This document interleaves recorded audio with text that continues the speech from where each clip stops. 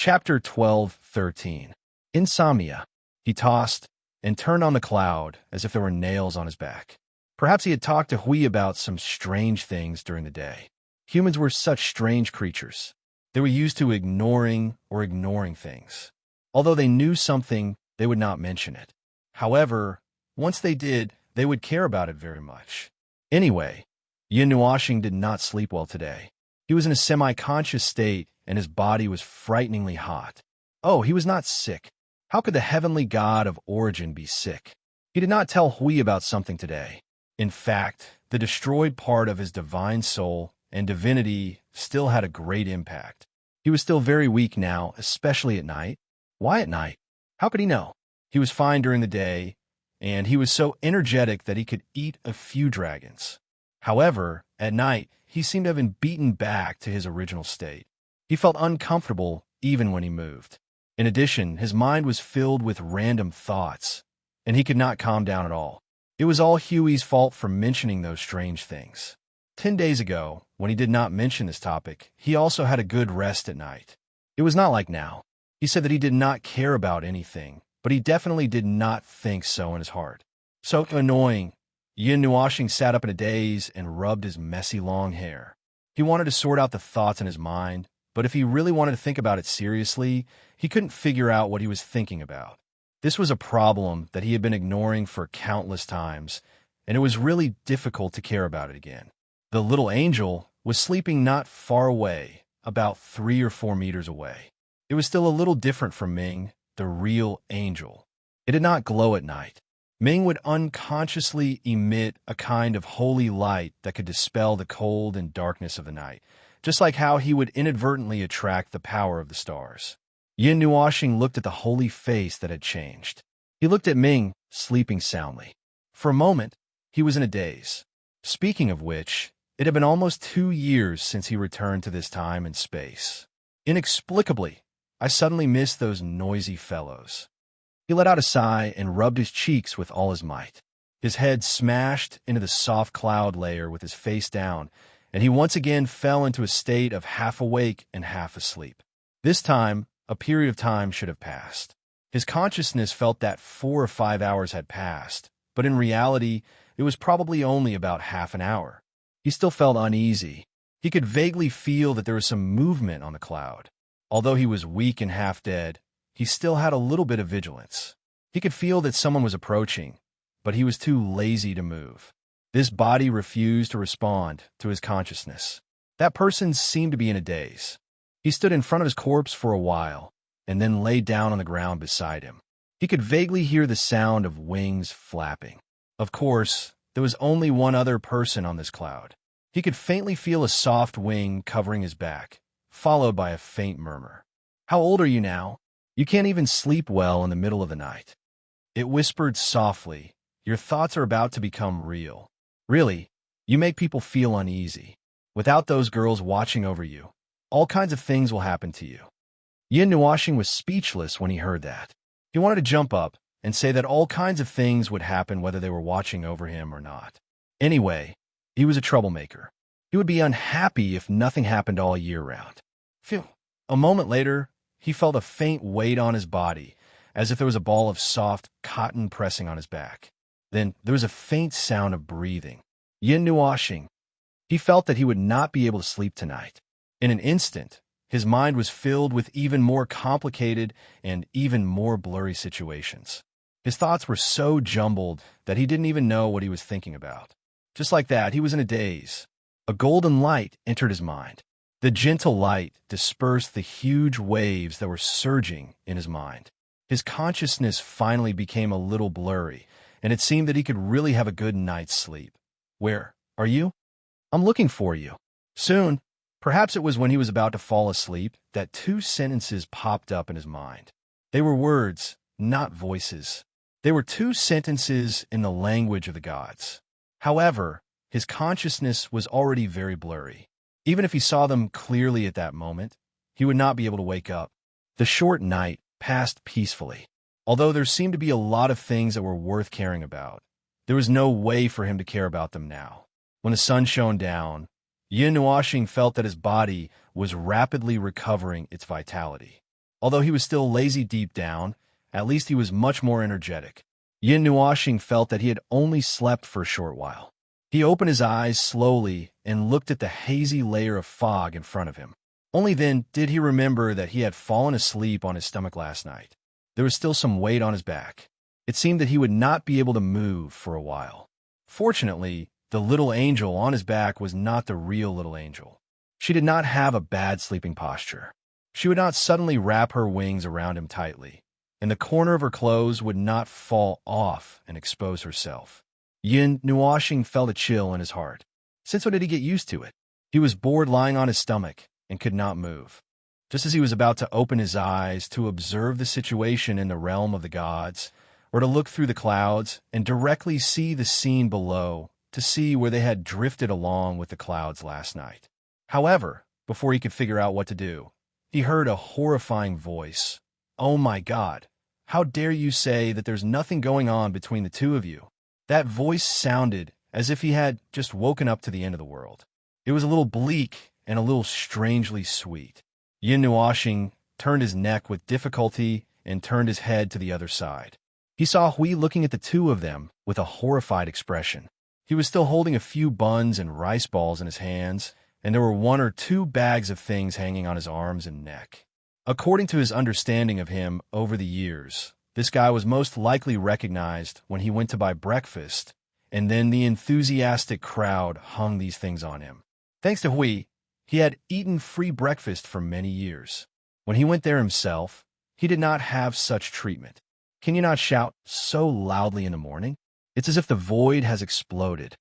Yin Nuoxing rolled his eyes in annoyance and turned his head forcefully. He found that the little angel was lying on his side with half of his body on his back. Other than that, there was nothing else. Last night? Huh? What happened last night? Huey's face turned even paler. He looked as if he had been struck by lightning. Oh my God! After a night of torment, I still blacked out. Yin Nuoxing was still lying on his stomach. He only showed a half smile. Come over here. If I call you, do you dare to answer? Hui shuddered and thought seriously. He felt that if he continued to tease, he would be disfigured. His strong desire to survive finally kicked in. Ahem. Okay, I'll stop fooling around. What were the two of you doing last night? This girl's sleeping posture is so terrible. Yin Nuoxing shook his head. I think I slept very badly last night. Oh, and then she became your sleeping pill. Yin Nuoxing, that was the logic. Why did it sound so weird? Ahem, you came looking for me so early in the morning.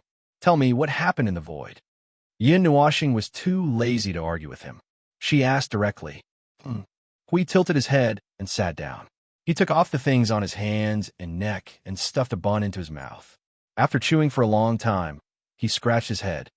Is it considered a big thing or a small thing? You're asking me? Who the hell am I to ask? Yin Nuoxing gritted her teeth and stared at him. Why don't you just tell me what happened? Do you want me to do something? Hui nodded and then shook his head. He thought for a long time.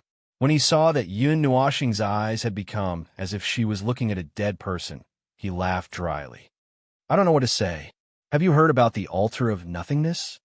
Altar of nothingness? Yin Nuoxing was stunned for a moment. A large number of altars and altars flashed through her mind. In the end, she threw them all into the void. After a while, she shook her head. I don't know. What's that? It should be a legend. A legend that I haven't heard of. It could be a legend passed down from the previous era. It belongs to the people or the legend of the void. But this legend happened to be half lost. Only the other half was left. Then it appeared. We could not continue. No matter how big Yin Nuoxing's brain was, she could not connect the fragmented information together. Yin Nuoxing looked at him as if she was about to break down. You have to be more specific. It's the altars, those square ones with round steps. Those altars with a lot of fire. An altar appeared in the void. It's not the kind that uses the void as an altar. Anyway, it's an altar. It floats around in the void. Today, there was news that someone saw it again. There was an extremely powerful energy flowing on it. Some people were worried that it might be the work of the underworld. They sent some gods who were very fast to check it out, but they could not catch up with it. Yin Nuoxing fainted as she listened. In the end, she fainted and woke up. Coincidentally, there was such an altar in his memory. But that altar was not floating in the void. It floated around in the void. To be honest, these two should not be too different. Anyway, it was that thing, the mysterious altar that the old imp spirit shadow told him. He also told him the coordinates. In the end, when he asked Navira to look for it, the latter plunged into the void fog and almost died. She should still be sending people to track it down. It seemed that they could see it in this era, but they came here because they heard about it. They did not actually see it. They only saw the spirit shadow in a daze when he was about to step into the path of reincarnation. God knows how much luck he used to see it that time. Maybe he used up all the luck he had in his life. But about that thing, well, it's like that. I can't explain it clearly. It's just what I heard. How about it? Do you want to go and take a look? Hui smiled as he finished the rice balls and buns in his hand. There was still a green onion hanging between his teeth. He grinned and said. Yin Nuoxing frowned. After thinking for a while, she pressed her head into the clouds and said in a muffled voice, "Not going. There's nothing to see there." Huh. Hui was stunned when he heard her words. You know that thing? I know it, but I'm not too sure. I know that it's floating in the void. I think what you said and what I thought should be the same thing. That thing, yawn. You can't catch up with it. If you want to catch up with it, you need enough luck. When the time comes, you will naturally see it. Yin Nuoxing waved her hand lazily. Well, that's it. If you're interested in chasing it, go ahead. I can't guarantee where you'll end up. Hui was stunned when he heard that. His expression became a little funny. Just as he was about to say something, the accessory on his waist suddenly lit up. A crystal ball jumped out from it.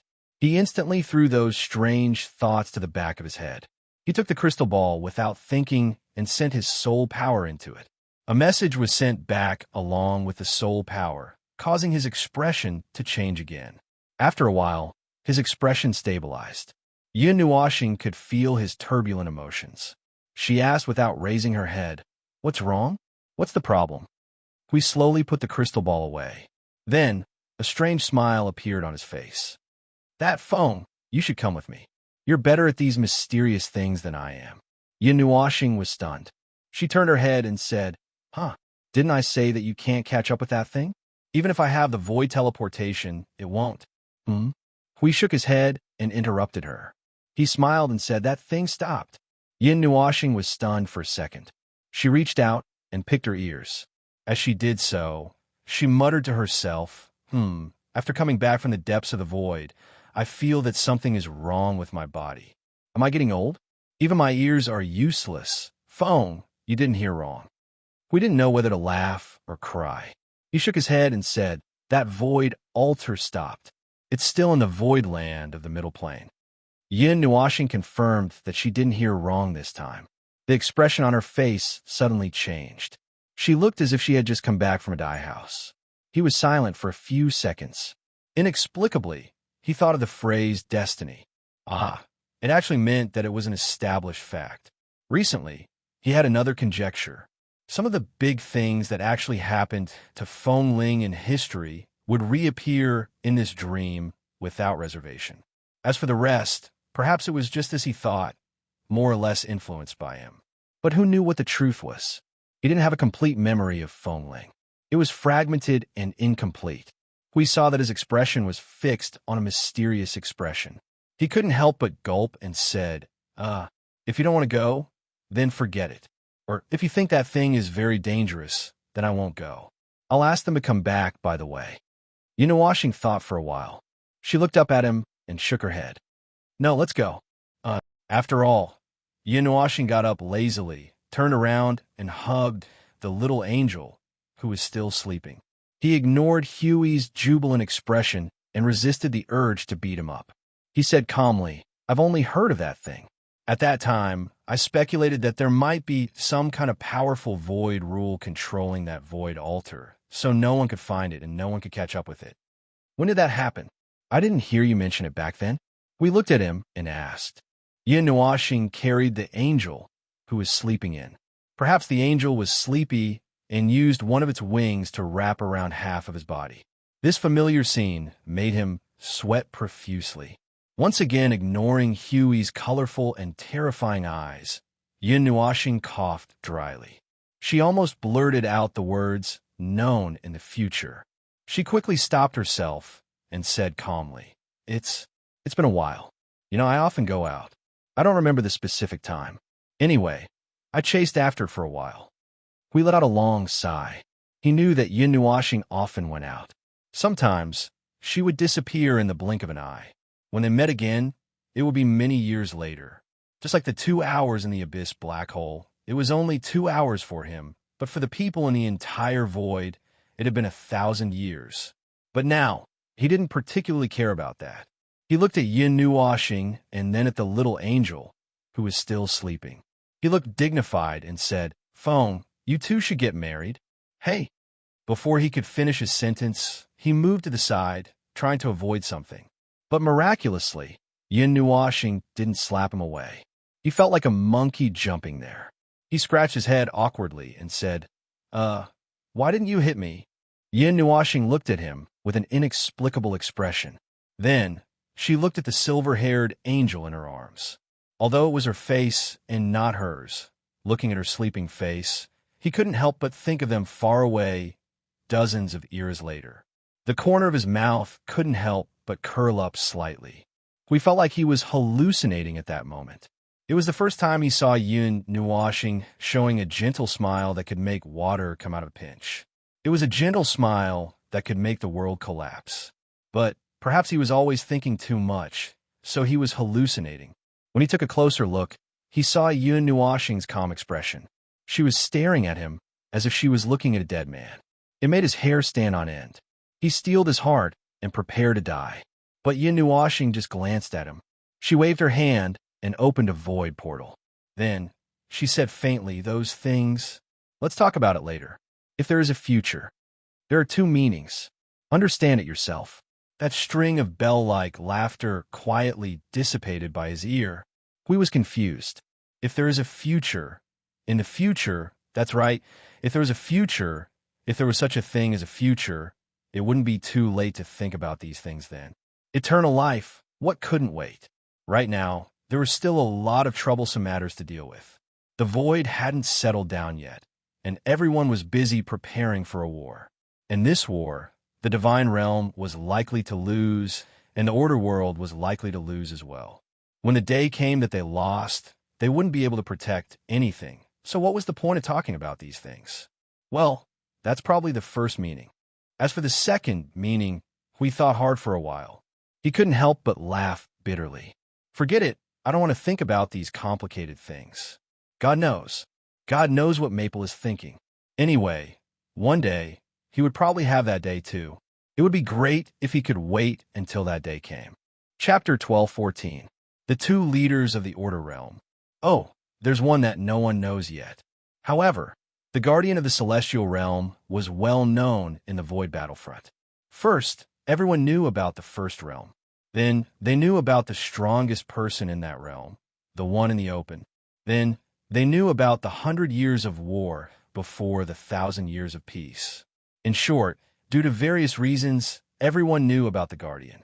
Some were in awe of him, while others were in awe of him. Knowing that the leader of the Order Realm was here in person, many people hurried out to greet him or join in the fun.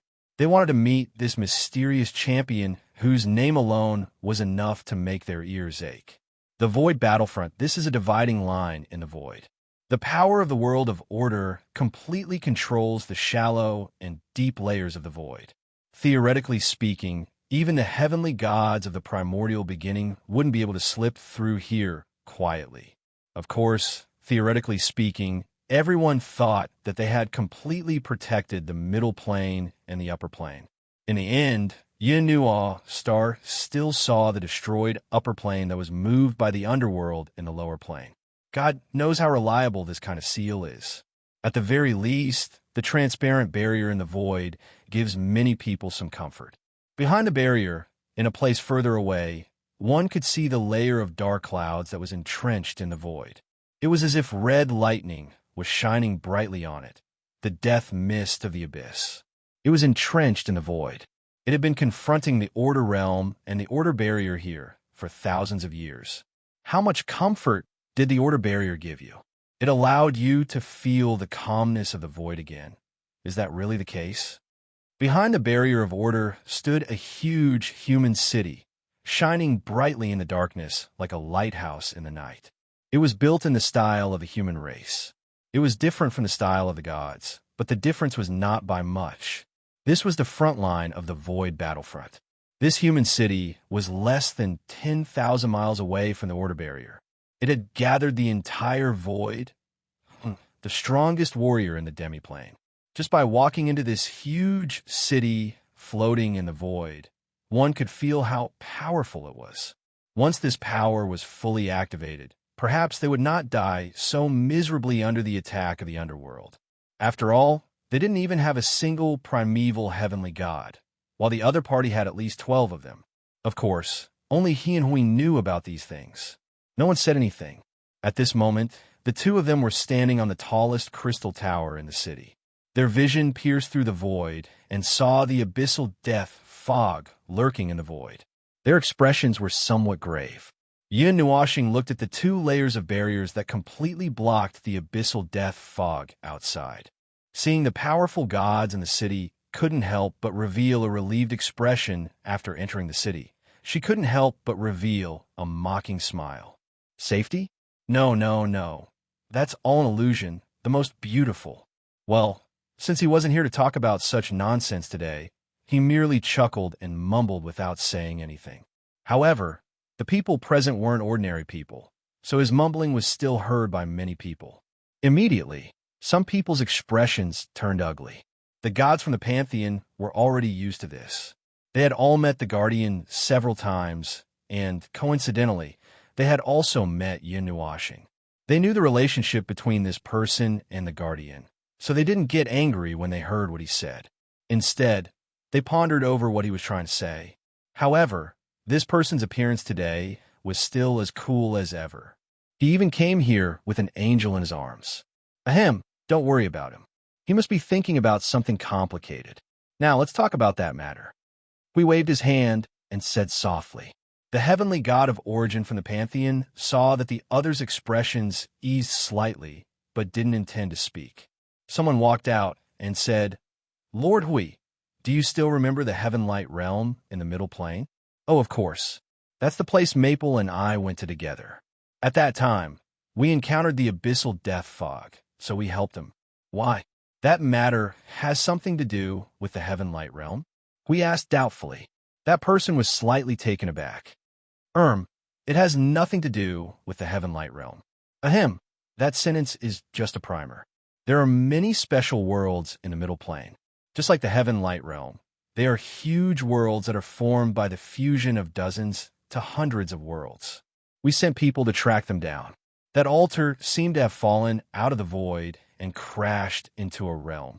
And that realm is a half-destroyed realm. The realm master and all the living beings in that realm have all left. The realm master of that realm had even fallen in a battle 1,000 years ago. Huey's expression turned serious.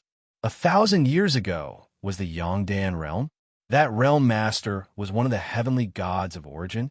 Yin Nuoxing, who was standing at the edge of the crystal tower, heard the voice and asked, What kind of place is the Yongdan realm? When you left 1,000 years ago, the middle plane happened to have a decisive battle with the abyssal death fog. When the 3 realms went to help, the Yongdan realm was one of the important battlefields. However, the abyssal death fog invaded too much of that place. Dozens of heavenly gods of origin attacked with all their might, but they couldn't take it back or blow it up. The abyssal death fog occupied that place, but didn't destroy it. Well, that place is still there now.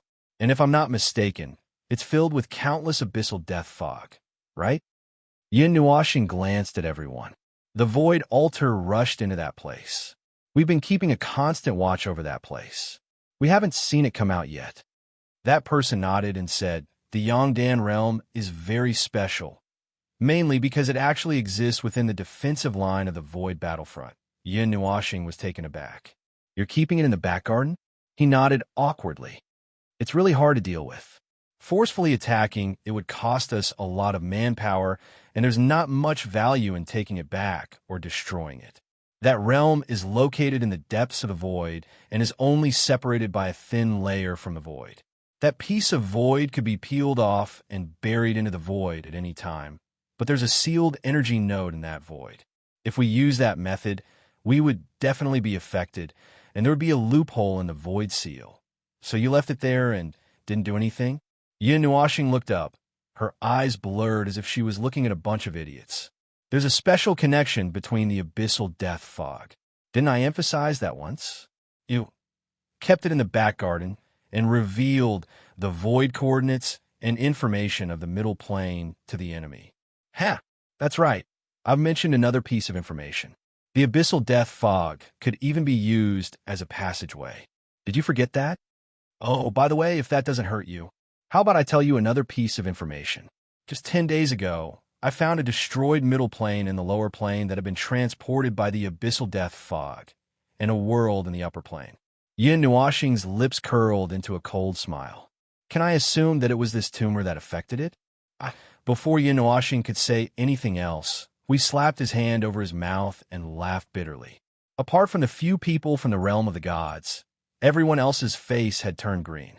This guy was still so merciless when it came to teaching people a lesson, but other than the people from the realm of the gods, no one else could take it. Yin Nuashing did not care about that, but we had to. After all, the Void Battlefront was not controlled by the realm of the gods. Don't say that. Wait for me over there for a while. What? I was just getting to the point. Yeah, after being pushed a little further away by Hui. Yin Nuashing turned his head to look at Hui, who was approaching with a dry smile. He could not help but frown and turn around, his expression becoming a little cold. It was just a few dozen Empyrean gods. What was there for them to be concerned about? This was a war that concerned the survival of the entire Eight Elements realm. Why was there still a need for so-called diplomacy at a time like this?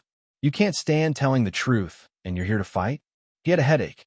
He knew what Hui was thinking, but he could not stand it at all. This was really, he did not know what to say. Yes, Maple is actually quite right. That thing does need to be dealt with.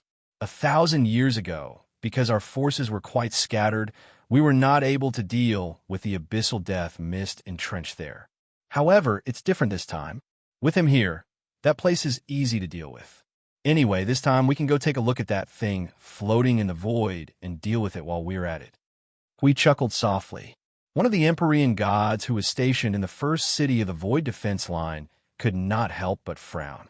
He looked at Yin Nuashing, who was standing in the distance, as if he did not care about anything, and said with a somewhat dissatisfied voice, "Lord Guardian of the Realm of Gods, although I know he's your friend, this is a matter of the void defense line. An outsider like him, who just arrived here, has no right to interfere." Clap, clap, clap. Yin Nuashing clapped his hands so hard that the void trembled. He used so much strength that he almost caused the first city's barrier to shake as well. Everyone in the crystal pagoda who heard him felt their souls tremble a little. Hui slapped his face and secretly cursed this guy for being an idiot. Forget Maple. Even he could not stand it. You're saying that I have no right to interfere, right? Yin Nuashing's voice slowly came from afar. He looked up and chuckled a few times. Then he said to Hui, "Hui, are these people idiots? Can you really give me a proper understanding of this moment, this 1,000 years, and the next few epochs? What time is it?" Yin Nuashing lifted his feet and walked forward.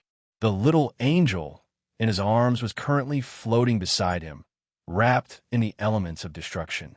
Yin Nuashing looked up at that person and coldly said, "This is a war of survival for the entire Eight Elements realm. Everyone who is passively or actively involved in this war has the right to speak. I admit that the ruling class can sometimes play a big role, but in this place, it will only get in the way." Maple, forget it. Hui hurriedly covered his mouth before he could say anything else and dragged him away.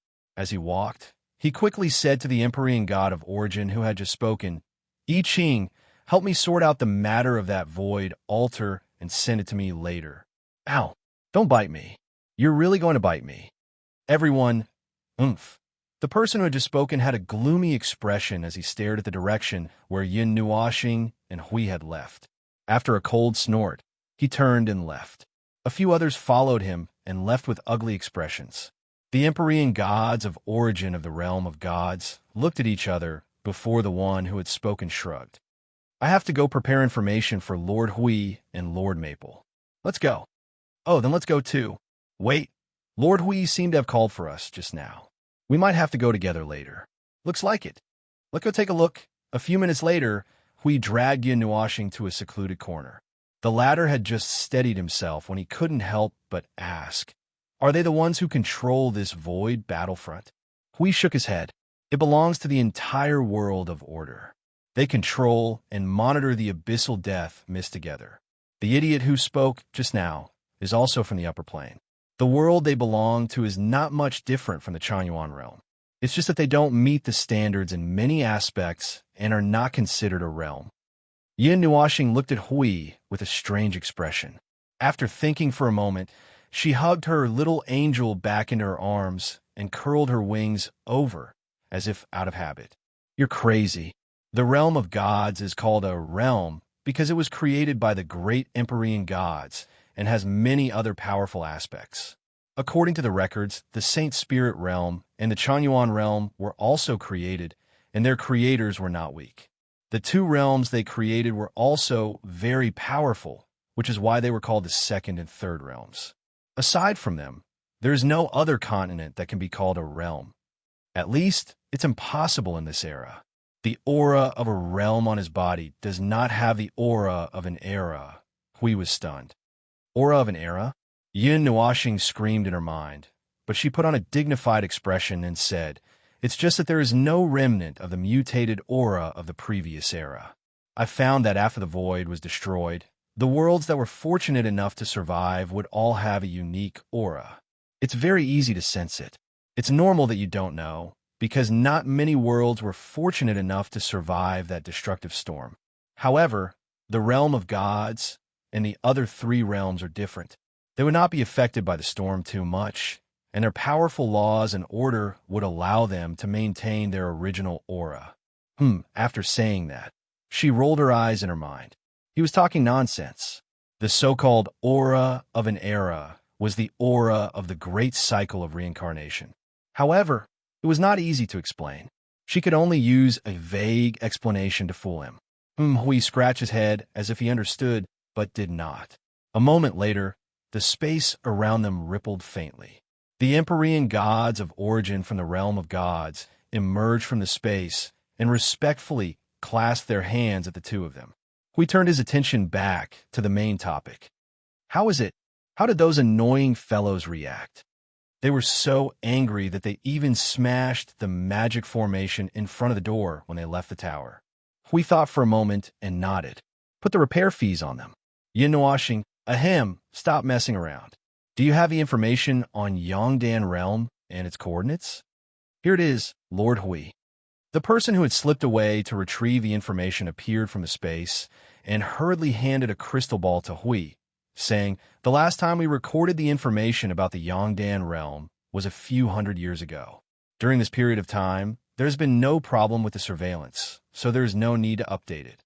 After saying that, he carefully glanced at Yin Nuashing and said, "Lord Feng, is the abyssal death mist really that powerful?" Yin Nuashing glanced at him. This person in charge of information did not seem to be the same person as the first one. This was a young man. Of course, that was on the surface. Heaven knows how long he had lived. He was also an Empyrean god of origin. He was a little unnatural in front of Hui and Yin Nuashing. He could see that the young man looked at Hui with more admiration than reverence. Perhaps it is even more exaggerated than I thought." Yin Nuashing pondered for a while and said, "There was once a race that was discovered at the edge of the upper plane. It was a communal race. There were hundreds of billions of lives in the entire race. Their thoughts were interconnected. Even if they were separated by the void, isolated by the void, or destroyed by the void to return to the land of nothingness, it was still impossible to stop the exchange of thoughts between this race. Each of their lives was like a small part of a huge life. Are you saying that the abyssal death mist and this race, the abyssal death mist, also have a part of this common race?" Their expressions became serious. If that was the case, wouldn't they be living under the surveillance of the enemy? Yeah, because it was difficult to deal with, they put that thing in their back garden for hundreds of years and even sent people to monitor it in case something uncontrollable happened. Perhaps the enemy was also observing them through their surveillance? It's not all a guess. I had this feeling when I was in the world ruins at the edge of the lower plane. So, it's best not to let the abyssal death mist know anything about us. Nothing, not even a little bit. Yin Nuashing's expression was serious. That is the enemy of the entire Eight Elements realm. It is a strange product that destroyed the balance when the void was created. If it falls into the hands of the enemy, it will be the most powerful weapon against the world of order. We have not fully understood all the characteristics of that thing, so it's best to be vigilant and treat it as an enemy that will destroy our entire world. Otherwise, this world of order will really be destroyed. The young man and the others were in awe. They saluted Yin Nuashing respectfully. Thank you for your advice. Ahem. Now let's talk about the thing you're concerned about. Hui tossed the crystal ball in his hand and grinned. Yin Nuashing leaned over. Hui pressed the crystal ball on his forehead and said, I just took a look. Well, it's a little troublesome. That Yongdan realm has long been reduced to a small nest. According to the little bit of information you said, the void altar should not be destroyed. But the situation seems to be a little unexpected. What's wrong? I just contacted my own people who are stationed at that place. They said that they have observed abnormal movements from Yongdan realm. It is very likely that it is related to the void altar that fell into it not long ago. We looked worried. Yin Nuashing frowned. That thing, he could not tell what it was. It was ancient from this era or the previous era, or even he did not dare to think further. He only knew that if that thing fell into the hands of the enemy, it might be very bad. Chapter 12:15. The good news is that no matter what, this is still the headquarters of the world of order. 60% of the forces of the world of order are gathered here. The remaining 40% are scattered across the void battlefront. Look, this void blockade battlefront has the abyssal death shroud on one side and the world of order on the other. Turn around. This circle is the world of order, and that black dot is the abyssal death shroud. Looking at it, it makes people want to say we have them surrounded, but in reality, I guess so. We stretched out his hand and pointed at one end of the void. In the distant void, there was the void blockade battlefront that they had set up. And in this huge void encirclement, there was an extremely dark shadow under the light. You guys have been guarding here for hundreds of years. Don't you feel that something is not right? Would a chess piece that charged into the center of the enemy's main camp like a vanguard sit down quietly and do nothing? If it were them, they would be able to carve out a hole in the defense line that was hard to heal and allow the army station at the rear to march straight in. It might not be a good idea for them to think about it. Anyway, that darn thing had been holed up here for almost 1,000 years without doing anything. There must be something wrong. I Ching and the others looked at each other and laughed bitterly. They were the only forces left behind by the celestial realm at the void blockade. There were more people who had gone to do more important things. Rather than saying that they were sent here, it was more like a representative of the celestial realm, a role that was responsible for relaying messages from both sides. We could only shake his head helplessly when he saw their expressions. They did not really care about the so-called power or whatnot. They did not particularly think about that from the start, so there were only a few newcomers left in the void blockade Fur City. The others had gone to do more important things. After all, there were more places to be guarded and sealed in the void. Rather than leaving those forces here to stare blankly at the two barriers, it was better to do something more practical. Quite a number of people in the first city of the void sealing line recognized him. But those few people, the true administrators of the first city, were not too fond of the people of the divine realm. They only gave him some face out of consideration for his identity as the strongest person in the first realm. On the other hand, they were all from the realm of order. In such a tense period, he could not do anything to them just because he did not like them. It would not be good for either side. To put it bluntly, it was just those vulgar and disgusting things in the human world that had not touched Maple's bottom line yet. If there really was a conflict one day, he would probably tear down the first city without even needing the Death Abyss Mist to do anything. In any case, it was very troublesome. He's accumulated power for almost 1,000 years, and it's a banquet of this magnitude. TSK. Yin Nuashing frowned as she had a headache. We want to charge in, but the other side is also waiting for us to come in. With this momentum, they're just short of directly putting up a welcome sign at the entrance. What? Hui scratched his head and looked at him in confusion. Don't you feel it? That restless power is obviously directed at us. There's a restless source of energy buried under there. Yin Nuashing pointed forward with his chin. No, not at all. Hui, I Ching, and the others shook their heads vigorously. Yin Nuashing was also puzzled as she looked at it. Anyway, she felt that something was buried under there. She could not say what it was. Perhaps it was the void altar. No, she had thought wrongly for a moment that power belonged to the death abyss mist. In the void that was originally filled with many world-light clusters suddenly became empty. Within a certain radius, there were only a few world-light clusters floating around randomly. As they went deeper, an uncomfortable thing suddenly appeared in their field of vision. It was a black lump that looked like a world-light cluster, but it was much larger than ordinary world-light clusters. Moreover, it seemed to have been pieced together, a little like the melted ice cream that Yin Nuashing had seen in the lower plane. However, this piece of world-light cluster in front of them was also uneven, but there were no arcs that divided which world-light cluster belonged to which world-light cluster, which was equivalent to having been half-merged. That was the Yangdan realm, which was different from the Heavenlight realm. The latter had been perfectly merged into a huge world-light cluster, but the one in front of them, no matter how they looked at it, it seemed like the product of a failed fusion, a half-finished product. So how do we get in? Yin Nuashing glanced at Hui, then lowered her head to look at the little angel that had obviously woken up long ago but had been pretending to be asleep. Her cheeks couldn't help but twitch. She had been using one of her wings to sweep her back, itching. Anyway, she would never be able to wake up someone who was pretending to be asleep. Speaking of which, why was she pretending to be asleep? How would he know why she was pretending to be asleep? If we casually walk in, I'm afraid that it will cause a riot on the other side. If it's worse, we'll directly attack until this void collapses, and if it's better, we'll probably crush them together with this void into ashes, Hui said casually with his arms crossed. I Ching's face was full of sweat. Master Hui, this void has the energy node of the void seal. If there's a defect, there will be a loophole in this seal. Tisk, our hands and feet are tied. Yin Nuashing smacked her lips unhappily, and at the same time, she dissipated the energy that had been accumulating in the void beside her. Everyone, Master Feng had just dissipated a cluster of energy. That energy seemed to be able to directly blow up this void into nothingness. Then we can only carefully sneak in? Hui was already used to this, and at this moment, he didn't show any surprise at all. Instead, he calmly talked about their next plan. What happened after that?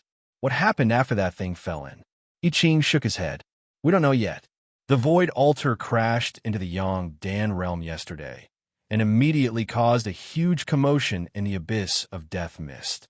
We can see that many spawns are rioting inside. Right, there should be a point of view that barely saw the void altar. He thought for a moment, and then took out a few crystal balls from his chest, and quickly checked them with his soul power. In the end, he kept one of them and put the others away. Then, he projected what was recorded in the crystal ball into the void.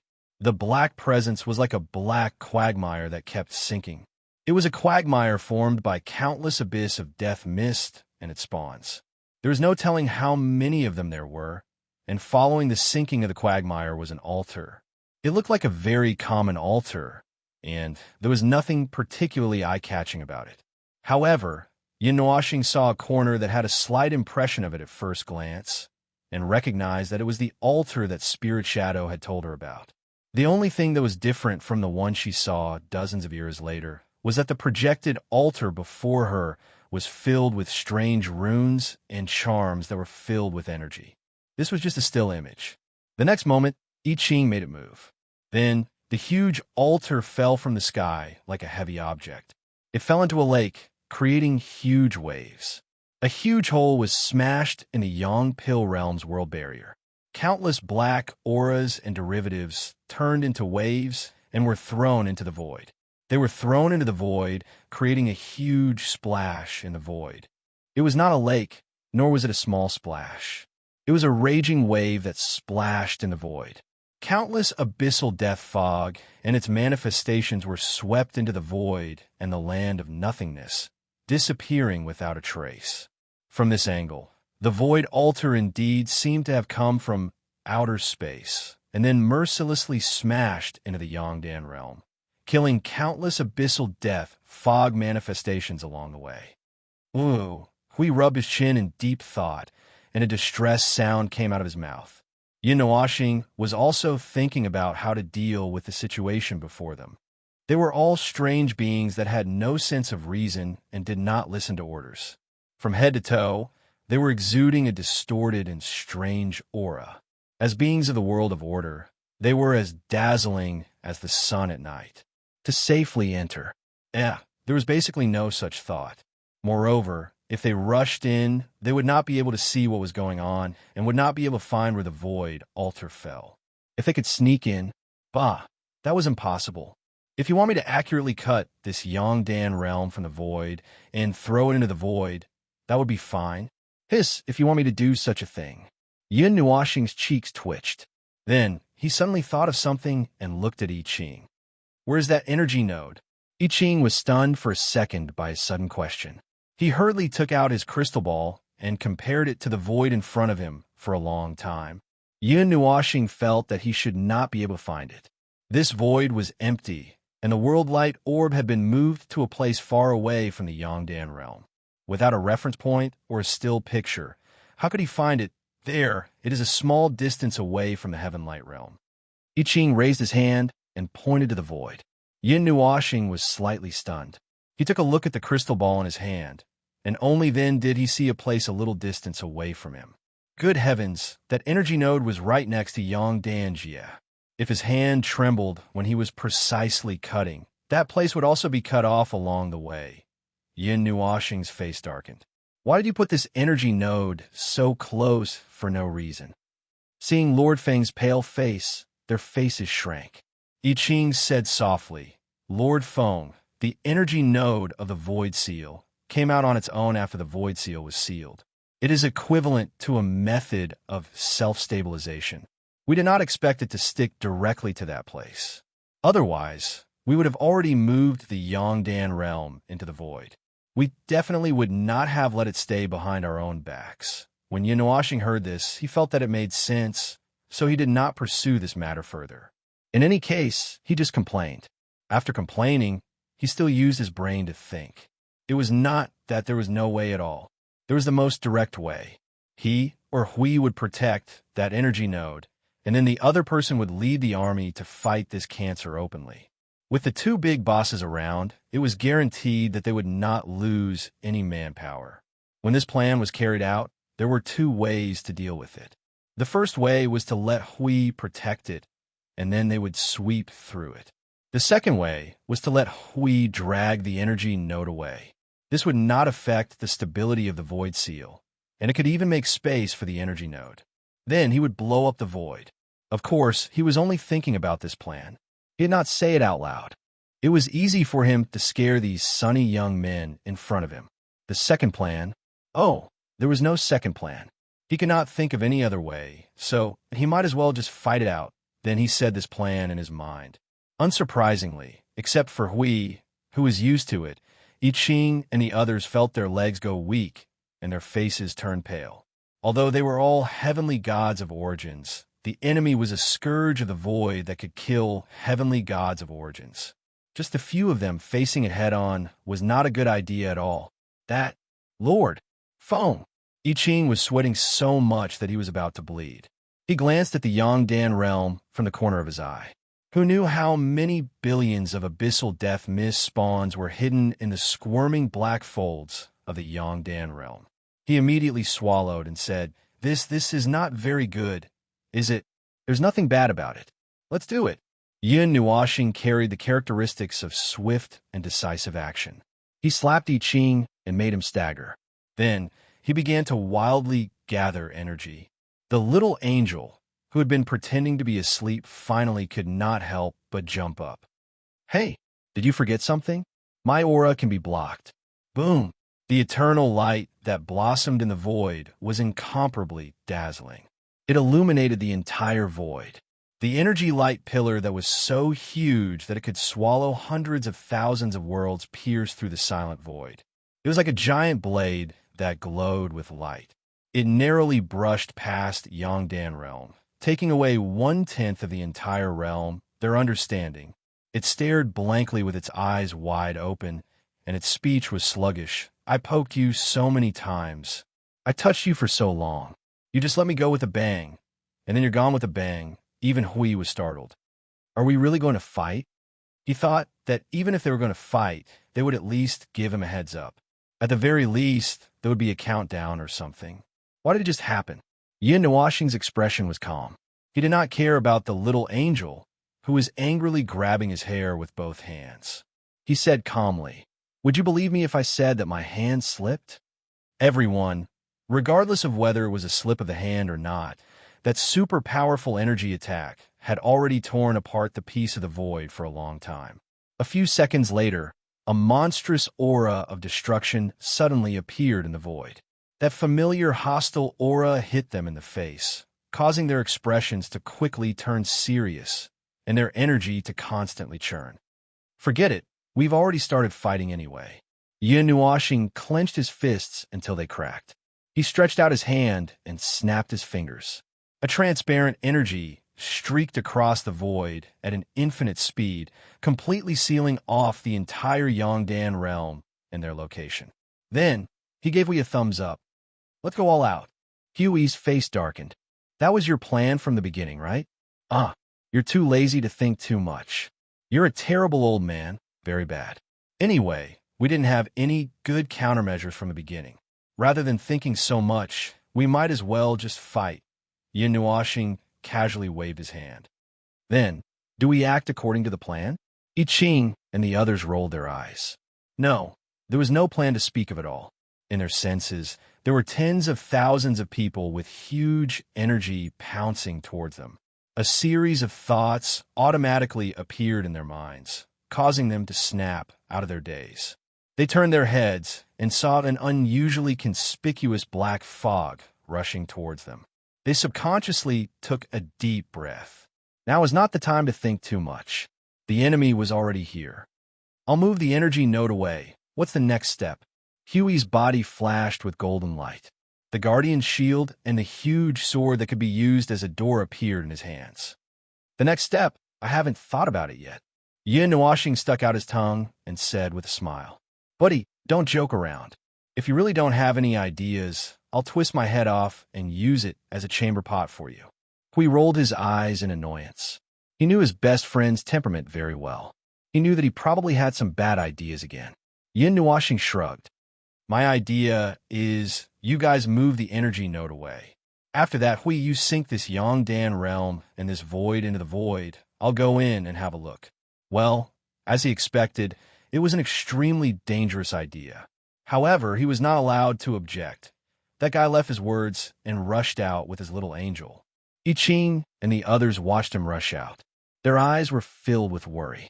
His figure was instantly drowned in the death abyss mist. They could not tell him apart at all.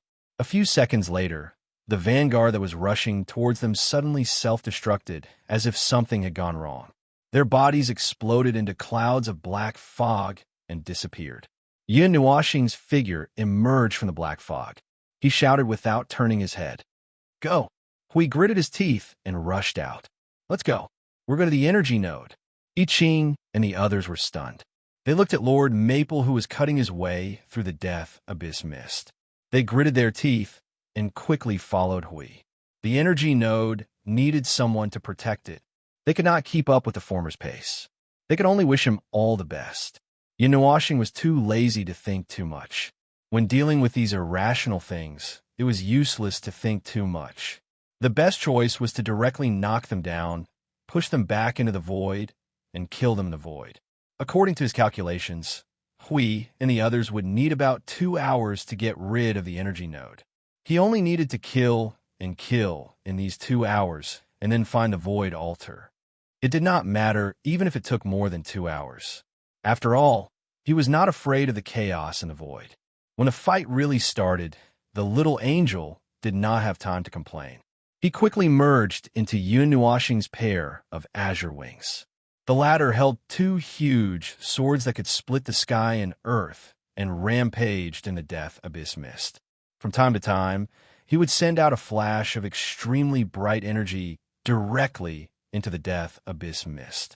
When he estimated that he had attracted almost half of the death abyss mist in Yangdan realm, he breathed a sigh of relief.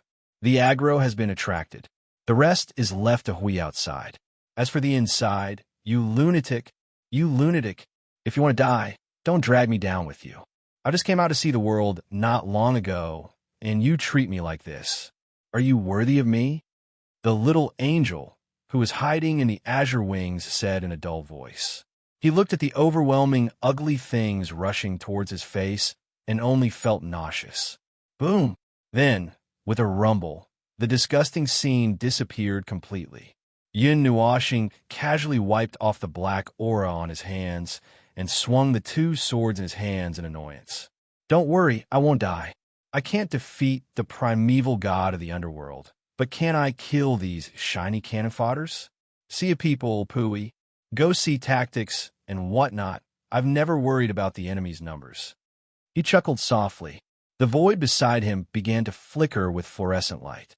Numerous formations of unimaginable size rumbled and appeared from the void under the control of his mind, accompanied by a grand appearance of endless energy. This time, he was completely certain that all of the death mist and manifestations of the abyss in the entire Yangdan realm had been attracted to him. These things drew too much hatred. Hui and the others had just landed at the energy node. When they saw Yun Nuoxing's huge movements, they could not help but frown. Then, they gritted their teeth and began to deal with the matter at hand. Old friend, you're messing around again. Chapter 12:16. Don't make it sound like I'm messing around every day. Yun Nuoxing could only sigh helplessly in the face of Huey's complaints. His hands were not idle either, but he did not have much to do now. With a wave of his hand, he shifted a spell formation from the left to the right. When he summoned his natal spell formation, he himself turned into a killing machine, killing everything within millions of miles around him. Even someone as powerful as that Qinghuat something was had to dodge pathetically under the bombardment of the spell formation. And he had also achieved his goal perfectly, attracting the abyssal death mist of all of Yangdan realm.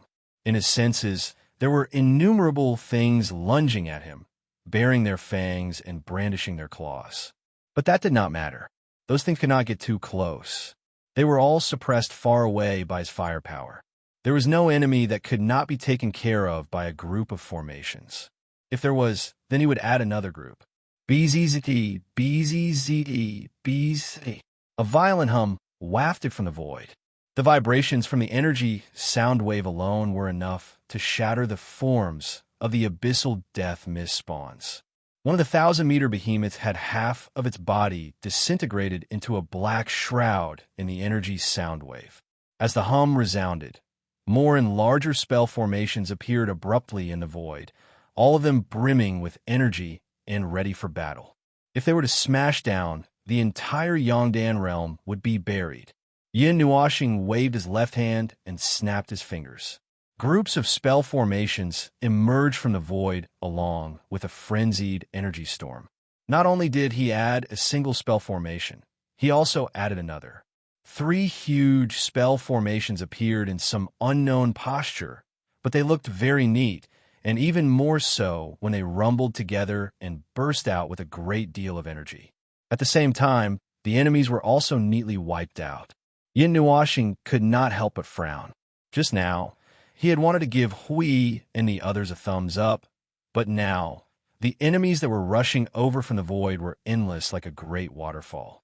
Almost every moment, there were tens of millions of abyssal death mist derivations rushing out from the void in front of him, and then baring their fangs and brandishing their claws. They were smashed in the face by him. He reckoned that this level was not just the number of Yangdanjia. right? At the energy node, Hui was shocked when he saw the sudden increase in the number of enemies and hurriedly sped up the movements of his hands. This energy node was about to materialize under his energy disturbance, and when it turned from a conceptual body to a semi-physical existence, he would be able to carry it on his shoulder and drag it away. At that time, he would be able to sink the Yongdan realm into the void. I Ching and the others were still in the mood to watch the skyrocketing battle erupting in front of them even as they stood guard.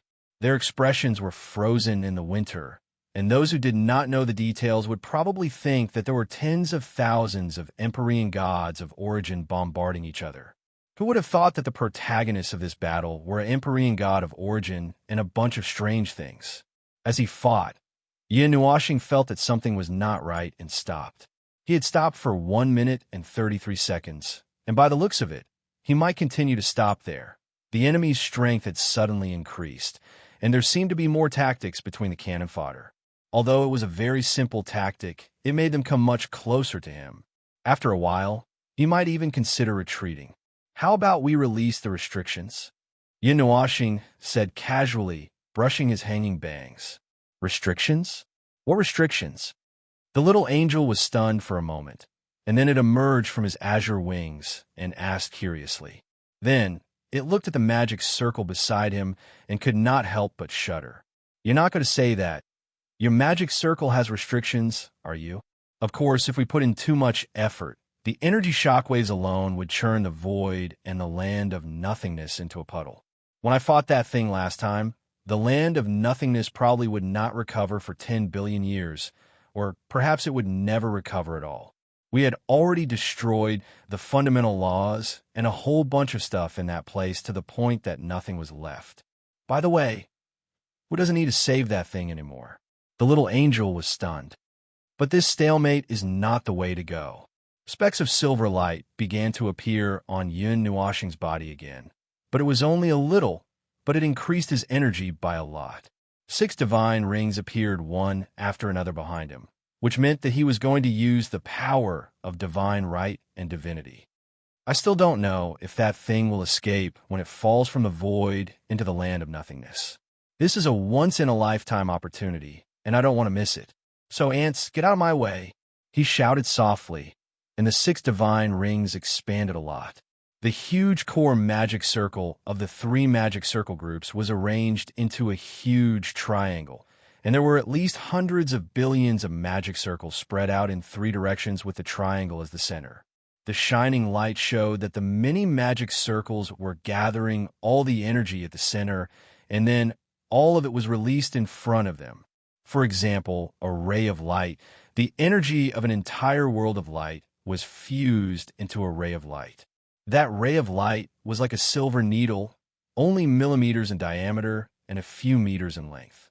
The energy of that ray of light could pierce through the void and even the barrier of the primordial realm. And now, the silver light in front of them was such an aggregation. The huge energy ray was made up of countless tiny energy rays like the light of the Milky Way. Every tiny ray of light contained an entire galaxy, an entire world. The huge energy ray, made up of this energy ray alone, was enough to restore the void to nothingness.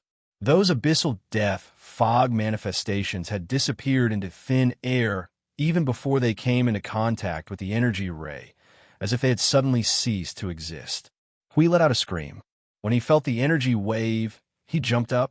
Just as he was about to ask I Ching and the others to turn around, he saw that they had all turned around at the same time with one hand covering their eyes. At that moment, he knew that he was still one step too late. I'm blind.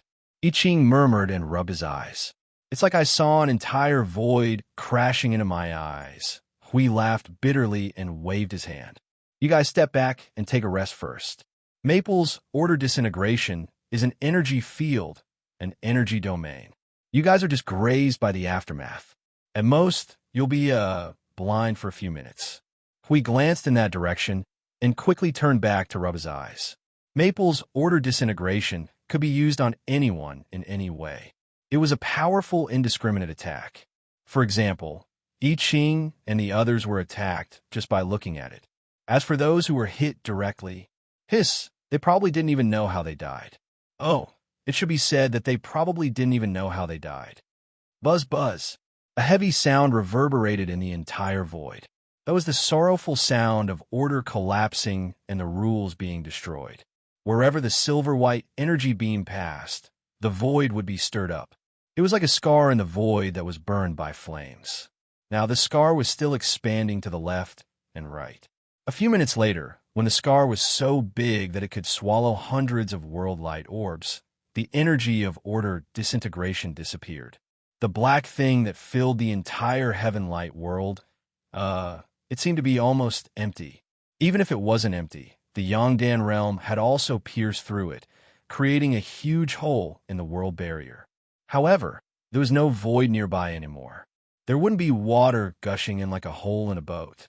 Instead, the things inside were falling out and were melted by the chaotic state of the void until nothing was left. Hundreds of billions of arrays also melted in the void. This time, Yin Nuashing had the time to give Hui a thumbs up and grinned. Then, he rushed towards the huge hole in the Yongdan realm like a stream of light. "Feng, be careful," Hui whispered. Hui murmured softly. He shook his head and lowered his head to look at the glowing block in his hand. He had almost grasped the energy node and could begin to manifest it. He was almost there. Moving the void only required a single thought. Yin Nuashing seemed to have rushed into the Yongdan realm like a meteor, but in reality, it was just a method of movement that he had deliberately displayed. In any case, he had rushed in and was stunned. He held the Netherworld ruins sword in his hand and thought that he would see something when he rushed in. Think about it. This place that was filled with the abyssal death fog would be filled with things. Other than those black, disgusting things that seemed to be born from nightmares, there was nothing else. Well, in fact, that was what he thought. Even if he used the order disintegration directly, he didn't think that he could completely clear out the monsters in the Yongdan realm. He rushed in and was ready to fight. He held his sword with both hands, and there was an unknown energy behind him that was about to release that destructive power. Then he saw an unusually quiet space. Unusual, quiet, and very strange. This was a dark space. Behind him was the huge hole in the world barrier that was chiseled out by the order disintegration. It was now slowly healing. It was very mysterious. Generally speaking, world barriers would not heal by themselves. However, this Yongdan realm was specially made, so there was a possibility that it could heal. Moreover, the speed at which it healed was faster than the void around it. Maybe the Realm Lord had strengthened the world barrier's recovery. There must be something fishy. Which unlucky Realm Lord would put so much effort into repairing the world barrier? In any case, what he saw was a strange galaxy strange. What was even stranger was that there was a planet facing the hole in the world barrier, a huge planet. At a glance, he could see a clear blue ocean, a continuous sea of clouds covering a small hemisphere, and emerald green mountains rising and falling on the ground. The majestic snowy mountains covered in white snow were like ancient ruins that no one had set foot on. Looking down, he could also see the plains dotted with branching rivers, which either flowed into the ocean or formed a lake. He could also see cities, yes, really cities, scattered all over the planet. If his senses were not wrong, there seemed to be a place where life gathered at the bottom of the ocean or in the middle of the ocean.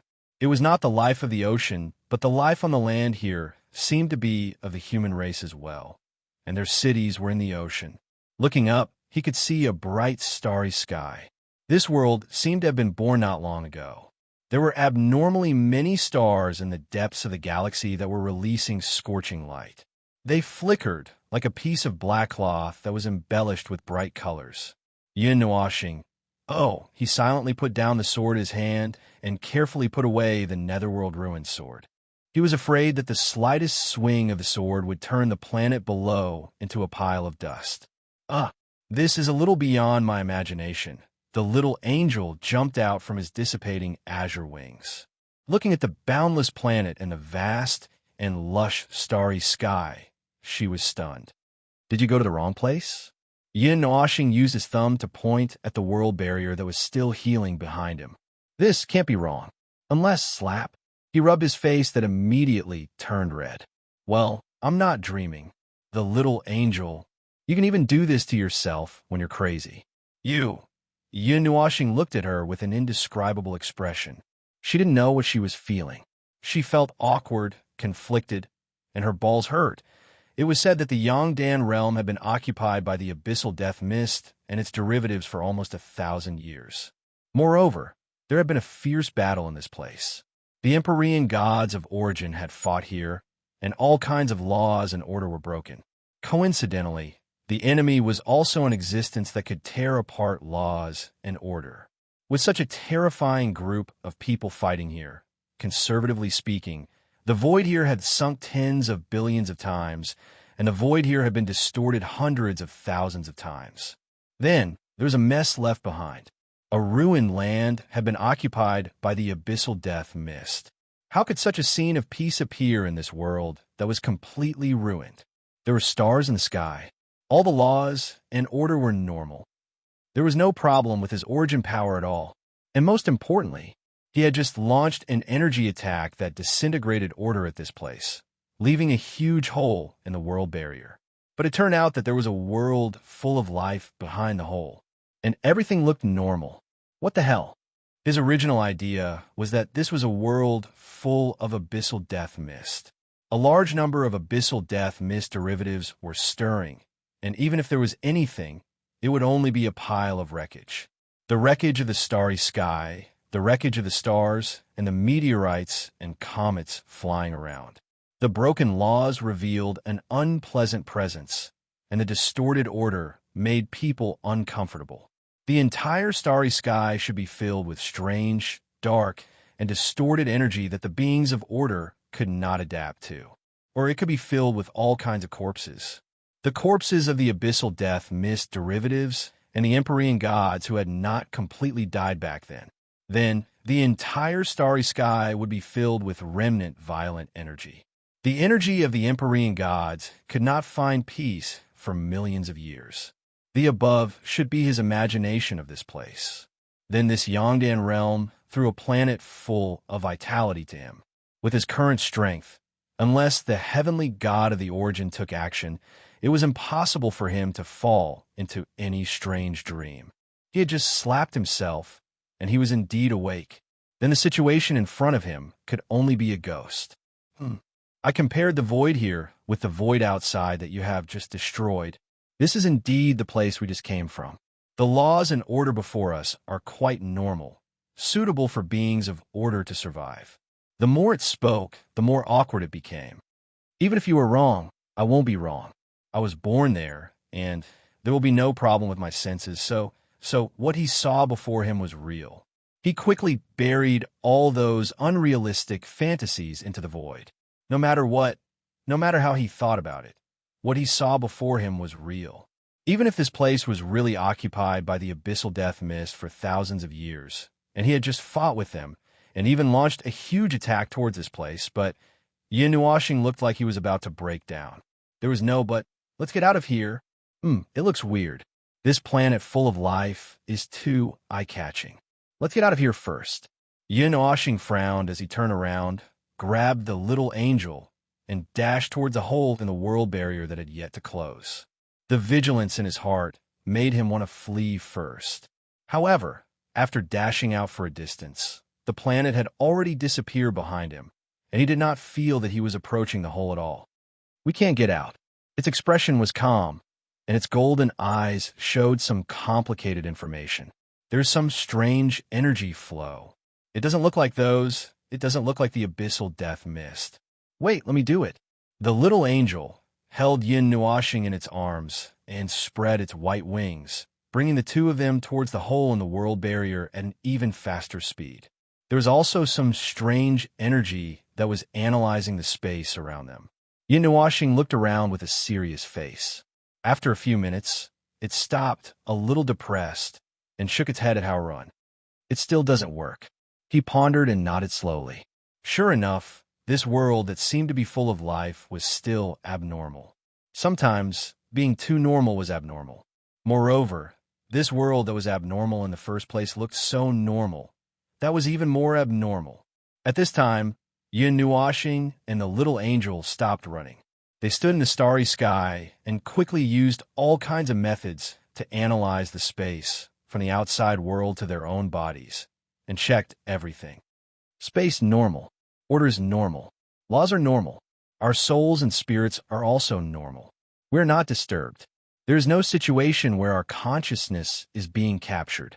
In short, there's nothing wrong with this place, but we just can't do anything.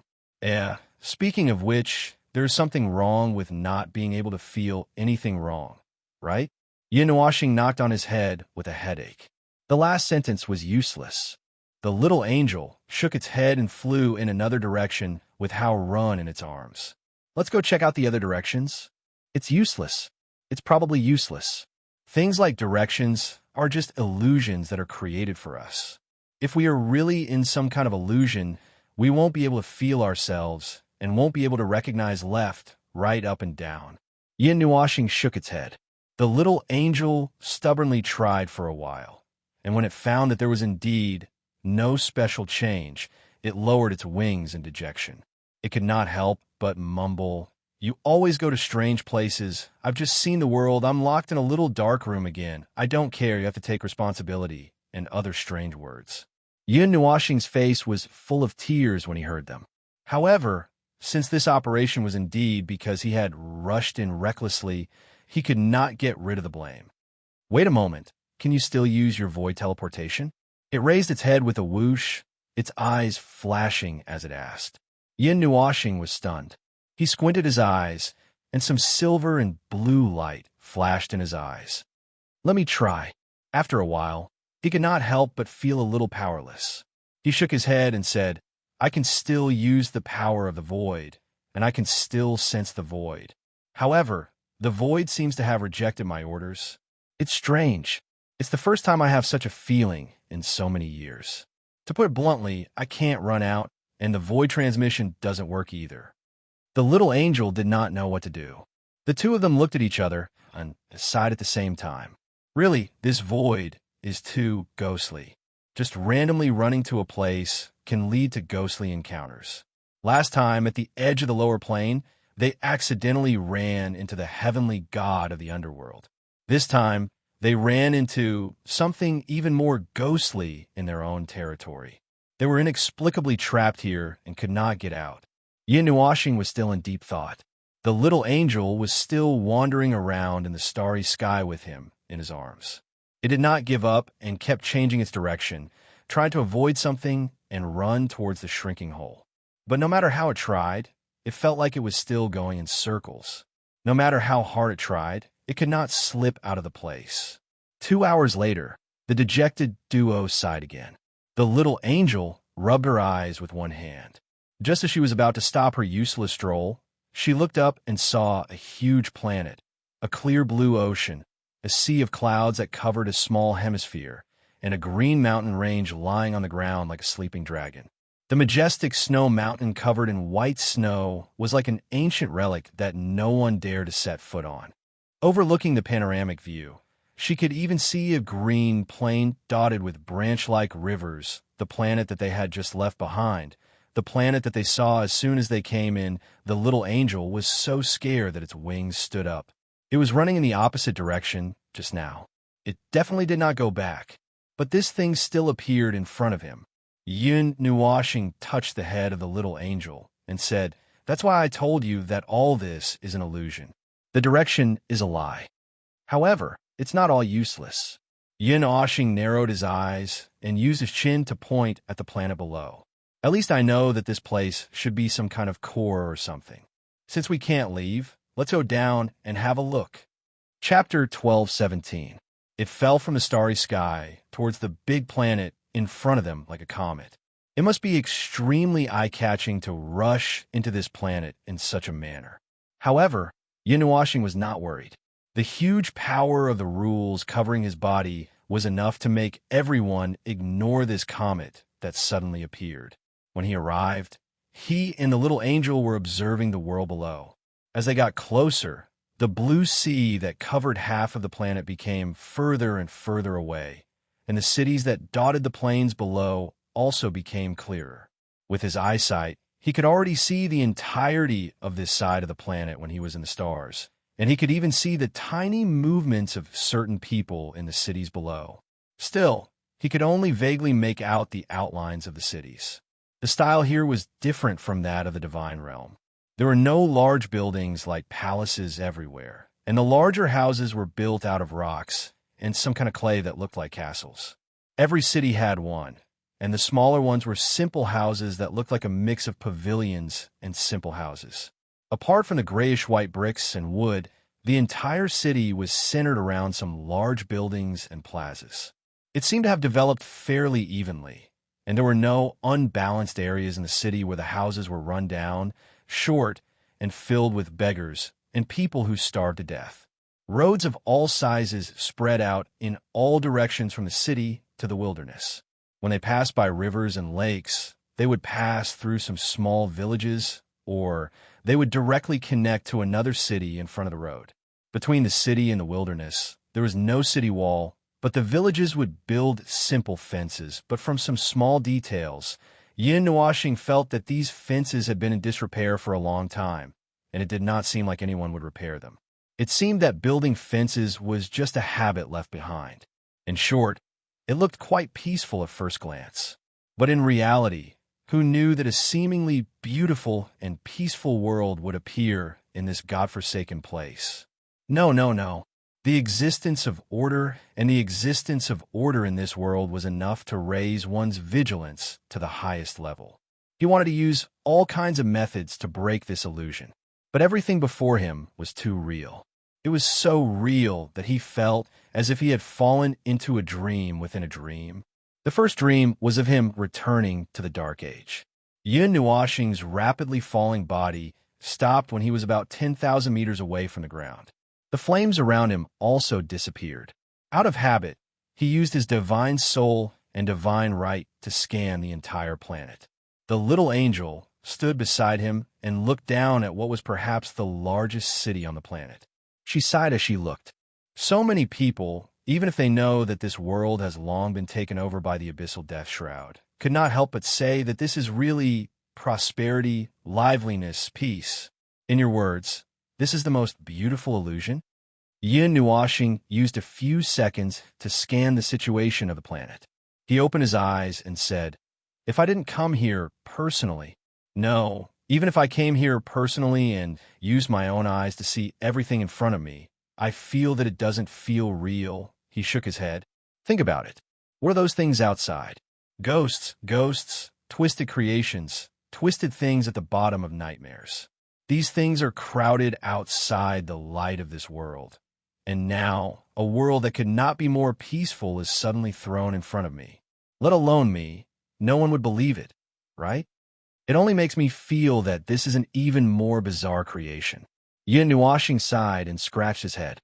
Let's not talk about the abyssal death shroud first. Just the disintegration of order that I just unleashed. You saw it penetrate the other side of the light of this world. Even if I attacked the edge of the light, the inside of the light of this world should have become abnormally chaotic. Ordinary worlds should have been torn apart long ago.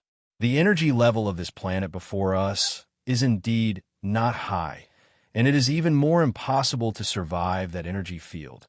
The little angel's eyes also swept across the world. That gaze was almost fearless. From the plains to the deep sea, and from the ocean to the mountains, she could see that all kinds of life existed in this world. This place seemed to be affected by the rules of the void. The most common race was humans, but there were also other races with distinctive features.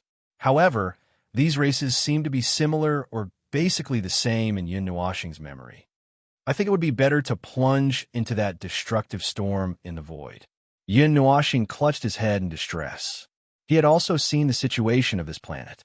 Many races coexisted, and each race lived in harmony. There was no conflict to speak of. Looking at the entire world, there were not many scars left behind by wars and conflicts. If this was the realm of the gods, where many races coexisted without any defenses, a few groups of people would have already blown their brains out. Forget it. Let's go down and take a look. Yin Nuashing waved his hand in distress.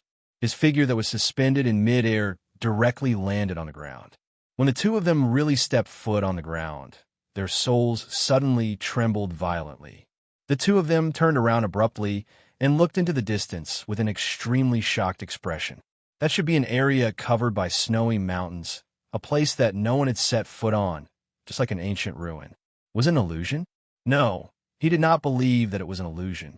They were already in this realm, and even the slightest movement from their bodies indicated that there was definitely something wrong. But that feeling was like a fleeting glimpse, and it disappeared in an instant. It was so fast that they almost thought that it was an illusion. This world has already sensed that we have entered. It also looked into the distance. After a while, it turned to look at him. Do you want to go and take a look? Yin Nuashing shook his head. No, it's still. We walked in openly like this. Let's see if it will do anything first. If it doesn't, it won't be too late for us to go and take a look at it. As for what it was, he did not know. It was precisely because he did not know that he said it. In that instant, their souls trembled as if they had touched something. It was as if their gazes had suddenly intersected, or as if there was a sudden resonance between two things.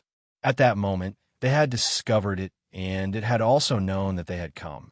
As for whether it was good or bad, only God knew. This world seemed to be never short of legends. The vast world was too complicated for people who had to roar to talk and walk to get around. There were too many unknowns. According to Yun Noashing's exploration, the life on this planet was scattered all over the planet. They were very widely distributed, but there were two natural barriers that blocked the communication of the people on this planet. This was what he thought after looking at the energy level of this planet. The blue sea and the rolling snowy mountains on the other side were devoid of life. There was not even a trace of life left. They were like ancient relics that no one had ever cared about. These two natural barriers blocked the communication of the people on this planet. Well, this information seemed to be useless. Yin Nuashing changed his clothes slightly. He put on a long golden and white scarf. The place where he landed was in the cold season. The people here called it the season of frost and fog. Although it was cold, the wilderness in front of him was still green, and the forests and jungles looked very lively. It was just that the sun above his head seemed to be going on strike. It was lazily and reluctantly releasing its light to illuminate the world. Right? Speaking of that sun, Yin Nuashing raised his head, put his hand on his forehead, and squinted at the sun. It was not a real sun, but the remains of a big star after it exploded. But the remains were bigger than an ordinary sun after it exploded. Other suns would leave a quivering core that released light, heat, and destructive power after it exploded. But this one had about half of its volume left. The other half had already turned into energy and wind and drifted away in the galaxy. The galaxy around this sun looked empty. There was no trace of a big sun that had exploded here. A secondary sun. The original one had already exploded into pieces, and its energy had all dissipated. It could be judged that this world was probably born after that. It is like a new world that was born in the ruins and wreckage. Well, it sounds a little tragic. The voice of the little angel came out from his white and golden scarf. Yin Nuashing reached out and stroked the scarf and nodded. Its shape was too eye-catching. There was nothing similar to it on this planet. It did not have the cognitive blur function, so it could only hide it and pretend to be, well, an ordinary wanderer. Anyway, there were only a few kinds of excuses. This one was a little more vague and easy to confuse. Well, so what are we doing here? It could not help but whisper. Yin Nuashing pressed his long hair. Except for his long black hair that almost reached his ankles, he did not look much different from the locals.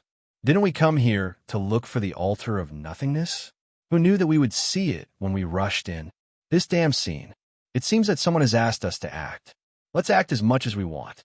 Let's see who can't stand it first. Act. Well, that's the gist of it. You see, isn't it clear? We rushed into this world, and then were abducted into this inexplicable scene. We're forced to stay here. Isn't that what they want us to do? Yin Nuashing shrugged and sighed. God knows what they want us to do. It thought for a moment and said softly, maybe there is someone who doesn't want us to see something. For example? It was silent for a moment as if it was weighing its words. The miracle of this world? The truth? Or something that someone treasured? For example, someone like you? Yin Nuashing waved the scarf playfully, as if it was something that the underworld had painstakingly brewed. In the end, they did not know that it had already been born and had been abducted by him. It paused for a moment and patted the back of his head with the scarf hanging behind it to show its dissatisfaction. If that's the case, you are the one who abducted me. Well, anyway, this explanation makes sense. If there's really something that someone has carefully arranged here, well, that's what it means. In other words, we have bumped into this someone's defense mechanism. Yin Nuashing hugged the back of his head and walked on the spacious road under the weak sunlight. He had landed directly next to what seemed to be the largest city on the planet. Then, with a stomach full of emotions, he hugged his head and walked further and further away. Now, he was slowly turning back. The most speechless thing was that neither of the two idiots noticed this problem. They did not realize that they were getting further and further away from the city. About 10 minutes later, a person appeared on the road in the vast wilderness and stepped into the city without attracting any attention. Yin Nuashing remembered the name of the city from the voices of the passers-by, Jiguang City. Language problems had never stopped a guy like him who had been wandering in the void. The number of worlds he had seen was at least 8 digits, if not 9, and there were many who were involved. The so-called language was also in the self-records of this world. This planet existed in the light of this world, and at the bottom of the concept layer of the rules of this world, there was information that recorded everything that happened in this world. A mere language problem was naturally not worth a trip to that place. Anyway, when he entered this place, he was already prepared. Outsiders were very common, due to the lack of city walls and similar inspection facilities. Given that this world was too peaceful, Yin Nuashing felt that it was quite normal to not have these things. As the largest gathering place of life on the plains, Jiguang City was also the closest foothold to the snow-capped mountains. The latter reason made it a place where people who traveled north and south gathered. People who rushed inland from the plains would gather here for various reasons. Among them, 40 to 50% of them came because of the snow-capped mountains, one of the natural barriers mentioned just now. It was located 137 miles north of Jiguang City. If people from all places want to go there, they would have to stop here. There were also many people who lived in seclusion, shuttling back and forth here. Those were the other life components that Yin Nuashing had just seen, other races that did not belong to the human race. There was no war in this world, and several races lived in harmony. On the surface, there were a few big races, and some small races lived in seclusion on this planet, aloof from worldly affairs. Even if there was no war on this planet, it was still the same. Thanks to them, there was no lack of people who were dressed abnormally on the road. Yin Nuashing's long windbreaker and long hair were not particularly normal no matter how one looked at it. Other than his face that could be recognized as a human, and he was wearing human clothes, he was filled with the characteristics of an alien race no matter how one looked at it. However, as long as he was not too eye-catching, it would not be a problem. After all, there were really many people going in and out, and some of them were even stranger than him. Yin Nuashing suddenly felt something. He took out a small notebook from his pendant, flipped to the latest page, and wrote a sentence at the top. In the 51st era, in a certain year and month, I can't remember clearly. In a certain world of the Void Yongdan realm in the Middle Plane, I successfully mixed in. This is the 10,000th time. I can't remember clearly. The scarf. It looked at him writing this line. If it were not for the fact that it had lost its body, it would have knelt down and held its forehead. Was this guy addicted to sneaking in? He even recorded it. It just vaguely saw that the front of the notebook seemed to have recorded many examples of failure. It seemed that it was because he had tried to mix in and failed, so he suddenly maxed out the skill of disguise. Speaking of which, this guy did not really disguise himself. He just wore a scarf. If it were not for the fact that there were many different races in this world, with his disguise, if he was thrown into the human race, he would be mistaken as a member of another race. Look at his temperament. He did not look like a human. Oh, that's right. This guy was a god. He could not be confused with the human race. After closing the notebook with a bang, Yin Nuashing put it away and whispered, "Why did you suddenly sigh?" A helpless sigh came from the scarf.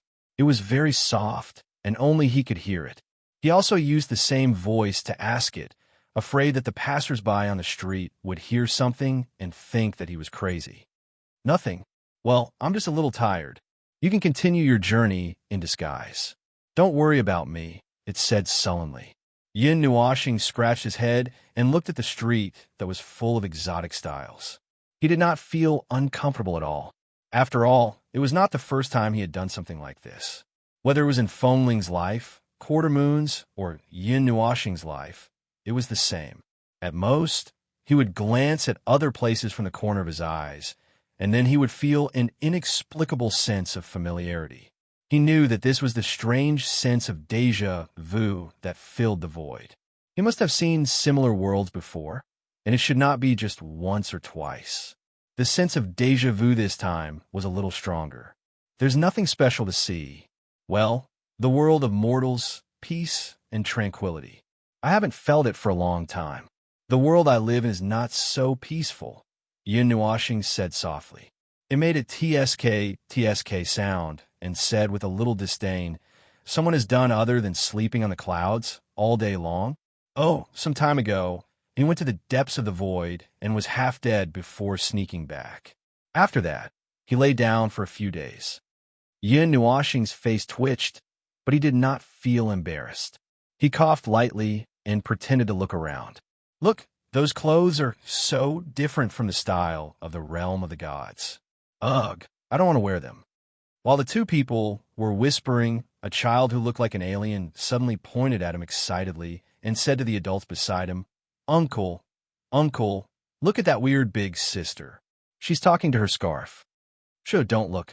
That's a wizard from Nanping. He'll catch you at night to make medicine." Yin Nuashing and the scarf. Although it attracted a little strange attention, it seemed that this kind of strange thing was still within the scope of normal for the people of this world. It was just that Yin Nuashing felt weak all over when he was suddenly told this. He did not know if it was because he was called Big Sister or something else. I think we should hurry up and find some special places, such as... Yin Nuashing waved his hand and swept away the lethargy from just now. He took a deep breath.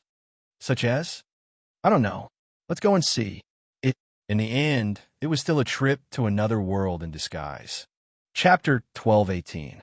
The small alley at the corner of the street was the shadowy part of several large buildings. The area surrounded by the buildings was crisscrossed to form a complex, small topography in the city. It was the gathering place of some small creatures living in the dark. Yin Nuashing was just passing by here. He walked around aimlessly and was bored. He was not interested in the buildings. The large buildings that were back to back were not small in scale. They seemed to have been deliberately placed in this area. It seemed to be the center of Juguang City, and it was indeed bustling. The areas in front were indeed bustling, but the shadowy area a short distance away was unusually quiet. It seemed to be isolated from the outside sounds. Someone had even ingeniously placed a few benches in this area. Yin Nuashing looked at the benches and felt that they were somewhat deliberate. They were not placed in some more obvious small places, but in this shadowy corner. It looked very suspicious. Then he sat down and walked for a long distance. Now that his laziness was acting up, someone just happened to give him a chair. What a coincidence. He looked up at the sky in a daze. The building closest to him was a large building with a golden spire. It was different from the other buildings made of gray and white bricks. Its scale was probably the largest in Juguang City. The decorations were just right to show its importance, but it was not as luxurious and ostentatious as the other buildings that were specially designed to show their luxury. It looked like, in the words of the realm of the gods, it was a soul building. It probably had some special purpose. He saw that the sunlight in the sky would intentionally or unintentionally gather on the golden spire of the building. Probably, this was the origin of Juguang City. I'm so lazy, I don't want to move anymore. Yin Nuashing stretched his waist and laid lazily on the stone bench. He swung the scarf around his neck in boredom, which made the scarf spirit a little unhappy. You can rest, but don't shake me. I'm dizzy. Ugh. Yin Nuashing rubbed his eyes. He was a little dizzy. The strength in his body seemed to have been drained. Speaking of which, he felt a little weak half an hour ago. The rules of this world are slowly depriving me of my strength. Is it like boiling a frog in warm water? The scar spirit was stunned. Why don't I feel anything? Are you okay? Fortunately, it's only warm water. If it were someone else with weaker laws, if they were only gods, they would have been assimilated by this world. If they were at reciprocity, it might be better, but they'll be abnormally weak right now. Yin Nuashing, clench your fists, I'm fine. In about 1,000 years, he deliberated over his words, and the scarf spirit could not help but say, kill? I'll probably be a little weaker. I'm at the peak of reciprocity after all, and I'm currently restraining all my energy to prevent my powerful laws and causality from distorting this weak world. Otherwise, why would I be so lazy and sleepy? Yin Nuashing stretched lazily again and spoke in a domineering tone that was not domineering at all, causing it to feel awkward. By the way, it felt that the reason he was lazy was purely because the laziness cancer was acting up. This guy probably wanted to sleep again after seeing such peace and tranquility. It was really hard to change one's nature. Even when he went to another world, he still didn't forget to sleep. Well, that's right, so I'll sleep for a while. Help me look after, yawn. Yin Nuashing grabbed a handful of her long hair and covered her eyes to block the weak light reflected. Just as she was about to close her eyes and sleep for a while, she suddenly heard a series of footsteps. She noticed it, but she was too lazy to pay attention to it. However, she could not rest for a while because of the commotion. Her mood became a little bad. Someone can find her in this place, and it's a little girl? The veins on Yin Nuashing's forehead throbbed. She frowned and squeezed out a few strands of her long hair. With her weak vision, she noticed a group of people walking in from the place she had just entered. The leader was a burly man who looked too strong. She felt that if someone hit him with a wooden stick, that person would be rebounded to death. It was clearly the season of frost, but he was only wearing a thin shirt that was 1 or 2 times bigger than normal clothes. The people behind him were all wrapped up tightly, afraid that they would freeze to death in this cold weather. Moreover, the things that this group of people brought. Yin Nuashing squinted her eyes slightly. Among the large bags, there was no lack of small tools used in the wilderness. There were also simple assembly tools that could be used to split mountains and rocks. They looked like sharp blades and huge hammers. They were probably tools from this world. This group of people looked like a group of explorers. This place seemed to be a treasure trove for this group of explorers. Suddenly, someone occupied the place that they often used, and the uninvited guest was a weak little girl. Of course, this caused the group of people to be dissatisfied, but it was very strange. They could not show it. The dissatisfaction in their hearts circled around, but before it could appear on the surface, it disappeared. The strange girl had a strange aura around her, and for some reason, it made them unable to get angry. The group of people wanted to put a fierce expression on their faces, but after holding it in for a long time, they could only make a slightly funny expression. The 8-foot-tall, burly man frowned.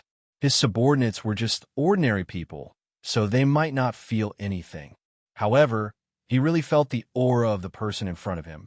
This person was constantly releasing an aura that made people feel warm and relaxed. It made him let go of the grudges and vigilance in his heart. The burly man scratched his head and waved his hand to stop the group of people. Then, he sat down on the chair opposite Yin Nuashing. He looked at the latter for a while, and then whispered, "Hey, woman, are you the person that little girl Qing Lei called? It should be about this time. Where's she?" Yin Nuashing was still closing her eyes and pretending to be asleep. When she heard that there seemed to be a story behind this, her gossipy heart immediately flared up. She became a little more energetic and mumbled a few words to deal with it. Then she asked, "Who knows? So what are we going to do?" TSK. That little girl is still so irresponsible. The burly man rolled his eyes.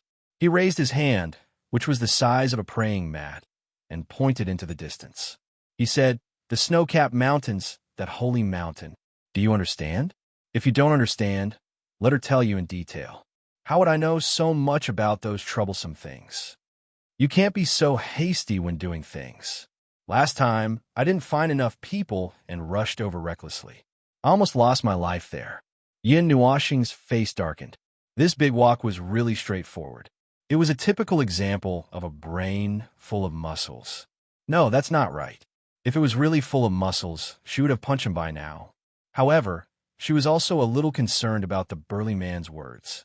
From what she could sense, there was no breath of life in that snow-capped mountain, and there were no traces of life left. No life should have visited it for millions of years. However, from what the burly man said, it seemed that they had already been to that place. This was a little interesting. What nonsense are you guys secretly talking about down there? A clear voice came from above. Yin Nuoxing and the burly man looked up at the same time and saw a figure appear with her back, facing the sunlight from the top of the building. It was a red-haired woman. Her clothes were a little revealing, and there was some light armor around her joints. Her waist-length red hair was tied into a ponytail, and she looked somewhat valiant and formidable. She greeted him from above and jumped down. Her hand, which was wearing a black long glove that looked like a defensive suit, slapped the man's abdomen without hesitation. She could not reach any higher than that. Sorry, I'm a little late. You expanded the team again. Where did you find people this time? Is there anything special about them? The woman smiled at everyone when she came down. Then, she curiously looked at Yin Nuoxing, who seemed to be asleep, and asked. The burly man was about to complain about her irresponsibility, but when he heard this, he was stunned. His eyes widened, and his face became a little fierce. He glared fiercely at Yin Nuoxing. Then, the look in his eyes instantly returned to normal. He put on a strange expression and said, Isn't she the person you called? I still can't get them to come. You should know that to invite a proper mercenary, even if it's a friend, you need to spend money. As for how much money you need, that's up to them. They gave a price that they couldn't afford, and then they went back empty-handed. Qinglei laughed as she knocked her little head with her little fist, acting cute. Yin Nuoxing and the burly man were speechless. Is this little sister? She looks so beautiful. So flat. Qinglei jumped to Yin Nuoxing's side, reached out her hand and pressed on his chest, her mouth making a tisk-tsk sound. Yin Nuoxing, why did he feel that this action was a little familiar? Right? It was the action of Bing Er when she was young. It seemed that he remembered something that he didn't want to recall. The burly man finally couldn't hold it in. Then, he looked at Yin Nuoxing and held it in again. He said softly, I still want to know who this little girl is. I thought she was someone you called. She's not one of your people? No, I thought she was one of your people. So it seems, then, the whole dark place fell into a dead silence.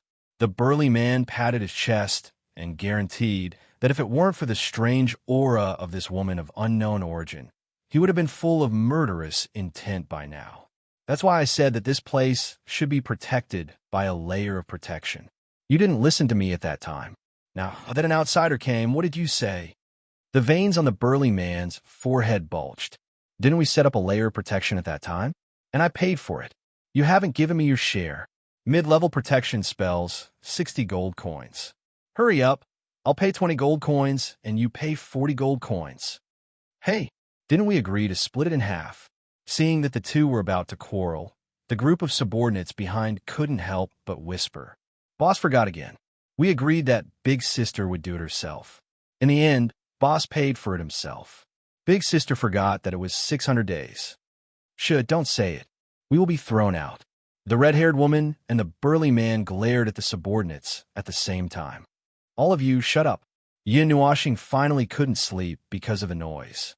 She rolled her eyes and pulled down the long hair that covered her eyes. She slowly stood up and stretched. She said, Stop quarreling. You're disturbing my sleep. Yan, I heard you say that you're going to the snow-capped mountain range. I happen to want to go there too. How about we go together? You? The burly man looked at him suspiciously. He looked him up and down and muttered, You look even more delicate than this little girl. The temperature at the snow-capped mountain can freeze Jinsong beasts to death. There are also many wild beasts. We're going there to find something. If you want to go there to play, I don't recommend you go there. Big Sister, you want to go too?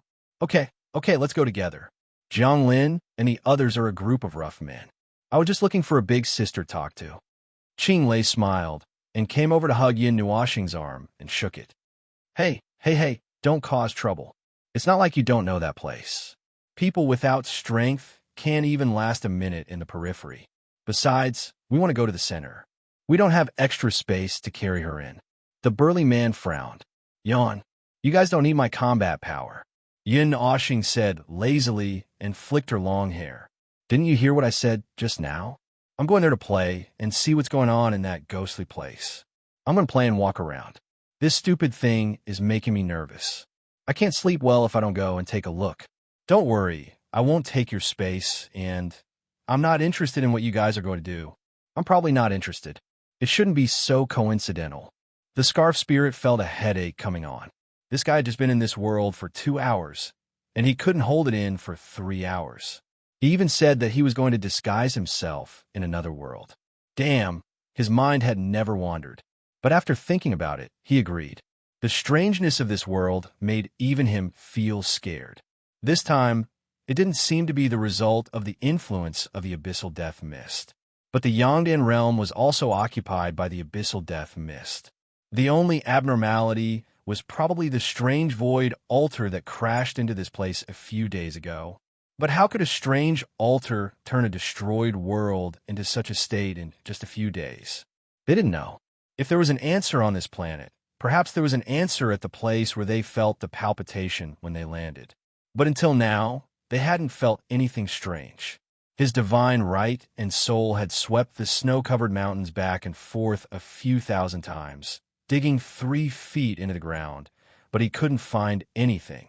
The brawny man and Qing Lei looked at each other, back and forth, and then glanced at Yin Nuoxing. After looking at him for a while, Qing Lei got out of Yin Nuoxing's body.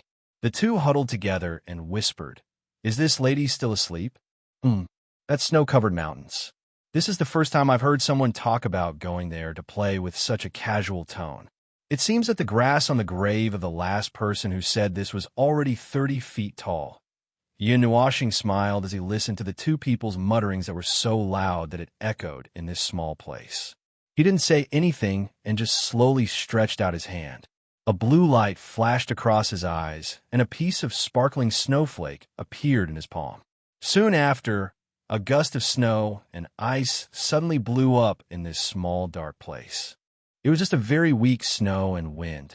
The energy that he controlled was like pinching small ants to the extent that it wouldn't be enough to crush them to death. That was why he created such a small snowstorm. With just a little more energy, this snowstorm would blow in Juguang City.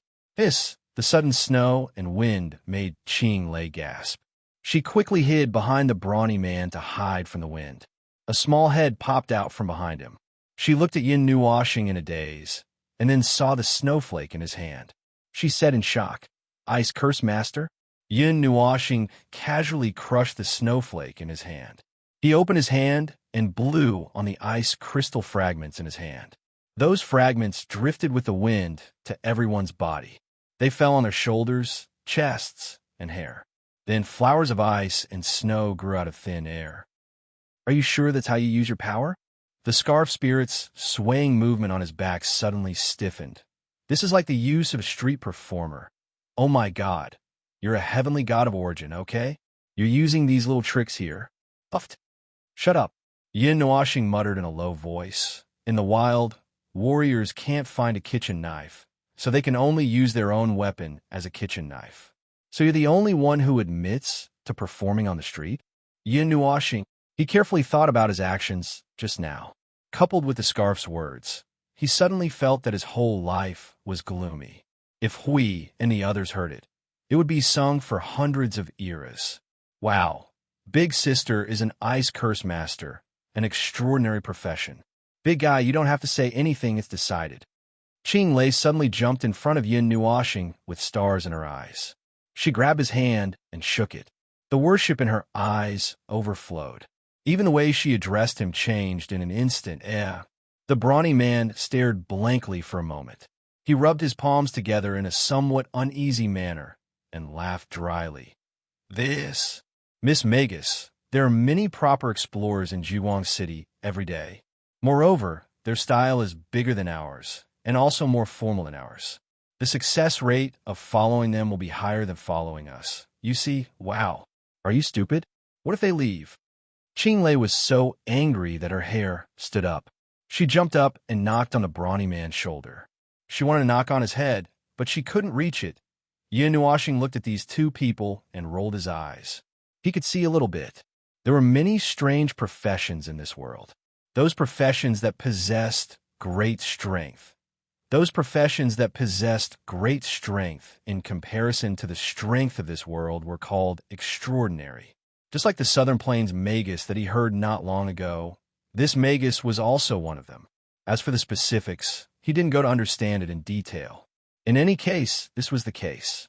Cough, cough. For me, whoever I find is just a formality. I can go there myself. Who I go with, it's purely up to fate. Yin Nuoxing coughed lightly. He closed one of his eyes and said faintly, "So what do you think?" Qinglei and the brawny man glanced at each other. Suddenly, they smiled like flowers. The brawny man's smile gave him goosebumps. Of course, welcome. Chapter 12:19. The two of them agreed so readily that Yin Nuoxing, who had prepared a lot of lines, was a little stunned. A lot of words were in his mouth, but he swallowed them back into his stomach. The extraordinaires in this world seemed to be rarer than he thought. Oh, you two agreed quite quickly. Aren't you worried that I'm a suspicious person? There's nothing to worry about. Big Sister's power is right there. As long as you're not stupid, you can sense it. Qinglei waved her hand as she spoke, causing Yin Nuoxing to be stunned. He originally thought that she was afraid of his power, but her next sentence dispelled his thoughts. The power of an extraordinaire is related to their own nature. If they have evil intentions, they won't have such a pure phenomenon just now. Moreover, Big Sister has a very amiable aura about you. Just now, Big Sister wanted to curse, but he was suppressed by your aura. Yin Nuoxing nodded. Yin Nuoxing thought for a while. Power came from the heart. There were many worlds in the void that were similar. He had seen some of them, so he didn't find it strange. However, he didn't expect this world to be the same. Cough, cough. After the situation just now was exposed, the brawny man couldn't help but cough loudly. He rolled his eyes. Just now? Well, there's nothing to hide. Anyway, that's the situation. Cough. All right, if you want to talk, it's not the right place to talk. This. Miss Spellmaster, do you want to come to our foothold? It's not the time to set off yet. I just happen to have them put back the things they purchased. Hee, there's still many opportunities to introduce each other. I'm feeling a little cold standing here. Big Sister, let's go to a warmer place to talk. Qinglei hooked Yin Nuoxing's arm. She smiled sweetly and dragged him forward. Maybe she felt that this extraordinaire was a little amiable, or maybe it was for some other reason. Anyway, she wasn't too afraid of anything. It's been 3 years. Our team finally has another newcomer. It's not easy. Boss and Big Sister haven't been able to kidnap anyone all these years. Today, we only managed to get one in by chance. It's not easy. Shoo, lower your voice. If they hear you, they'll throw you out. But it's not easy. Yin Nuoxing's expression instantly became a little strange when she heard the two men's underlings carrying a large pile of parcels and whispering so loudly that the entire alley could hear them. She turned her head and saw Qinglei and the burly man looking away with awkward expressions on their faces as they laughed dryly. Interesting guy. Yin Nuoxing smiled helplessly. He did not mind. After all, it was really fate that triggered something this time. His character had not changed even after dozens of eras. However, even if this matter did not happen, sooner or later, he would have to go to the snow-covered mountain range that looked different for what it actually was. He would have to go sooner or later. It was just a matter of whether it would be a day later or a month later. It would not be a problem for him to set off now. After walking out of the alley, Yin Nuoxing slowly raised his head to look at the blue sky. The corner of his mouth curled up into a somewhat strange smile. It was a strange smile that disappeared in an instant. He quickly put on a more amiable smile and said, "Speaking of which, I thought you guys were staying at that place." "Of course not." Qinglei shook her head and said, "That's just the place where I meet up with the big guy. After we're done buying things or scamming people." We'll meet here after we're done. We'll see if we've missed anything. This is the center of Jugwang City. Next to it is the headquarters of the explorers. If we want to find a team or purchase tools for exploration, we'll go there. It's quite a distance from where we're really staying. It's not convenient for us to go there. Yin Nuashing gave a vague response. He raised his head and pondered about something. Then he asked casually, "Speaking of which, why are you guys going to the snow-capped mountain?" This was a question that was intentional or unintentional, although he could also go there himself. Oh, this was not the main point. The main point was that they were now considered to be a team. If he did not ask about the team's purpose, it would seem a little stupid. What if they were going there to look for something or achieve something? What if they were going there to look for something? It would just be a coincidence that he would ruin it. Big sister, don't you know? I heard that extraordinaires are all reclusive. I thought it was just an exaggeration. I didn't expect it to be true. He thought it was a secret that was hard to talk about, so he had prepared his lines. He didn't expect that Qing Lei only showed a surprised expression and then a sudden realization. She nodded and said, "The snow-sealed mountains, the holy mountain that hasn't melted for 10,000 years. The big guy and I and many others all want to go to the holy mountain to find the holy relic." When she said this, she also showed a thoughtful expression. It was as if they did not know what the so-called sacred relics were. This made Yin Nuashing very curious. Sacred relics? What's that? Sacred relics? It's the sacred relics. Qing Lei scratched her head and showed a silly smile. Actually, we don't know what it is either. We just heard from those people that it's amazing. 90% of the explorers gathered in Jugwang City are going there for the sacred relics of the sacred mountain. But in fact, I'm afraid no one knows what the sacred relics are. Maybe those things don't exist at all. It's just a joke that someone set out of boredom that was spread like this. We've been to the snow-capped mountain range 15 times in 3 years. At first, we've only just entered the range. Later on, we've gone more often and gained experience. The furthest we've gone out is just the edge of the hinterland of the Holy Mountain. Some high-level exploration teams might have reached the center. As for whether they've seen anything, it's hard to say. The burly man said from the side. His voice was as loud as thunder in Yin Nua's ears. It seemed that this matter on this planet, in this Jugwang City, everyone knew about it. There was nothing special to hide. People like Qing Lei and the others who seemed to be joining in on the fun, but in the end, it was not uncommon to see them being serious about it. It was a bit of a stretch to say that. Anyway, he could see that there was some legend left in the sacred mountain that was very attractive. It attracted countless explorers to crash into the frozen sacred place like moths to a flame. Qing Lei and the brawny man and Yin Nuashing did not take the main road. They went in and out of the intricate alleys of Jugwang City. They went around and around. They took some hidden paths and shortcuts that ordinary people would not take. The entire history of Jugwang City's hundreds of years of development, if all the roads were outlined, it would be like a huge nest. A nest with both main and small paths. Generations of life continued to expand and transform the main body of this nest. Without the restraint of the city wall, this development was even more unhindered.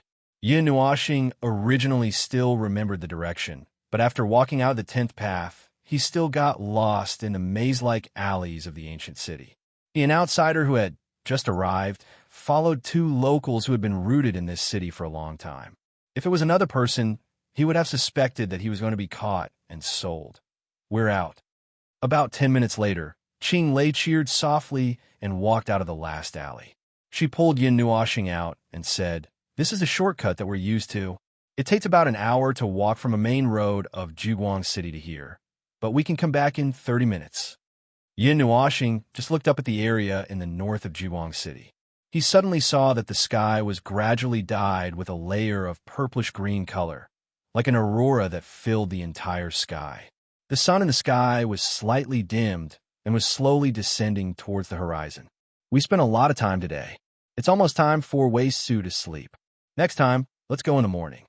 The brawny man looked at the sky and did not feel that anything was wrong. Yin Nuashing was speechless.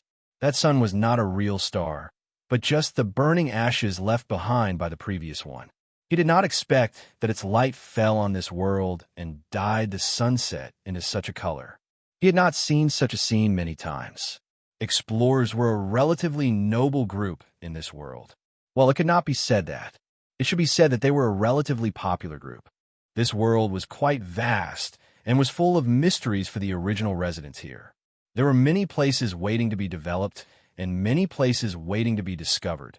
Because they did not know and were untouchable, those who watched from afar would have countless guesses and conjectures. Those conjectures were passed down from generation to generation and became legends. Now, they were waiting for someone to lift the mysterious veil of the legend. This was why so many explorers were born. The number of lives on this planet was not very high. It could only be considered a small number, and this small number was somewhat evenly distributed in various places. Naturally, there are not many groups born with this relatively small base. This was also the reason why this planet had not been fully explored yet.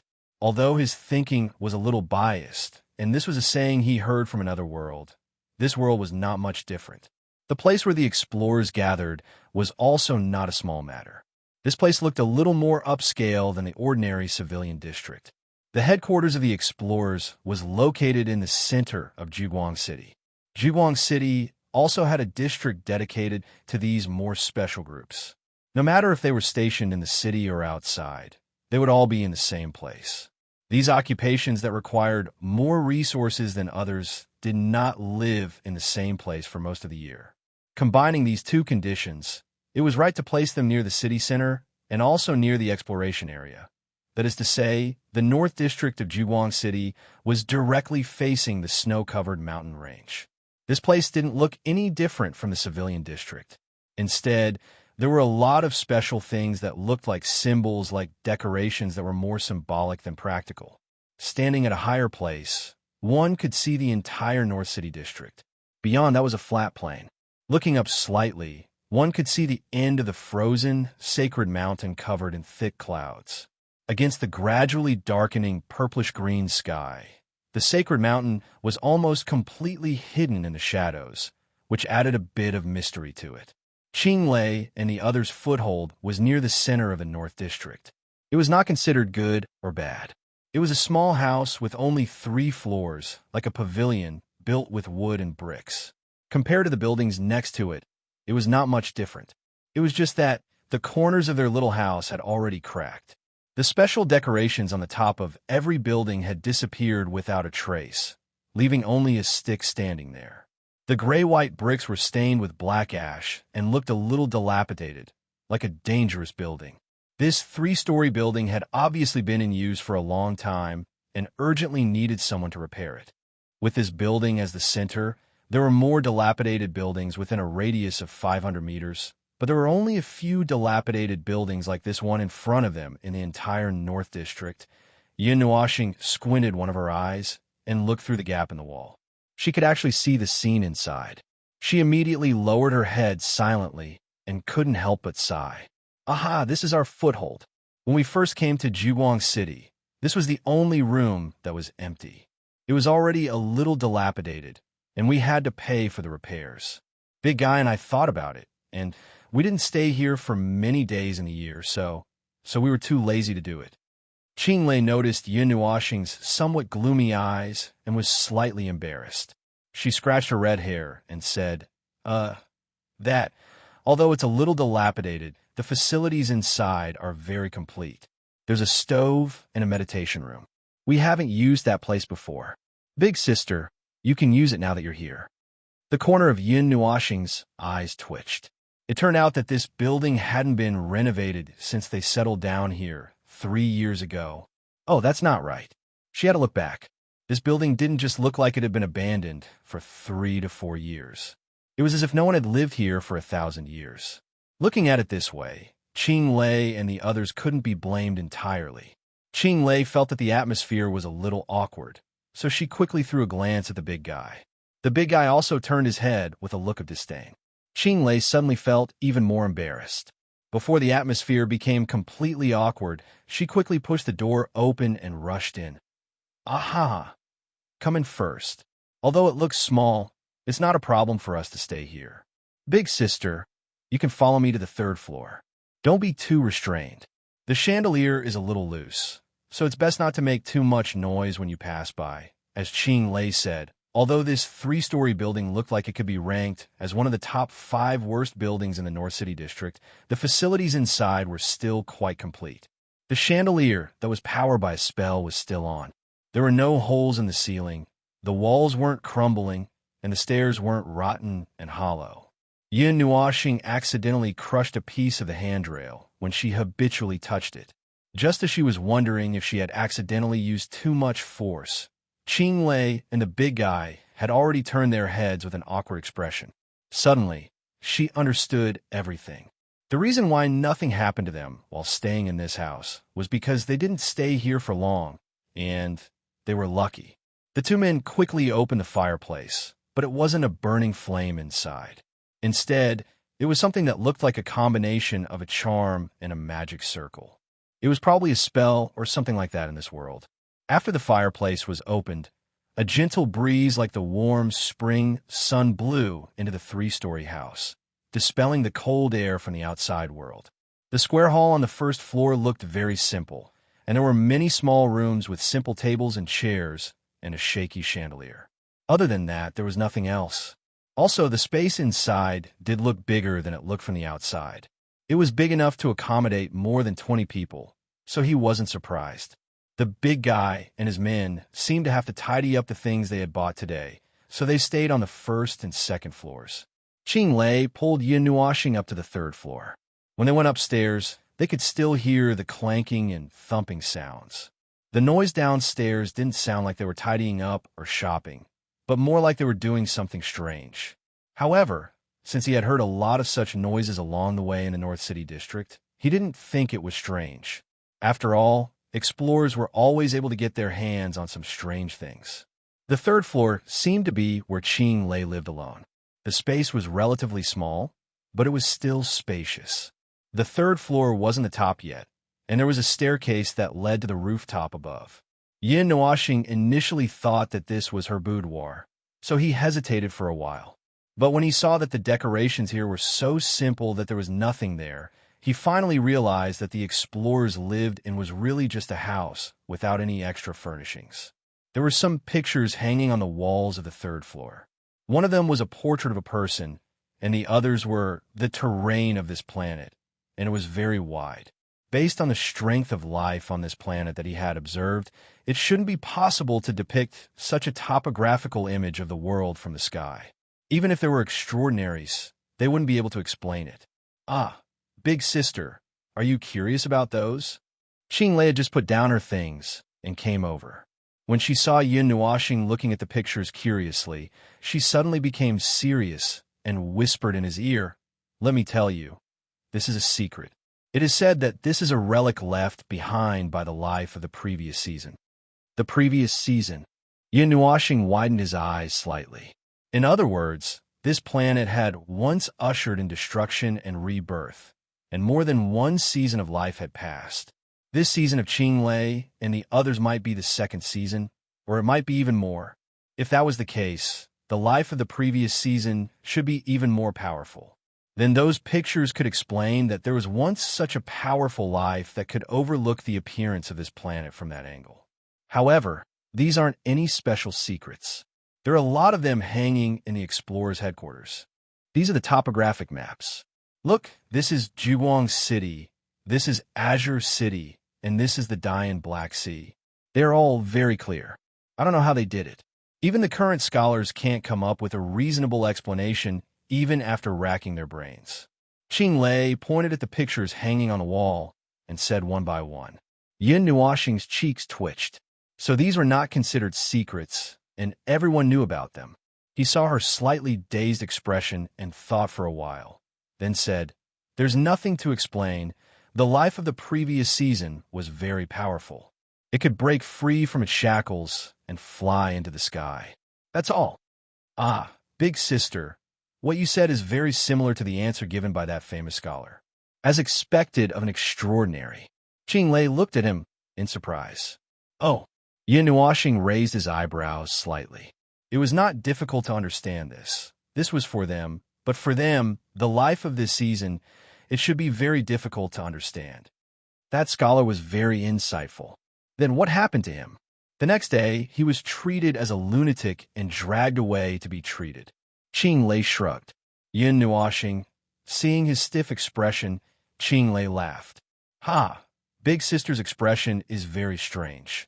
Actually, this sentence is the conclusion I came to after condensing a long speech of his. The original words he said were too outrageous. Something about being omnipotent in the sky or the ground, something about being able to cross the sea of stars, and so on. It's too scary. Yin Nuoxing. Perhaps that scholar unintentionally told the truth, but it was too advanced for people to understand. Even if they understood, they would not believe it. The life of this season was naturally suspicious of the existence of the previous season. Moreover, the difference was so huge. People were always unwilling to believe that there was something that they could not understand or control, and it seemed that this place was no exception. This person is? Yin Nuoxing stiffly changed the topic and pointed at the only portrait. Qing Lei's expression suddenly changed a little, and her eyes became a little soft. Suddenly, she smiled foolishly. This is my teacher. He is also an explorer. She looked as if she was hiding something. Before Yin Nuoxing could probe further, she continued, He is the scholar I told you about just now. Yin Nuoxing's expression froze slightly. He looked at her with a little shock. After a long silence, he said softly, I'm sorry. It's okay, it's okay. Teacher is still alive. He was just taken away for training. Qing Lei grinned and waved her hand. I still remember what teacher told me at that time. I believe that everything is true, but there is no way to prove it. Yin Nuoxing tilted his head. So, you want to go to the holy mountain to look for the holy relic. You want to find something, and you want to find some evidence about the life of the previous season? Qing Lei was silent for a while. Then, she nodded gently. Yes, that sacred mountain didn't just appear in this season or this era. Previously, it was said that it was an ancient legend, covered with the most mysterious veil, waiting for someone to go and lift it. Then, in the previous era, in the previous season, it clearly existed as well. It was just that he didn't know what they thought of this sacred mountain at that time. However, since it was still a legend now, the truth should not have been discovered in the previous season. Perhaps there would be some traces left there, not the traces of the holy mountain itself, but the traces left by the life of the previous season when they went to search for the holy relic. If they had been there before, there would definitely be traces left behind. Chapter 1220. There was no moon in this world. There were only a few stars that were very far away in the sky. They were so weak that they seemed to be about to be extinguished. The night was a little dark. One could only see the silhouette of the stars 10 meters away. If Juguang City did not light up the spell lamps, one might not even be able to see the road clearly. Yin Nuoxing quickly changed the topic. Fortunately, Qing Lei was also a simple-minded girl. She giggled and forgot about the previous topic. She continued to talk about other things with him. Other than what I'm looking for in the sacred mountain, there are also some items left behind by some extraordinaires in ancient times. Any item that an ordinary exploration team finds, regardless of whether it can still be used, can be exchanged at the headquarters for wealth that is enough for a 20-man team to live a prosperous life for 5 to 6 years. Our team actually relied on this to survive. That was the starting point of everything. It allowed us to move into Juguang City from a distant place. We're closer to the snow-capped mountains so that we don't have to travel long distances every time. Yin Nuoxing moved a long back chair over and turned it upside down. He leaned on the back of the chair and said, You've been there 15 times, but you still haven't found what you're looking for. Qing Lei shook her head. The life of the previous season is very far away. This world once welcomed destruction, but after countless years, it was reborn. This is the germination of life again. This is what my teacher said. The ancient times that we're talking about now don't actually refer to the life of the previous season. Yin Nuoxing nodded. Of course, he knew this. When this planet welcomed destruction and rebirth, the cycle of life would complete. Then, a new season would begin, which was the season where Qing Lei and the others existed. Yin Nuoxing looked at the sky outside and suddenly realized that it was dark outside. There was no moon or moonlight, so he couldn't tell what time it was. He thought for a moment and said, "When are we leaving? If you don't need to make any preparations, we'll follow our original plan and depart before noon tomorrow. If you need to make any preparations, you could delay it until the day after tomorrow, but it's best not to exceed these 2 days." Qing Lei's expression became more serious as she gradually revealed the temperament of an experienced explorer. "It's fine if we're just going to the outskirts of the snow-capped mountains, but we're going to be near the heart of the snow-capped mountains. According to the information from the other side, these 2 days are the best time. If we're late, we might be trapped by the storm of the sacred mountain. We'll have to wait until the next storm weakens before we can escape. But if we're lucky, we might be able to escape from the storm. I don't want to gamble on that slim hope." "All right, I don't have anything to prepare. Let's set off tomorrow." Yin Nuoxing nodded. "Do you need me to prepare anything?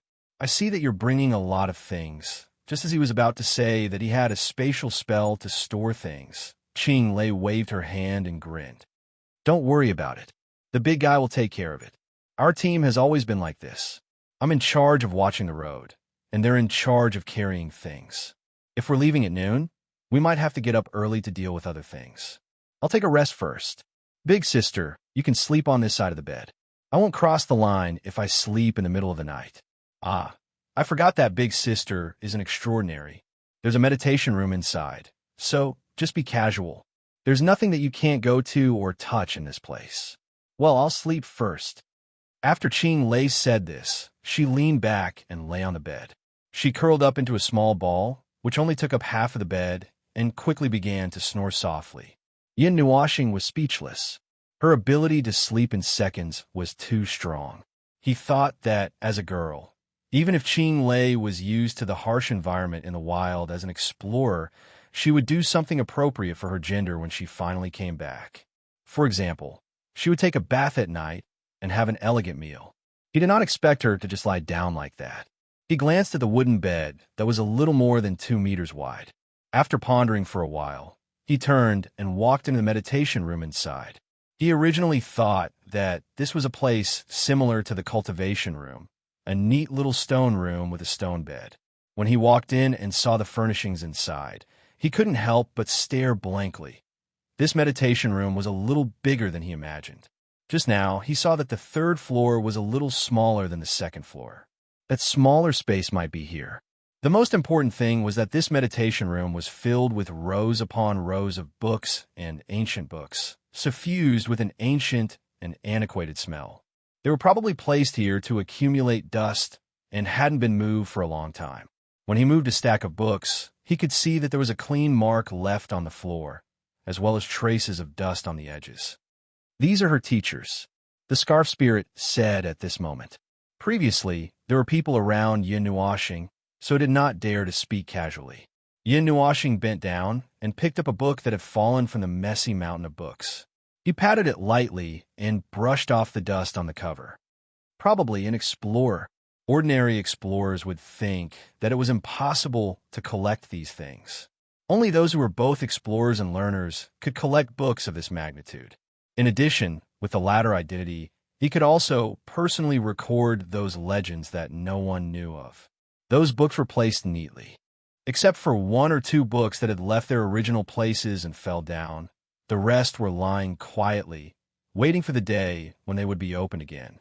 This meditation room was originally very spacious, but after it was filled with these books, it did not feel so spacious anymore. However, there was still a place for him to sit down. He did not know why, but when he saw this room full of books, he felt overflowing with sleepiness. It was as if there were thousands of books hidden in his brain. Just thinking about it made him drowsy. There was still a window in the meditation room.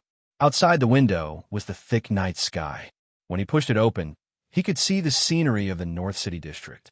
There was nothing to see, so he closed the window again. However, the existence of this window reduced his sleepiness a little, making people who entered this monotonous meditation room feel a little more comfortable in their hearts. "What the hell are you thinking?" the scarf spirit suddenly said. "I don't think that with your realm, You can't make people not get close to that place. Also, after that, you could have left at any time, but you just had to talk so much nonsense with them. In the end, you even joined them and became one of them. It's impossible that you couldn't find the way to that snow-sealed mountain range, right? Yin Nuoxing closed a book that he casually opened, and a strange smile appeared on his face. If I said that I chose to do this because I thought it was fun, would you believe me? The scarf spirit patted him. Then, other than believing, can I doubt it? God knows what strange things you are doing. I don't dare to ask, and I don't dare to say.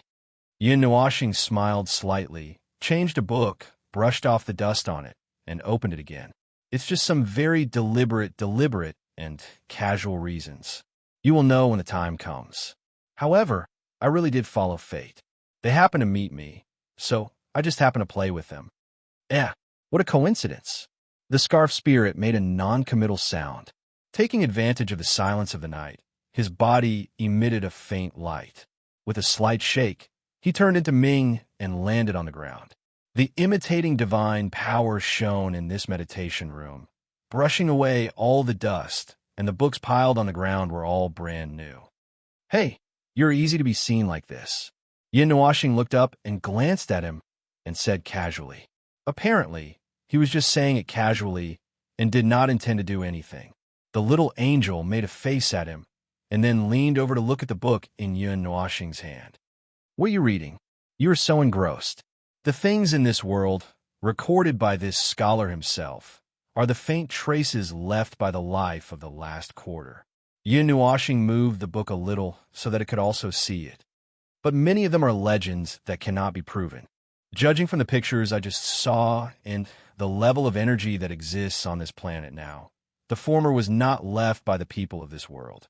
So, the theory of the life of the last quarter should be valid, unless it is an alien. Look, the book that he was reading at this time recorded a lot of things that could not be verified, a mixture of legends, myths, and perhaps some people who were overly worshipped and exaggerated, mixed with strange characters. In this book, the life of the last quarter was very powerful, broke free from the shackles, flew into the stars, and crossed the galaxy. Yin Nuoxing closed the book with a bang and solemnly put it back to its original place. What he wanted to see now was not these. What he wanted to see was about the snow mountain. The previous reading was not completely fruitless. More or less, a little corner of the book was related to the sacred mountain, and there were indeed some records, but those were of no help to Yin Nuoxing. Moreover, the things recorded in the book might have a lot of discrepancies with reality, so it was obviously impossible to treat it as accurate facts. The little angel also flipped through the book for a while, but it was not interested at all. After reading for a while, it lay on Yin Nuoxing's lap and yawned. Yin Nuoxing glanced at it and did not pay attention to it. He casually picked up a book at hand, which was already the 10th book.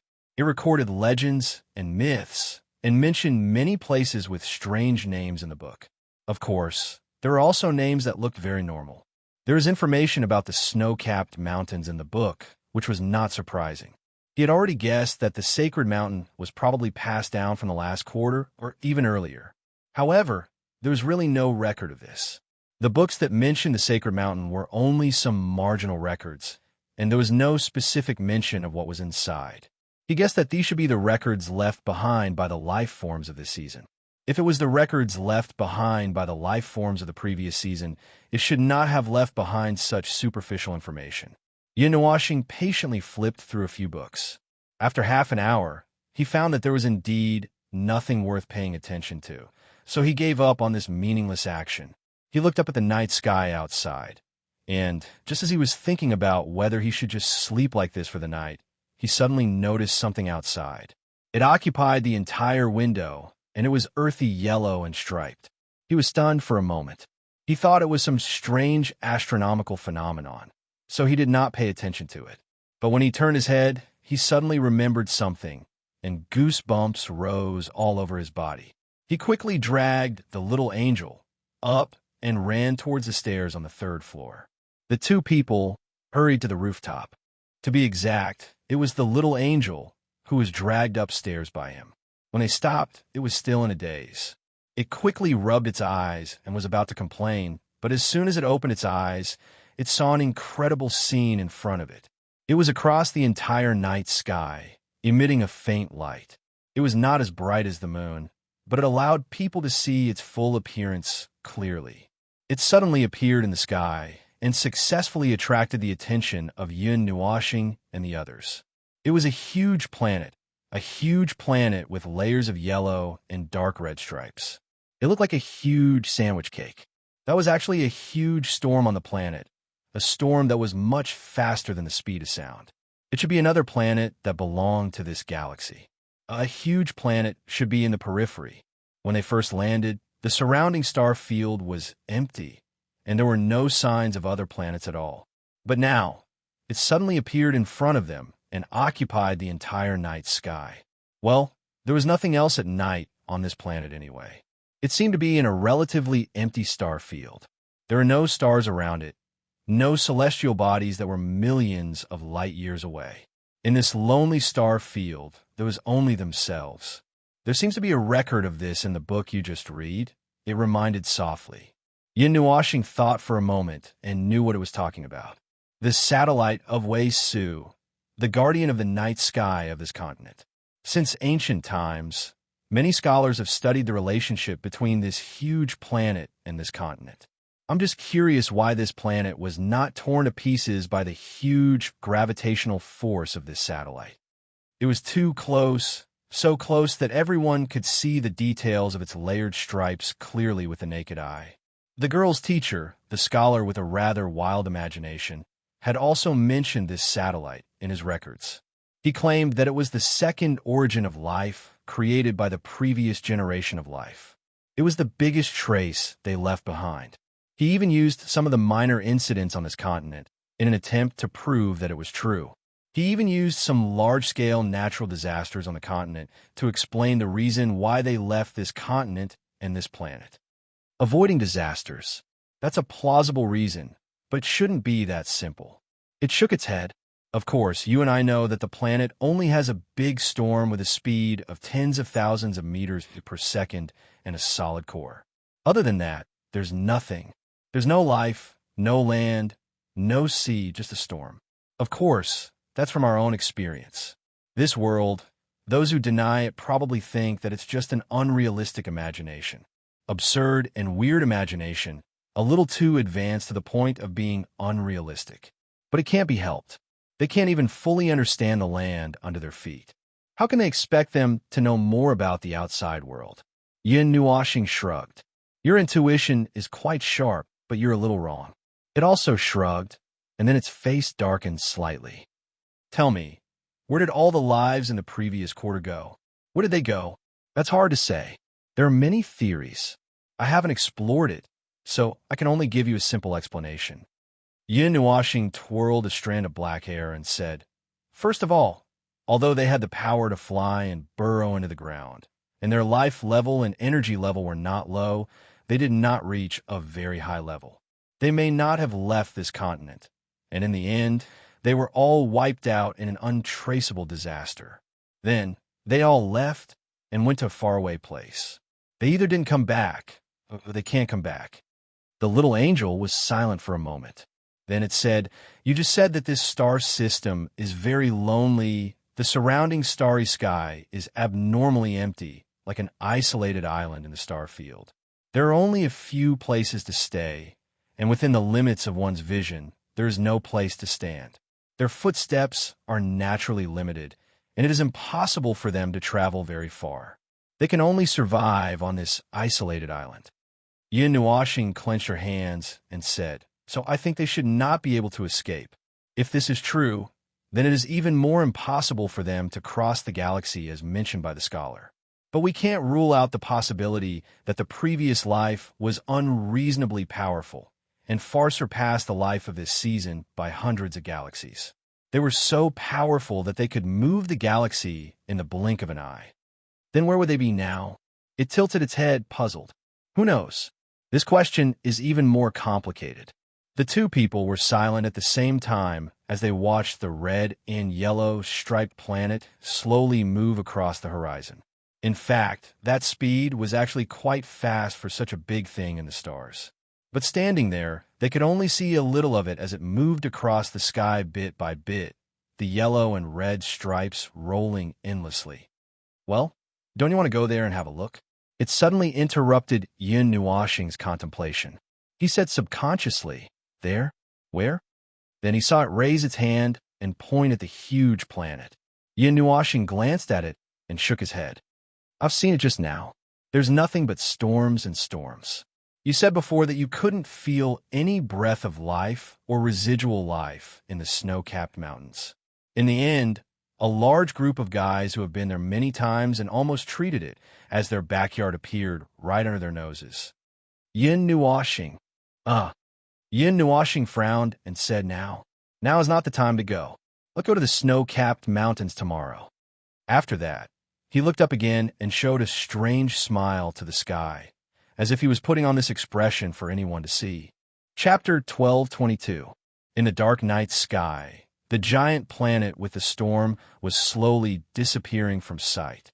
It was spinning so fast that it seemed to be affected by the storm. After it spun about half around on the side, facing the continent, some dark shadows that were difficult to identify in the night sky appeared in Yin Nuoxing's sight. Dark fragments hovered around the giant planet like small meteorites. But in the center of those small meteorites, there was a huge shadow that was about 1/10 the size of the planet. Hidden in its shadow, it was difficult to be discovered. He dared to guarantee that with the eyesight of mortals, even the extraordinaires of this continent, they would not be able to discover these things. Most of their vision would be captured by the giant planet. At most, they would discover a faint shadow in the upper right corner of the planet that covered its bulk. Several huge shadows surrounded by hundreds of thousands of small shadows. They were probably the satellites of the Vesuvius satellite, hidden in the night sky. However, the outline of the shadow did not look like a regular satellite. There were obvious undulations in the outline. It did not look like an incomplete circle, but more like a shattered flat continent. The continent in the sky seemed to be captured by the gravitational force of the giant planet. Fragments broke away from it little by little and fell towards the planet below. When it turned around with the planet and revealed its full appearance to Yin Nuoxing and the others, the shadow was floating on top of the remaining half of the planet. It was completely exposed. He could now assert that there used to be a complete continent there. As for whether it had anything to do with the planet under his feet and what kind of relationship it had, he still didn't know.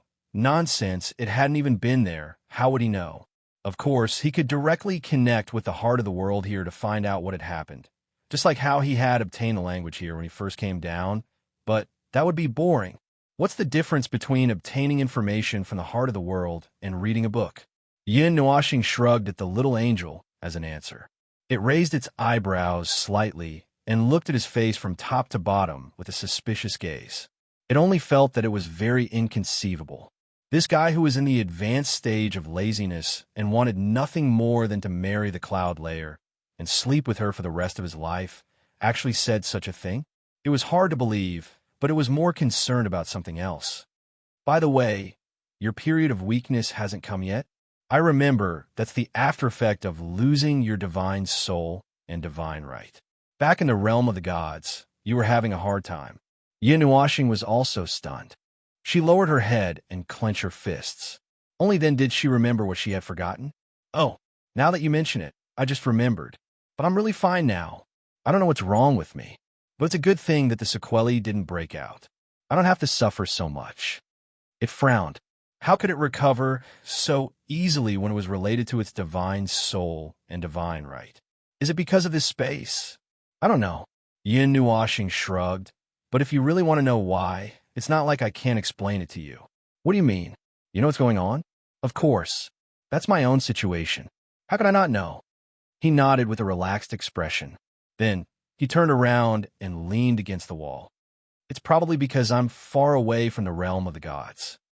My divinity carrier was condensed from all the rules of the divine realm and those other things, fusing with my own divine soul and divine right to connect it.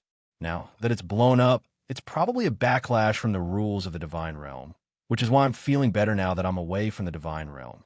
However, it's also a form of punishment. Without receiving the backlash there, the recovery of my divinity would be slower. So that's it. It murmured softly. I thought it was the effect of this space. While the two people were talking, the shadow continent, hanging in the sky, was still rotating slowly with the huge planet. It was moving slowly across the sky at a speed visible to the naked eye. At the moment, it was already in the middle of the entire field of vision. At this speed, it would disappear on the other side of the sky in another hour. The whole process was silent. He did not notice that any life on the planet had noticed the shadow continent. Perhaps only the two of them could notice it. He could even imagine the dull, rumbling sound of the huge fragment moving across the sky, as if thousands of soldiers and horses were crushing the earth. It was like thunder that had been suppressed for tens of thousands of years. Recalling the contents of the book that he had just read, Yin Nuoxing was a little depressed. There was no record of the shadow continent in the book. Perhaps the scholar could not see the broken continent hidden in the sky. Forget it. It's useless to think so much now. Yin Nuoxing stretched and turned to walk down the stairs. Let's rest first. Instead of thinking blindly here, it's better to ask the locals tomorrow. With such a big shadow and such a large area of darkness, I don't believe that no one can see it. Weren't you the one who said that mortals can't see these things? It rolled its eyes and followed behind him in annoyance. Yes, I said that. I just hope that there will be a little miracle. Yes, there's nothing wrong with it. Early the next morning, in this dilapidated building with 3 floors and a rooftop, Qing Lei was stretching her limbs under the rays of the morning sun. Her body, which was much taller than ordinary girls, cast a large shadow under the rays of the sun. Shadow? The broken continent? Yin Nuoxing's sudden question made the girl, who was stretching her waist, almost fall down. She looked very surprised and quickly got up. So you can see the shadow continent, too. Yin Nuoxing was stunned for a moment. Looking at her face, full of joy and excitement, it was as if she had discovered something extremely rare. Isn't it just the broken continent hidden in the shadow of the satellite? Why are you so excited? So we can see it too? Are there very few people who can see it? Of course. Even extraordinaires can hardly see it. Almost everyone thinks that it's just some shadows of the Vesuvius satellite. For thousands of years, it has been a normal phenomenon. But my teacher has seen it with his own eyes. He saw it emerge from the shadows and face the light. From then on, I know that it's a broken continent hidden in the shadows, not the shadow of a satellite. Yin Nuoxing tilted her head, scratched her head, and pretended to be ignorant. Is it rare? What I mean is, it's very powerful to be able to see that thing. Of course, big sister, you're the only one I know who can recognize the shadow. Big guy and I know it, so we can understand it, but we can't see it directly. Qing Lei's face had a smile, revealing a row of shiny, silver teeth. Big guy, and I often look at it in the night sky, hoping that one day we can see the phenomenon of breaking out of the shadow, as my teacher said. But we never saw it. Anyway, since we knew about it, we always feel that we can see something different in the shadow. No matter when we see it, no matter how many times we see it, we feel that it's a very fascinating, mysterious, and unexplainable scenery. Big sister, can you tell me what you see? What's up there? Are there mountains? Are there cities? Are there any signs of life? Seeing that she was about to go crazy, Yin Nuoxing thought of Chu Yingzhan's usual crazy actions. His cheeks twitched, and he hurriedly pushed her back, saying, "Let me think for a bit. I saw mountains and rivers, traces of craters, and also some patterns that I don't understand. As for signs of life, it's very regrettable my eyesight isn't that exaggerated, so I can't see the details from so far away." Of course, he was lying again. He didn't just see it. The whole picture of the shadow continent was engraved in his mind. But that was a depressing answer. There were signs of life on it, but there were no signs of life at all now. The traces of life were almost gone. With the environment there, even if there was something there, it was unlikely that it was still alive now. That's all I can see. Cough. I'm the one asking you. Do you know anything about the shadow continent? Do you have time to chat? I'm free. Anyway, there's nothing to do. If you want to prepare, I've already prepared it when Big Sister and Big Sister's little sister were still asleep. Yin Nuashing, huh? She pointed behind him, and Yin Nuashing turned around abruptly. He saw the little angel standing not far behind him, flapping its wings in the face of the morning sun. It looked like a dark shadow standing in front of him and stretching its back, causing his eyelids to twitch. Yesterday, he was in the meditation room, and this guy turned into a quilt. Today, he appeared again. He didn't know whether to complain about this guy's versatile transformation or that it appeared again. The big guy has already told you. Yin Nuashing scratched his head awkwardly. Actually, Big Sister, you don't have to say it. You just have to be careful. Everyone has their own secrets. It doesn't matter if you say it or not. Qing Lei grinned. It just so happens that I'm done stretching. Let's talk about that place. The topic is a little broad and a little brainless.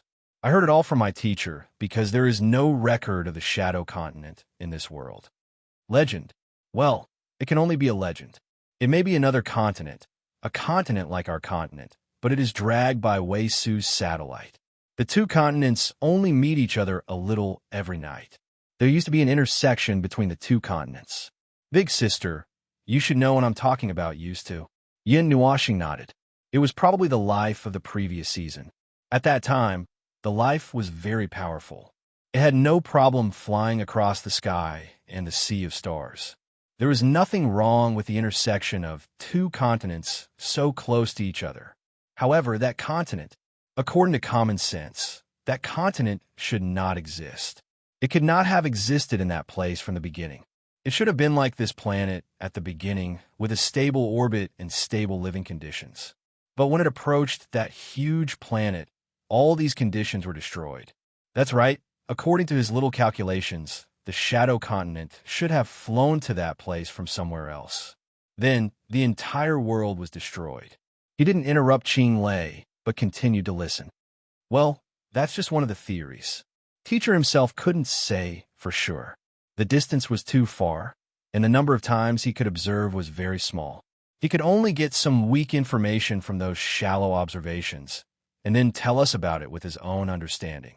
Teacher also said that it might be the continent they created when they migrated there last season, because there was a disaster on the continent where we are now, which was enough to cause the extinction of life in that season. They knew about it and had enough strength, so they moved away to the broken Shadow Continent. Then, they didn't know what happened after that. Personally, I'm more inclined to this theory, but it's the same. There's no evidence, and there's no way to prove it. It's just empty talk. Yin Nuashing stretched out his finger and twirled a strand of his long hair. This theory was reasonable, and it could also be said the other way around. For example, the Shadow Continent was once stable, and had stable conditions. One day, there was a sudden disaster, and the whole continent collided with the satellite, and the life on it moved to this place. He felt that this theory was also feasible. Anyway, there was no way to prove it. Oh, the things that mortals could not prove, he had plenty of ways to prove it. Teacher also said that there was a more powerful race there.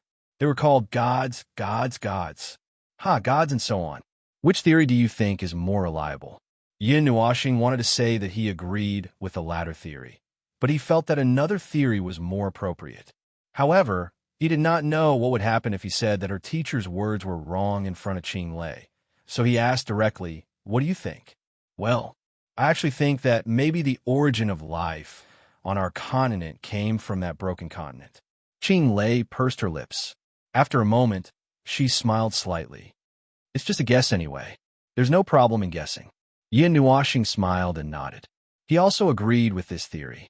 He did not expect to bump into it. All in all, it must be a continent that once or still has life. However, we have no way to investigate all of this. I'm an explorer. I believe in the evidence that I can touch and come into contact with. I'm not like a scholar who just talks about everything. Of course, I have to do my best to prove the hypothesis that I put forward. Qing Lei puffed out her chest and said strongly, "Ahem, you said the same thing last time. There's still the second half of the sentence. Don't you want to say it to Miss Xing?" There was a light cough behind them. Yin Nuoxing, Qing Lei, and a certain little angel all turned their heads and saw the big guy walking up the stairs that were too small for his size. He then greeted the former. "Good morning, Miss Xing. Hey, big guy. Don't ruin my show. I was just about to say it." Qing Lei put her hands on her hips and bent over. Then she looked at Yin Nuoxing and said, "There's more to it. Well, it sounds uncomfortable. Big sister, you're an extraordinary. Do you want me to say it?" Yin Nuoxing smiled. "Just say it. Since you're an extraordinary, you won't be affected by a few words." Qing Lei nodded and said, "I'm very tough, but the power of mortals is right there. What can we do? Talking won't change anything. It's as if being tough will make the truth a little different. We are mortals. The strongest recorded extraordinary is also a mortal to the lives of the previous generation. If we go back to the river of history, what happened in the distant past? There must be a reason for the two continents. Was it to hide from something at that time? Was it for what purpose did they create it at that time? They, in the last season, possessed great power and could do anything they wished. Now, that has disappeared, and only a little bit of dilapidated walls stubbornly narrates information that has been distorted by others. I hope that one day I can find something inconceivable, something that no scholar can explain. Something like ancient traces, ancient ruins, miracles.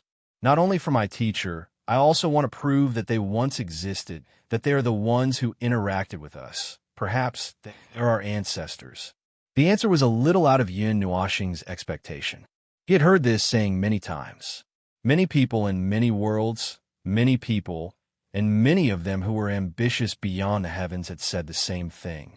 They believed that human power was enough to break the sky, that human power was enough to shape everything. Even in the realm of the gods were transformed from humans. The only difference was that the latter had such conditions and power. Only this world, unfortunately, they did not have the power to change the world. That kind of thinking could only be a thought. The lives of the previous generation, at most, could only cross the galaxy. They should not be able to understand the void, and could not cross the sea of despair in the void. What a stubborn statement. You seem to want to prove something. You're a little obsessed. It said softly. Qing Lei stuck out her tongue and said, "We can't leave everything to imagination. We have to prove it. Empty guesses are not enough. The things that the ancestors could not do, the things that they could not touch, should not be left to the future generations. Why not use this as a starting point and do an adventure that no one dares to imagine? Don't you think so, big sister?" Yin Nuoxing smiled and said, "What a stubborn statement. But I like it, so go and prove it. Your first stop is, of course, it's the snow-capped mountains. But big sister, you haven't answered me yet. What do you think of those? Do you think that those were created by the previous generation of life? Or do you think that it's their birthplace? Or do you think that it's the so-called residence of the gods, as my teacher said?" Yin Nuoxing did not expect her to change the topic back. At this moment, she asked him again. He could not help but raise his head and look at the sky. He smiled and said, "Who knows? I don't know what I think either." You're so cunning. You actually managed to escape." Qing Lei pretended to be angry and waved her little fist at him. "But if I have to say, I think that it's a..." He pondered for a while and said, "Even if there was life there, it's a life that existed for a special purpose. To be honest with you, I think that it's related to some so-called god. It's not a random fantasy. It's not a figment of my imagination. It's something that I think after thinking about it for a while. Moreover, that could also be the place where they originated from in the previous generation. As for why, how could he not think about it when a certain little angel said those words yesterday? The power of God's destruction. Everything related to the word God would become complicated. Only God knew what the final answer would be. A combination of two answers. You're really big, sister." Qing Lei grinned and said, "All right, the morning chatting time is over. We've also finished taking a breath. It's about time to prepare and set off." "Yes, just say what you want. We've already prepared." Chapter 12:23. Half a day passed peacefully. Yin Nuoxing and a certain little angel wandered around the third floor, watching the big guy and the others make their final preparations. They were busy preparing the final matters. Even Qing Lei put away her lazy state and was commanding everyone, saying some professional terms. Anyway, Yin Nuoxing and the others couldn't really understand it, so they could only understand it. After Yin Nuoxing, who knew how many times she yawned, it was already close to noon. The group rested a little and ate a lunch that wasn't very full but didn't affect their spirits. The group then set off in high spirits. Yin Nuoxing noticed that not everyone followed. Many of the big guys' underlings followed them out of the 3-story building and then watched them get on a carriage. Some of them got on another carriage, and the remaining half disbanded on the spot and didn't return to the building. The carriage was hired by Qing Lei and the others. There were many people going to the snow-capped mountains from Juguang City, and many people were willing to do such a simple business of transporting passengers and transportation. They were sitting in a very exquisite black carriage with gold inlaid on the edges. In front of the carriage, there were 2 creatures that looked like horses but weren't horses. Anyway, Yin Nuoxing and the others didn't know her. The carriage they were in was dragging a pile of luggage. 10 meters behind them was another carriage with the big guy's underlings. There were only 10 people in the 2 carriages, which was even fewer than she expected. Going to the snow-capped mountains has a high physical requirement. Not all of those little brats can follow us. Even among the 6 who are following us, only 3 can follow us to the hinterland. The remaining 3 may rest halfway and stay behind to support us. Yin Nuoxing nodded to show that she understood. For ordinary people, the frozen land that couldn't see the sun and moon all year round was indeed not a place that could be casually entered. If they didn't want to lose their lives, it was best to act according to their ability. After the vigorous departure, Qing Lei didn't let the coachman go to the snow-capped mountains at the beginning. She checked some of the shops next to the explorers' headquarters and bought some commonly used things, tools, and medicine. Finally, she followed the crowd that emerged from Juguang City and left this bustling place together. They really followed the crowd. Hundreds and thousands of carriages were squeezed on the wide road. The carriage that Yin Nuoxing and the others took was not particularly eye-catching in this torrent. The other carriages were big and wide, and the luggage they were dragging was as if they were moving. An entire team of dozens of carriages looked unusually lively and luxurious. On the other hand, their group of people only had 2 carriages and looked like they were playing. Yin Nuoxing finally understood what the big guy meant by other people's expedition team yesterday. Oh, he was now embarrassed and turned his head away. Ahem, don't mind the number of people. Under Yin Nuoxing's strange gaze, the big guy braced himself and said, "We are elites." Yes, elites. Although we are small, we have all the essentials. This time, with Master Oro leading the way, we will definitely be able to enter the heart of the snow-capped mountains smoothly. Master Oro is one of the top 3 curse masters. If even he can't do anything, then it will be difficult for anyone to enter the heart of the snow-capped mountains. Moreover, these 2 days are a rare, stable period. We have to take advantage of these 2 days. Hearing the conversation outside, the big guy's expression became blank again. This time, he was completely speechless and could only laugh foolishly and dryly. Yin Nuoxing rolled his eyes and turned his head away. It seemed that these 2 days were indeed a good time to explore the snow-capped mountain range. There must be a reason why so many people chose to squeeze in at the same time on this day. As for the so-called stable period, it was because the wind and snow would be weaker, or because of some other reason, he did not care too much. He really did not believe that this small snow mountain could stop him. Qing Lei sat in the front and skillfully pointed out the road for the driver. It seemed that not everyone had entered the snow-capped mountains from the same direction. Not long after they left the city, he heard about 6 or 7 landing points. Some of them even went around to the other side of the snow-capped mountains. They seemed to be part of a group that had started from the back of the mountain. Yin Nuoxing poked his head out of the window in boredom.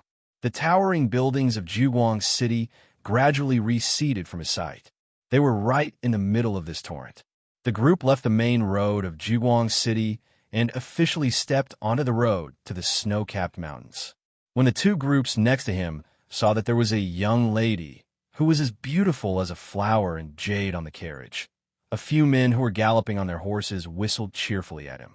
He couldn't help but want to freeze these people into ice shards, so he angrily put down the curtain.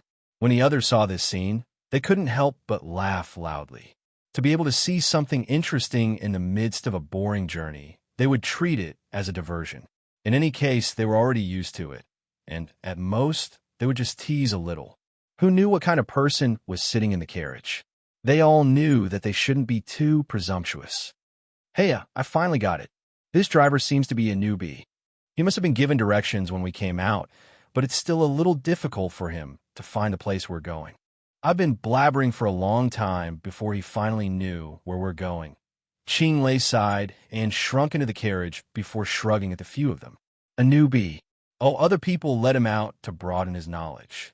It's not uncommon, but I didn't expect that we would coincidentally bump into him. The big guy expressed a little surprise and nodded. Are you sure you've explained the destination clearly? We're going to go up from the other side of the snow-capped mountains, not this side or the side. Oh, don't worry. There won't be a problem. Seeing her solemn expression, Yin Nuoxing and the big guy shuddered. They looked at each other tacitly and felt that there might be some unexpected problems on this journey. When the little angel got on the carriage, she fell asleep with the sound of the wheels rubbing against the ground and the sound of the luggage behind her. A pair of 5 to 6 meters wide, stretched wings shrank in the small carriage. They dragged on the ground and even bent. If Ming's real angel was here, she might have been in so much pain that her eyes would be filled with tears. However, since this was an illusion, she did not seem to be able to feel pain. Except for the last time when her wings were caught by the door, she did not have much of a reaction.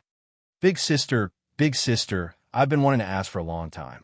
Ching Lei curiously reached out and touched the pair of white wings. She could not help but ask, are these the wings of some beasts? Do humans grow wings? Is this the special life of the previous generation? Can this fly? If you don't know, then we don't know either.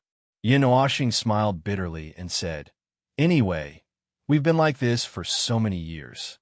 We're used to it. If it's flying, it can indeed fly. In a normal environment, it can fly very fast. When it's sunny and windy, I'll take it out for a walk and let it fly in the sky. At the same time, it also takes me to fly a few times. Ching Lei was enlightened and envious. No wonder Big Sister doesn't feel strange about flying at all. You can say it so frankly. It turns out that Big Sister has flown many times. Yin Nuoxing smiled and did not respond. That was nonsense. When they flew, they disappeared as soon as they flew. They didn't even know if they flew into the starry sky or the void. Moreover, he was obviously talking nonsense just now. After following the carriage group on the main road for a while, Yin Nuoxing, who was pretending to be asleep, slightly narrowed his eyes and sniffed. He smelled the cold air from the ice that hadn't melted for 10,000 years. He lifted the curtain and saw the appearance of the snowy mountain. They were much closer. The sky was covered with the same dark clouds all year round. The cold air seemed to be spreading from the clouds. There seemed to be fewer people around, he said casually. The few people who teased him were no longer there. We just passed an intersection. Those people planned to climb the snowy mountain from the side. The rest of the people who are still on this main road either plan to climb the mountain from the front or start from the back like us. Ching Lei stretched and said. Yin Nuoxing silently calculated the time. About 4 hours had passed. The afternoon was almost over, but they still hadn't reached the starting point.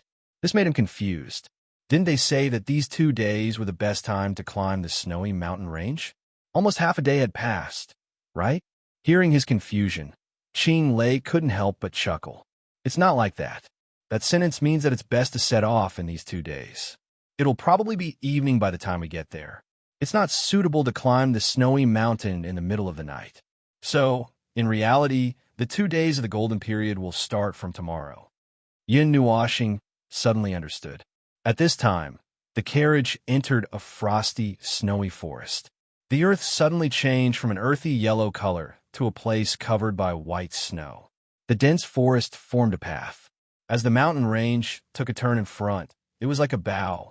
On both sides of the path were towering ancient trees covered in white and strange tree species with icicles hanging on their branches.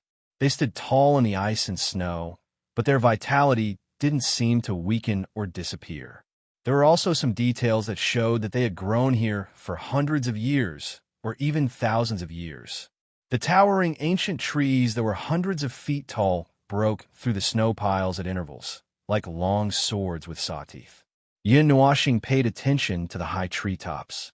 Only then did he notice that the sky at this moment was shrouded in thick, dark clouds. It was more like evening ahead of time. Only the purple-green sunset was left to prove it. It seemed that there wasn't much that was beyond his imagination. This wasn't an ice field like the North Ice World or the South Ice World, but a snowy mountain in a continent. The terrain was higher and more dangerous. That was it. There was nothing else. It was so ordinary that he suspected that he had come to the wrong place. But according to the direction of the throbbing that day, they should be getting closer and closer. If he wasn't wrong, they should be in this snowy mountain. As for whether it was the periphery or the hinterland, he didn't know. That throbbing didn't come again, and he couldn't locate it a second time. Very quickly, a fork in the road appeared in his line of sight. This large group of horse carriages tacitly changed their paths.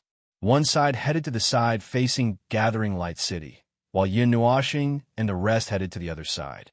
During this period, Qing Lei stuck her head out and focused on something. Yin Nuoxing estimated how much longer it would take before he could get down to stretch his stiff body. They had just entered the fork in the road for less than 10 minutes. There were less than 10 other groups that were walking in front, while his group was at the back. In this world of ice and snow, the creature that looked like a horse but didn't look exactly like one could still run stably, but its speed gradually slowed down. "Stop! We'll get down here." After a few minutes, Qing Lei suddenly shouted, startling the young man who was driving the carriage. Yin Nuoxing hurriedly dispelled his sleepiness. He took a deep breath of the cold air and blew on the face of the little angel, causing it to wake up in a daze. The young man who was driving the carriage didn't ask much. Before he came out, he had been warned by his seniors not to ask about things that he shouldn't ask about. After sending the person to the place, he should quickly come back and don't stay. He had heard these words repeatedly dozens of times. Of course, he knew what to do. In less than 2 minutes after the luggage was unloaded, the young man said goodbye to Qing Lei and turned his horse around. He hurriedly rushed back in the direction they came from. He was far less calm than those seniors, and he didn't want to stay here for even a minute. After watching the 2 carriages disappear from his sight, the big guy finally came back to his senses. "We haven't arrived at the place we booked. Why did they suddenly come down?" Qing Lei was paying attention to the movements around her with rapt attention. An experienced aura emanated from her body, just like a legendary explorer who had far more intuition than ordinary people. At this moment, she suddenly felt something. It seems that the stable period has begun. The big guy's eyes widened. Yin Nuoxing raised his eyebrows and concentrated on sensing the surroundings. His spirit had spread to the extent that it could cover the entire snowy mountain. Even the slightest movement of the wind and grass would be transmitted into his mind. He also saw that the dozens of carriages were galloping towards their destination. No one had suddenly stopped like them. Moreover, it was unusually calm. There was no breath of life. Even when Qing Lei and the others were standing in front of him, he couldn't feel any breath of life. This time, he sensed more carefully. The breath of life emitted from their bodies suddenly disappeared less than an inch away from their bodies. The breath of life disappeared completely, as if no one had ever been here. He looked very carefully.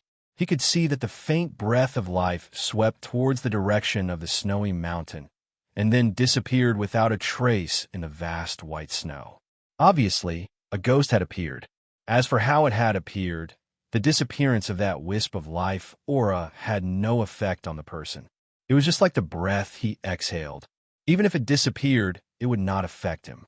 That wisp of life aura had only left behind evidence of who had been here before. Now, it was as if something was actively destroying this evidence. And he didn't know whether it was an illusion or not, but he kept feeling that the space was shaking. It was the kind of shaking that made him dizzy. His mind was a little out of control, and he was a little in a trance. He looked at Qing Lei and the big guy. The two of them didn't seem to have the same phenomenon as him. He didn't know how the others were doing. He didn't know if they were the only ones who were in this situation. A weak spiritual restriction and spirit restriction. It's specially used to restrain the spirit.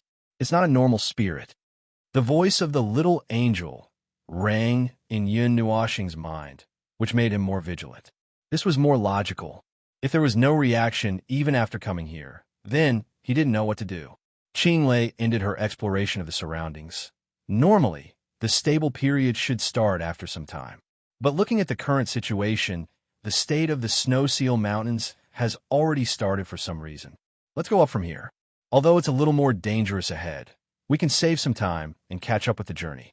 After all, we only have 2 days. This time, we have to go to the hinterland of the snow-sealed mountains no matter what. Yin Nuoxing and the big guy looked at each other silently. They both saw a ray of light in each other's eyes, which meant, you see, something really happened. The big guy shrugged. Both of them were very experienced. Qinglei wasn't the only one who saw the state of the snowy mountain. He thought for a while and felt that it was better, so he didn't say anything against it. But when he saw Yin Nuoxing looking around curiously, he couldn't help but say, originally, if we came down from the normal place, that place would be slightly safer.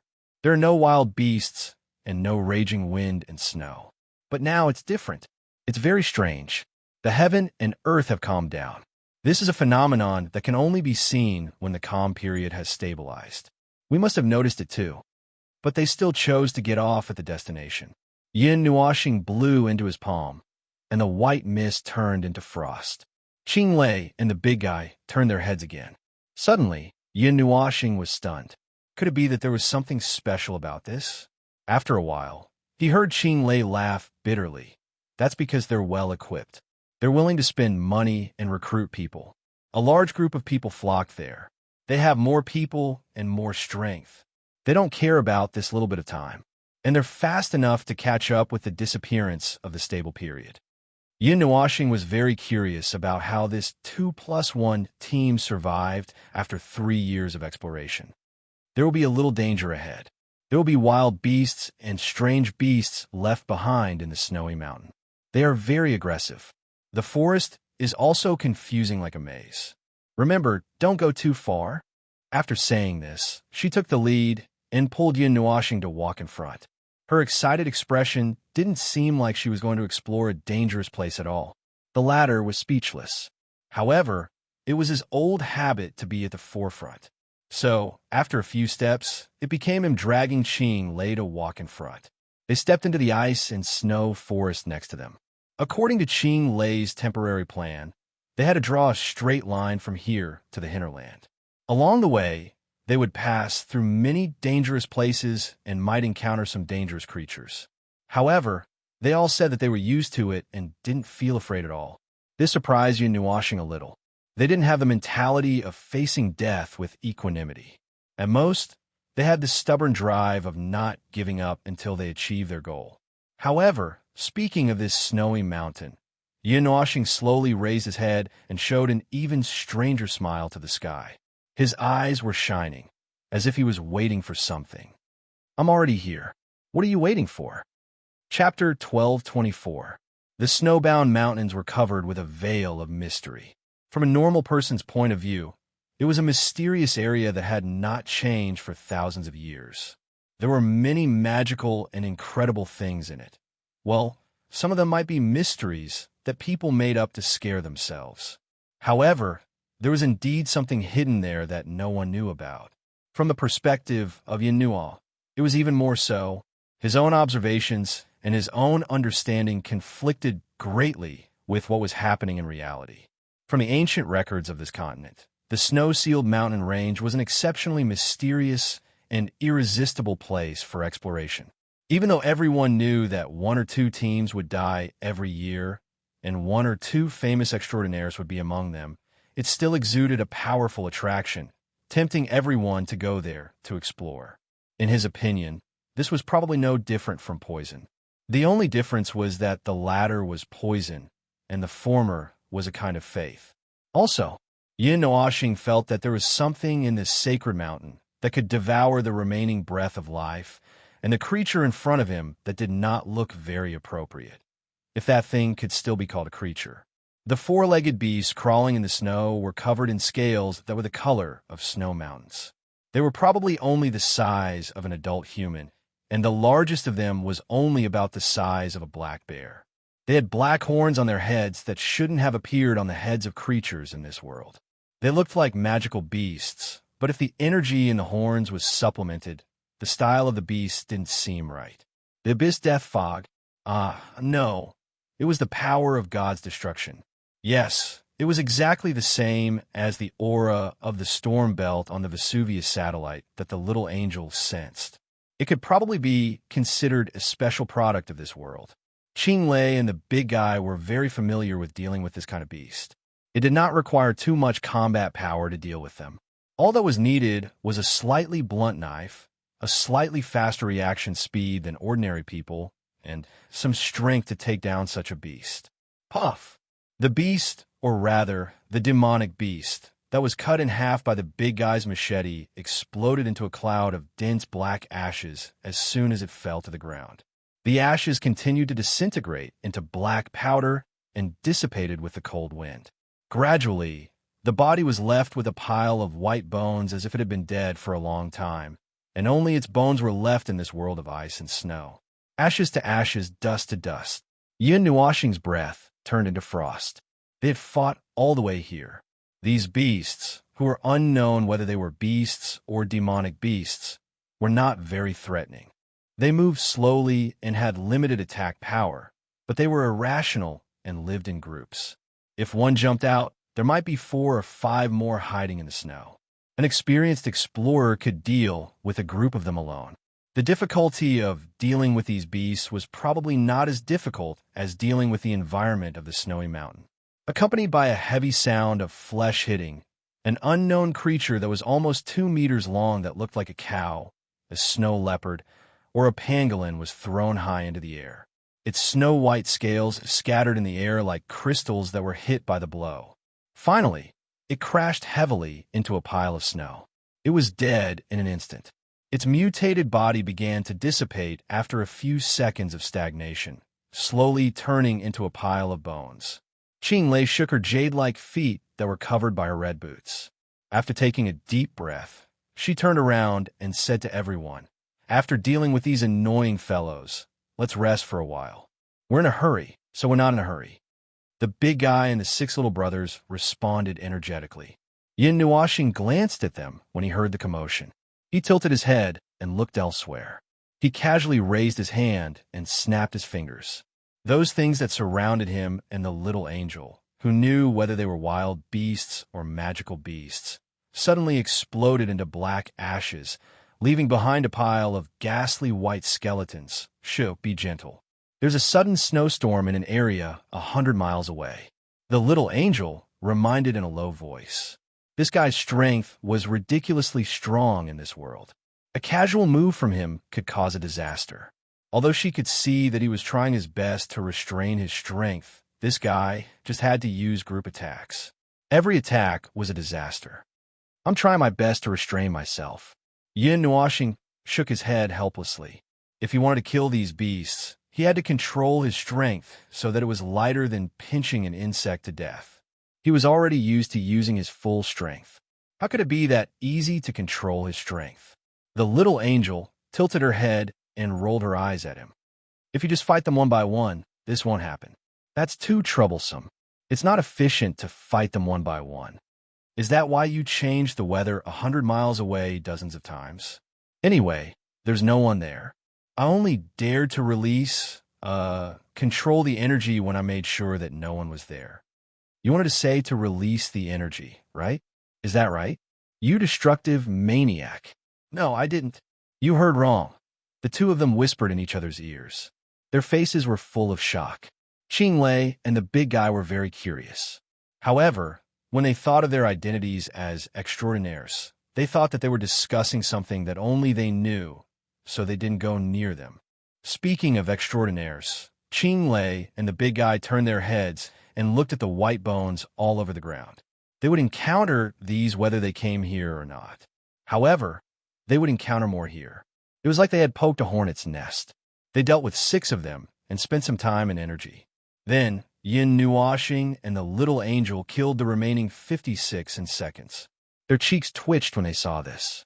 They couldn't help but say in their hearts, "Monsters!"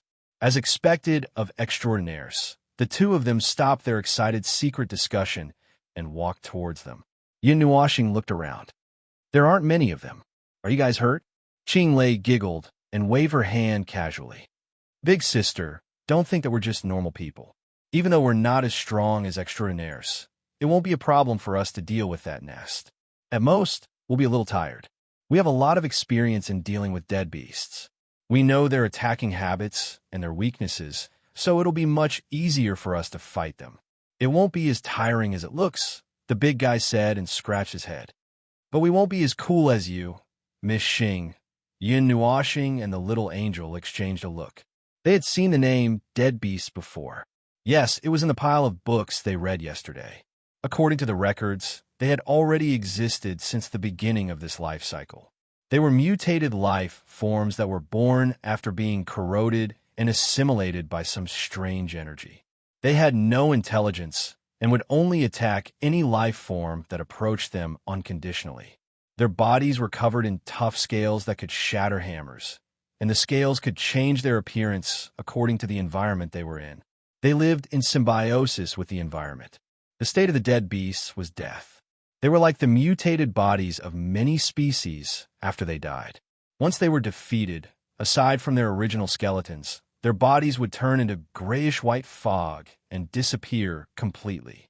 Legend had it that they came from outer space and left some kind of energy on the continent. As they mutated, they became the familiar dead beasts.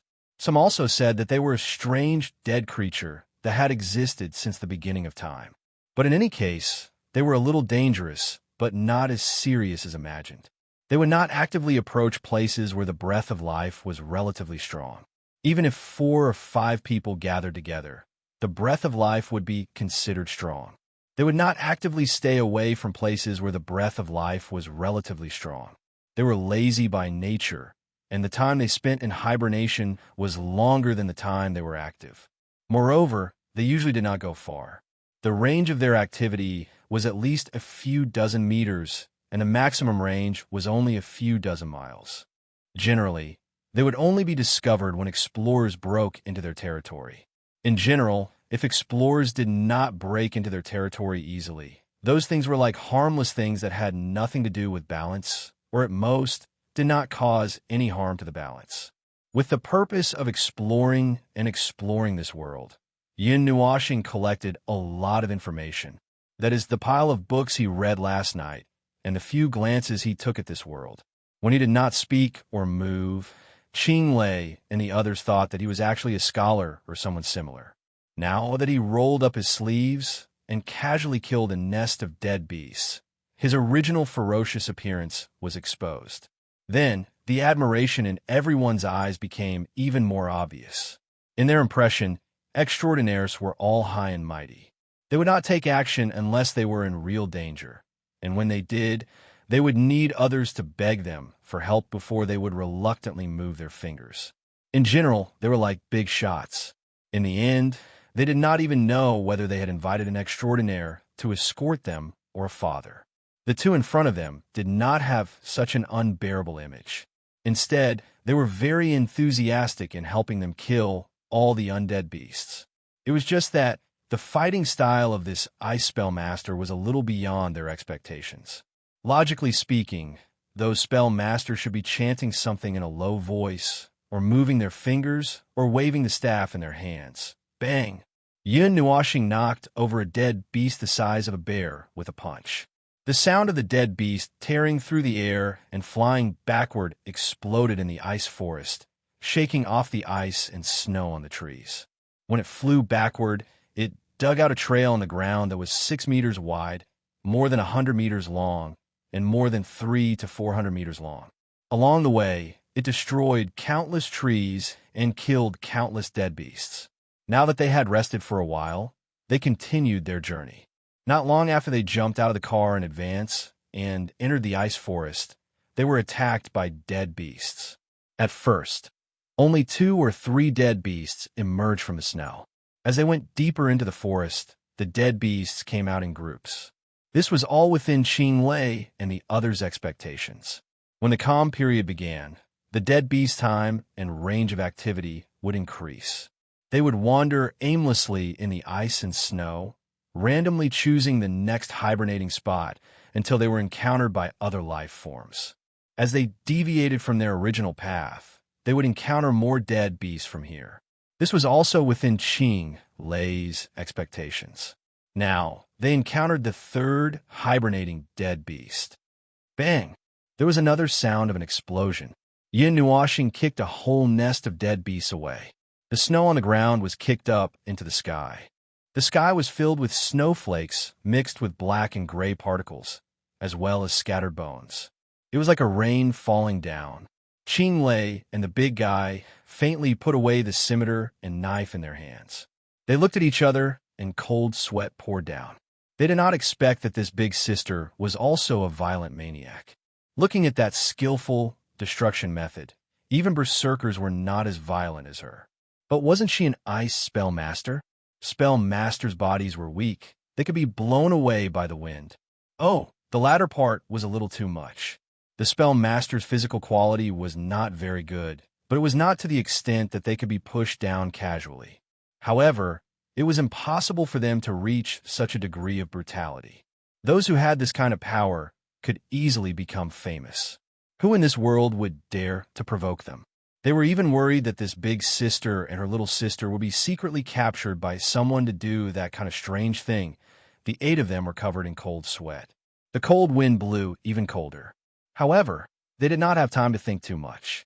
Yin Nuoxing patted her hands and clothes and walked back. They are not very strong. I thought the dead beasts in the Snow Seal mountain range would be strong. In the end, are the dead beasts everywhere the same? They are as brittle as paper. The little angel rolled her eyes. This guy was bragging again, bragging to increase his sense of existence and to prevent others from suspecting whether he was actually a person from this world or not. The problem was that this was a place where they could not even jump out of their own world. Only those who had nothing better to do would think that the person in front of them was from another world. The corner of the big guy's eyes twitched. Cough. Dead beasts. Although they can change their appearance according to the terrain, their defensive power is the same. I guess they have never been beaten to death by someone so violently. The corner of Qing Lei's eyes suddenly twitched. Dead beasts were used to hoe the ground until their bones were turned into ashes. Dead beasts were used as blunt weapons and were swung into big windmills. Moreover, the one in front of her had punches and kicks that were 100 meters long and 10 meters wide. She almost suspected that she had seen some kind of unknown humanoid monster. The ancient information on this big sister's body was to increase strength, right? Hey, it's just strengthening spells and strengthening physical skills. It's nothing. Yin Nuoxing laughed to fool around. He turned around and rolled his eyes at a certain little angel. If it wasn't for her always complaining that he would disturb the local weather every time he used his energy. For the sake of world peace. For the sake of maintaining the local weather, he could only rush up and smash like this. The power of divine destruction. The weak aura on these dead beasts was undoubtedly the same as the one on the satellite, which was also the power of divine destruction. When he first found out, he treated them as a big enemy and was ready to use 1/10 of his energy. Then he saw the big guy slashing them into dust. He was stunned for a second. After that, he realized that even if these dead beasts really did have the so-called power of divine destruction, they were still weak and pitifully weak. Mortals could easily kill them. Compared to the other 2 powers of divine destruction, the abyssal death mist and the nirvana element, this third power was just a little brother. It was simply not giving them any face. Don't worry about her. Just treat her like a lunatic. He also rolled his eyes and then looked at Qing Lei and the others. Are we going in the right direction now? We saw so many nests of dead beasts. We just suddenly jumped down from somewhere else. Won't we get lost? Qing Lei shook her head. She took out a map from the big guy's backpack and spread it out. The path of the entire snow-capped mountain range was carved on it. As for the center of the mountain, it was still blank. There were also many obvious markings, but they all started from the other side of the mountain. If there was no accident, that should be their initial destination. Now, they were starting from a brand new place. She drew a line towards the center and drew a mark of a scimitar at the place where they encountered the dead beasts. Yin Nuashing noticed that there were a lot of scimitars on the map, which were obviously the places where they encountered the dead beasts. She raised her head and looked around. She took the map and walked around in a circle, as if she was comparing and confirming something.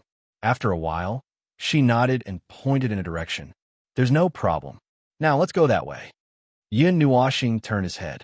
It happened to be the spacious passage that he smashed out with his fist. He was sure that even if there was something in that place, there would be nothing left of it now. The path that we are taking is actually a shortcut. Qing Lei pulled Yin Nuashing forward. As they walked, she said, in theory, there are a lot of dead beasts on this path. It takes a lot of physical strength to deal with the dead beasts. So, in the end, it's not as simple as the spot that we decided at the beginning. There's no other way today. It takes 2 hours to get from the place where we got off the carriage to the place where we planned to go, and she raised her head and looked at the sky in the distance. It was a lot darker now. The purplish-green light dyed the sky in the distance. This was the scene that Yin Nuashing saw. Qing Lei and the others couldn't see the sky in the distance. It was covered by dark clouds, but they could tell that the sky was obviously much darker. It was almost night now. If we go there, we won't have the time to climb the mountain. If we climb the mountain now, we can still walk a distance. The calm period will last for 2 days until the day after tomorrow. Before that time comes, we must go to the hinterland and turn back from there. Time was very tight. It would take a lot of time just to go there. They also had to retreat from there before the calm period ended. Just listening to it made the difficulty increase by a lot. Yin Nuashing's eyes turned and said, "What do you usually do when it's not the calm period? As far as I know, you should be staying in the snow mountain during that time. Go around the hinterland in circles to see if there are any loopholes or explore this snow-covered mountain range." The big guy shrugged. This place was very big, and the difficulty of exploration was not low. The exploration progress was slow. Even if there were 100 elite teams, it would take more than 1,000 years without sleep and rest to fully explore this place.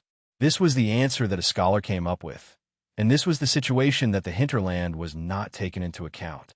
Under Qing Lei's guidance, the group encountered a few more dead beasts that did not pose any threat to the team. They successfully walked to the edge of the outer area. At this moment, they were standing on a huge rock that protruded from the ridge. They looked at the hazy scene in the distance and could not see clearly, as well as a few peaks in the distance. Over there was the hinterland, and there was still a distance of 100 miles away. However, they only had time left for tomorrow's journey. Including entering and exiting, they would have to use half a day's time to walk in. In the remaining time, they could choose to walk around the hinterland for a few hours to take a look. Then, they would have to quickly retreat early in the morning on the last day. Otherwise, they would be completely surrounded by the ice storm in the hinterland. They could only force themselves to endure until the next calm period to successfully come out. Of course, that was under perfect circumstances. Qing Lei also felt very hopeless about the sudden advance of the calm period this time. At most, she hoped that she could stand at the edge of the hinterland of the snow mountain and take a look. Then, she would count the time of the calm period and wait for it to end before rushing out. That's all we can do for today. The big guy sighed. Looking at the sky, where they could not continue walking, he shook his head helplessly. He put down his backpack and took out the tent and portable spell lamp. The light of the lamp could not be seen beyond 10 meters away. It was impossible to use it to travel in the dark. Yin Nuashing pulled his collar and stood on a higher rock at the side. He allowed a long breath of white air. He quite liked to see the white air fluttering in the air. The wind is blowing.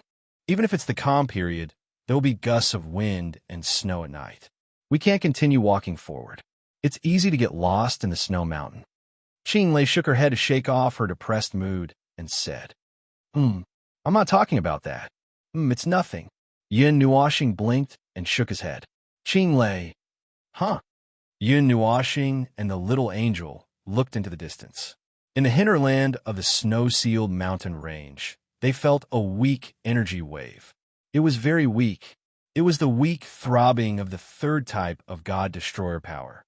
There was indeed something in the snow mountain. Chapter 12:25. The power of God's destruction on the surface did not look very good. Its aura was very difficult to identify. If it were not for that sheen something, Yin-Nuo planet would never have known that the element of destruction had another name. At the same time, they would also know that the abyssal death fog that filled the entire void was also something like that.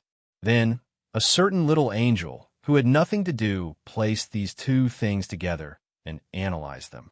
He found that they were indeed partially similar, but it was very difficult to identify them. It was like looking at two completely different buildings on the outside, but when he walked in, he found that the layout was 70% similar. It was the same for this new little brother. But when the three things were put together, something amazing happened. The new divine annihilation power was 70% similar to the abyssal death shroud and 70% related to the element of annihilation. 40% of it was similar to the element of annihilation and the abyssal death shroud, while the remaining three were different from each other. As the abyssal death shroud was notorious throughout the void and could be seen anywhere, it was not difficult to find something similar to it. Yin-Nuo just did not pay much attention to it. The little angel itself was inextricably linked to the abyssal death shroud. It was not difficult for it to find something that was related to it and had a similar feeling. Yin-Nuo tightened his collar to block the cold wind that blew into his clothes. When it saw this, it extended its wings and wrapped him up. Its golden eyes stared unblinkingly at the depths of the snowy mountain. Can you see it? There, that presence, the third type of divine annihilation power, right? Yin-Nuo nodded gently and sighed. It seems that there is a first explanation for the throbbing that day. A brief resonance of the three types of divine annihilation power. He was silent for a moment and nodded. Perhaps that was the case. At least it was a guess. As to whether it was true or not, he would have to go there and verify it. Anyway, it was not the first time his senses had problems. In this place, it seemed that he could not trust his own senses. If he wanted to find out something, he had to go back to the most primitive way and see the truth with his eyes. Those dead beasts are also a mysterious species that has been tainted by the power of annihilation, but they seem to be pitifully weak. All the divine annihilation power that we have seen so far is extremely destructive, but this one seems to be a little too docile. Docile? Yin-Nuo smiled bitterly and shook her head. She reached out and stroked her white wings out of habit. It's not just docile, it could be described as weak. I just checked and found that 90% of the power in those dead beasts is the power of divine destruction. However, an ordinary person without any power, a mortal, can easily crush them to death. Didn't they say that the power of divine destruction is a special power of the divine level? I think that statement can be overturned now. The little angel curled her lips. You've only seen the first side. It doesn't mean anything. What if it is sleeping? What if he didn't release any destructive power? If your element of annihilation does not release that destructive power that can tear the balance apart, isn't it just a normal black fog? Yin-Nuo tilted her head and replied with a drawl. But even if the element of annihilation does not have any destructive power in front of you, you can still feel the presence that can shake the balance and the rules. The abyssal death mist is the same. It leaves a trail of black smoke wherever it goes, afraid that something can't see it. Just by existing there and doing nothing, it can make the entire world of order feel heavy. That presence that can disturb the balance of order is a natural existence. Yin-Nuo paused for a moment. Anyway, I think that this newly discovered power of divine destruction is naturally weak. Moreover, it just happens to be similar to the other two types of energy. Maybe it's just a coincidence? All right, I know it's not nice to say this, but I can't explain it. That's all I can think of. She rolled her eyes. It's all possible. But let's not talk about this for now. It's useless to speculate so much. While the two of them were muttering, Qing-Lei and the big guy had already set up the tent. The light cold wind was blowing and the gray-green tent kept swaying. Qing-Lei breathed a sigh of relief. She waved her hand and shouted, "Big sister, what are you two whispering about over there? It's already set up here. See if one tent is enough for the two of you." Yin Nuashing and the little angel were stunned. The former could not help but say, You set up our tent? Actually, we don't need it. Gods, ahem, extraordinaires are very energetic. They don't need to rest much. We'll just set up the ice barrier outside and keep watch. You can use it yourselves." "No." Qinglei shook her head in a huff. She ran over and pulled Yin Nuashing and the little angel away without any explanation. "We have made arrangements for the night watch. Big sister, you can rest assured." But Yin Nuashing had just said 2 words when she was slapped and fell into the tent with the little angel. The two of them got up and looked at each other. They saw the confusion in each other's eyes. However, the interior of the tent was quite soft. There was a warm current flowing from the bottom layer that seemed to be made of fur. It was soft. The interior of the tent was not as cold as the outside. It inexplicably reminded him of that cloud. Hiding between 2 clouds, some of the heat of the scorching sun was filtered by the cloud, and the warm light was transmitted to the lower layer. When the warm light shone on his body, he felt lazy just thinking about it. Unknowingly, he felt sleepy. He felt a little sleepy. Snore, it was speechless. "Wow, you fell asleep as soon as you came in. How tired are you?" The little angel let out a surprised exclamation. It shook its head helplessly and crawled to the other corner of the tent. It lay down and curled up into a ball. This environment was indeed comfortable. It even felt like it was back in its nest, that slow and lazy nest. Outside the tent, Qinglei opened the tent to a gap that was only enough for one eye to see. Seeing that the two of them fell asleep immediately, she gave the big guy a thumbs up. She shouted excitedly and suppressed her voice, "It's done, it's done." Big sister and the others fell asleep. That's right. The big guy also gave her a thumbs up. The fur engraved with a warm spell. The profiteer said that it can remind people of the most comfortable time. It seems that he was right. "Oh, good stuff," Qinglei exclaimed. "How many did you buy?" "Just one. That thing is limited. It cost a lot of money. I originally planned to exchange it for 2, but I only got 1. I even paid for it." The big guy screamed as he spoke. Qinglei couldn't help but slap her forehead. In the end, they didn't exchange it. Judging from the situation, they probably wouldn't bring it over. What were they going to do tonight? Look at the howling cold wind. They would probably freeze into popsicles tomorrow morning. Then, the two of them kept watch for the first half of the night. After changing shifts with their followers, they hid in their own tents for the second half of the night, shivering. Qinglei scolded the big guy 10 million times. If resentment could cause real harm to people, the big guy would probably be dead. This was the reason why Yin Nuashing saw the two of them with heavy dark circles the next morning. Early in the morning, he faced the sun that was blocked by heavy dark clouds and stretched. Then he saw 2 strange people with dark circles around their eyes coming out of the 2 tents next to him. He was so scared that he almost sprained his waist. "So, the 2 of us actually don't need those." Yin Nuashing shook his head, not knowing whether to laugh or cry.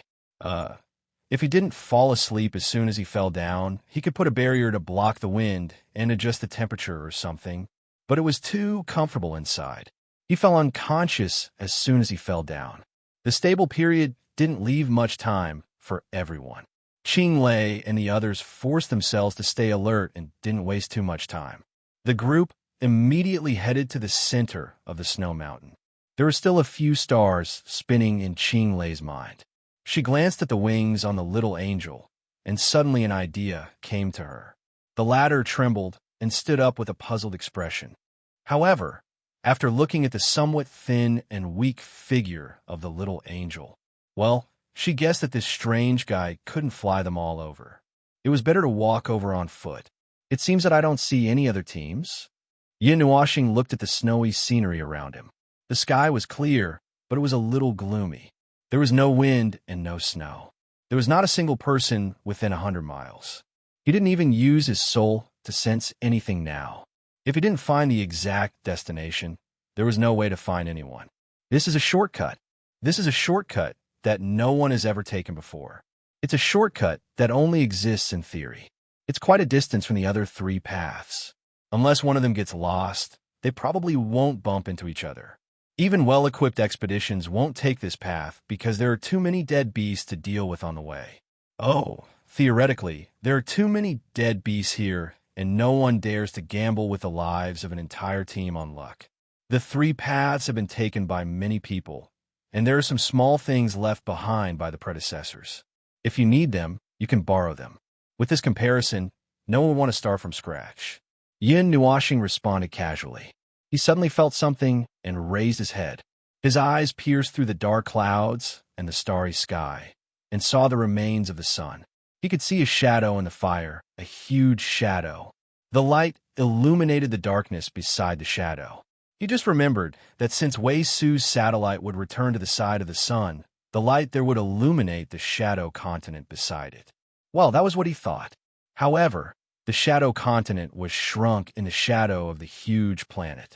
Although he could clearly see a huge cluster of debris beside the planet from this angle, there was still no way to see what exactly was there. I can't see anything. Yin Nuashing let out a long sigh of relief. He thought that he would be able to see something special in this snowy mountain. However, he was able to see that planet. The yellow and red storm belt in the starry sky emitted a light that made people feel uneasy. Creak. The sound of walking in the snow suddenly changed. It was like the sound of shoes touching hard stones, causing Yin Nuashing to stop his wandering thoughts. He subconsciously lowered his head, thinking that he would see some stones or something. What was half buried in the snow was a piece of brick. It was a grayish-blue brick, and it was quite recognizable with the surrounding snow. It exuded a bone-chilling cold air, which was even colder than the environment of ice and snow here.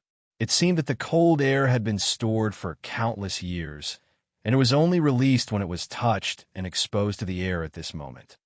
There seems to be something down there. The little angel heard the noise and came over to take a look. Then she called Qing Lei and the big guy, who were still in a daze. Come take a look. Yin Nuashing was even more straightforward. He directly squatted down and reached out to grab the brick. He gently pulled it twice and found that he couldn't move the brick. Just as he was about to pull it out by force, he saw that the edge of the brick was brushed away by his fingers, revealing a layer below. There was something down there that was connected to this brick. This is... Qing Lei was stunned when she saw the grayish-blue brick. She frowned and looked like she was thinking about something. She seemed to have some impression of it. He pressed his palm on the brick and released wisps of power from his divine soul. The wisps of power spread along the brick and spread down the snowy ground. Then, at a corner, they rushed in two directions. Then, as if they had encountered a fork in the road, his divine soul power quickly circled around the snowy ground. Before the scattered divine soul power could merge into one, the thing that he had drawn with his divine soul power had already appeared in his mind. Buried in the snow was a huge building complex, like a lost ancient city. The first thought that popped into his mind was, this was a city buried by an avalanche and built in the Holy Mountain. Could it be the legendary Holy City? Well, for the time being, he hadn't heard anything about the Holy City. In the end, what he had drawn was an ancient city swallowed by snow. There was no way to find the same style and decoration of the buildings on this continent. Under the snow, there was a large area equivalent to the size of Juguang City, with many broken buildings. The walls and towers had collapsed together. Even the tallest building couldn't penetrate the layer of snow. The magnificent palace walls were like independent plates that had broken away from the constraints of the temple and leaned against the snow. What filled the snow was a large pile of broken bricks and tiles. The side hall with a round top only had a round dome left, but the main body had disappeared. It was like the place where there used to be a pool of water, but now there was only crystal-clear snow and ice. Yin Nuashing felt that he had explored enough. He let the spreading power of the soul stay and cover every part of the ancient city, not letting go of a single brick or tile. He raised his head and smiled at Qing Lei and the others. You may not believe it, but I have made a big discovery here. Qing Lei, who was still thinking in a daze, couldn't wait any longer. She threw away those thoughts and rushed over at lightning speed. When she saw the blue-gray brick that Yin Nuoxing pressed with his hand, her excitement faded little by little. A brick? She thought for a long time, but could only say these two words. Some vague impressions had already appeared in her mind, but she couldn't grasp the most important information. Yin Nuoxing shook his head. The next scene may be very shocking. You all retreat behind me first. Qinglei only had time to exclaim.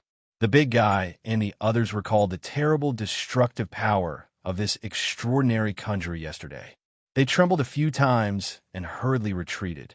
The little angel also pulled the big guy away. She probably knew what Yin Nuoxing wanted to do. Yin Nuoxing took a deep breath, and the soul power that contained divinity began to emit a weak light. The light with the breath of the gods made the snowflakes that existed in the natural world move. They seemed to have a life of their own, and they could not avoid the weak light. Then, Qinglei stared and saw that the endless snowfield in front of her suddenly caved in. No, it was not caved in, but the snow in the middle was retreating to both sides, as if they were avoiding some natural enemy. They retreated to both sides like two tsunamis, or the whole snowfield and sea of snow was split into two halves. Then, some huge objects gradually appeared in everyone's sight. Dilapidated fences and dilapidated walls. Ancient ruins recorded the lives that once existed. Qinglei seemed to have been enlightened, and her mind suddenly became extremely clear. She immediately threw the unbelievable scene in front of her aside and focused on the ruins that kept popping up. She didn't even care that the snow under her feet was slowly sinking. Some memories from a long time ago in her mind gradually collided with the remains of the buildings in front of her eyes and gradually merged. Then, some things were added, and she even recalled a familiar voice in her ears. She had seen these before, not now, not when she lived here. She had seen him draw it, more than once or twice. This is the Lost City? Chapter 1226. The distinctive ancient city was silently buried under the snow that was more than 100 meters deep. No one cared about it, and no one knew about it. The deepest part of the city was still covered in snow. According to Yin Nuoxing's senses, the deepest part of the city was probably 1,000 meters deep. It was a huge city, and it was not much smaller than the exaggerated version of the small cities in the realm of the gods. It was only 10 times smaller than the latter. It was purely because the cities in the realm of the gods were ridiculously huge. It was an exception. The style of the ancient lost city buried under the ice and snow was completely different from all the cities on this continent. It gave off an ancient feeling of the vicissitudes of time, as if the world had turned upside down. Everywhere, there were buildings destroyed by the thick ice and snow, buried alive by the ice and snow. According to the traces of the collapsed buildings, they should have been buried by an avalanche, a huge avalanche. Some of the buildings that were still intact had some special traces on the edges. Looking down at the entire building, one could feel that it was extraordinary. However, after all, it had been eroded by time for many years. The snow and ice could not completely preserve the wreckage here. When the snow and ice receded, some of the buildings were released from the ice, and the power that had been lost for countless years suddenly burst out. There were some small-scale collapses and decay in the city. Yin Nuoxing had tried her best to protect them, but she could not remove the power that had been accumulated over countless years. She could only let the parts of the buildings that had decayed and collapsed carefully to prevent them from affecting the buildings next to them. However, the entire city had been destroyed beyond recognition. It was a far cry from its former glory. Even if the life forms that had once lived here returned, it would be difficult to recognize it at first glance. Big guy, the lost city. It's the lost city that teacher talked about. Qinglei screamed excitedly. She grabbed the big guy's sleeve and shook him so hard that his huge body was shaking. It was not clear if she was shaking him with all her strength. The big guy laughed bitterly. His face was also filled with excitement. Even if he did not go to the heart of the snowy mountain, he had succeeded in obtaining a huge secret. It was not a wasted trip. The lost city is... Yin Nuoxing asked without looking back. He controlled the snow in front of him to spread out around every building in the broken ancient city. He had seen the lost city last night in a book left behind by Qing Lei's teacher. However, there was no detailed record. It only mentioned that there used to be a city on this continent, but it was gone. That was the original meaning of the sentence in the book. Perhaps the scholar had passed on more information to Qing Lei and the others orally. Qing Lei and the big guy recovered from their excitement. Although they calmed down a little, there was still some excitement in their eyes. Qing Lei blinked and said, "It's normal that you don't know about it. It probably only exists in my teacher's records. It's the only book." A city left behind by the life of the last quarter? It asked casually. It could feel the aura of time that this city carried. It was very ancient, and had experienced at least 6 digits of time. Well, it's hard to say. The big guy frowned. He was excited just a moment ago, but now he had to explain himself. He looked embarrassed. "Actually, I don't know very well. I'll make it short. The Lost City, well, it's a general name for this kind of ancient city. The only thing special about it is that it is built with grayish-blue building materials. It doesn't refer to this ancient city in particular. There used to be many such ancient cities in this world. Well, it refers to this era. During the ancient times of this quarter, it was a very popular research topic. People kept guessing and trying to find out where it came from." Qing Lei took over the topic. "Actually, there's nothing to find out. It's just something related to the last quarter. However, some people don't believe it. And at that time, it was a guy who had a lot of authority. He publicly denied that this thing came from an even older time. He only said that there was another group of life that existed earlier in this quarter." Yin Nuoxing raised his head. "And then? How did you determine what period the life of the last quarter came from?" "Time. I'll talk about that later." Qing Lei swayed her fiery red hair and continued. "Later, it was that guy who spoke so firmly, as if he was the one who was left behind in the previous season. He forcefully changed the news, but I don't know the details.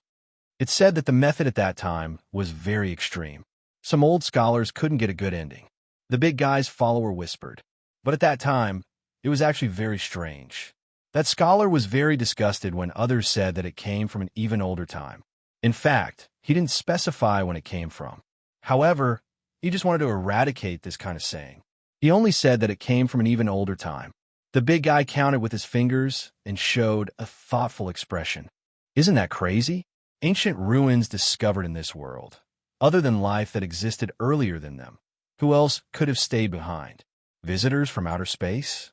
Yin Nuoxing and the little angel both shrunk their necks. Yin Nuoxing finally understood. "He can't say that it was a moment ago. He can't say that it was a moment ago. He can't say that it was a long time ago. He has to say that it was a few minutes ago or a few years ago. That guy must be oversensitive. Why did he try to hide it in a panic? There must be something fishy going on." Qing Lei and the big guy both smiled bitterly. The former said, "After that, there was a lot of trouble.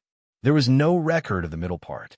The previous part was also what the teacher told us, that such unknown things had happened. They're all out of print records. After that, the analysis of the lost city it was a historical creation that couldn't be identified. It was estimated that it existed 90,000 years ago. However, the teacher speculated that the lost city that was discovered, after eliminating all interference factors, might have existed 210,000 years ago. It originated a little earlier than this quarter and existed in large quantities in the world.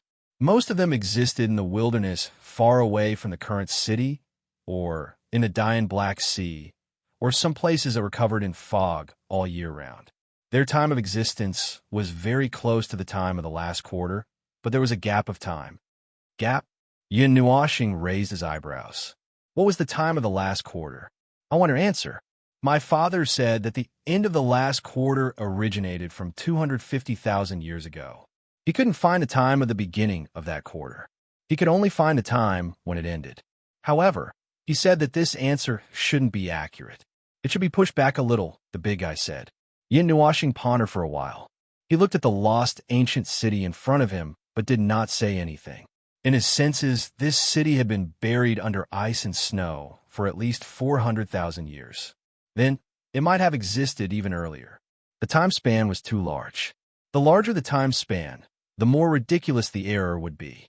His answer was the standard answer.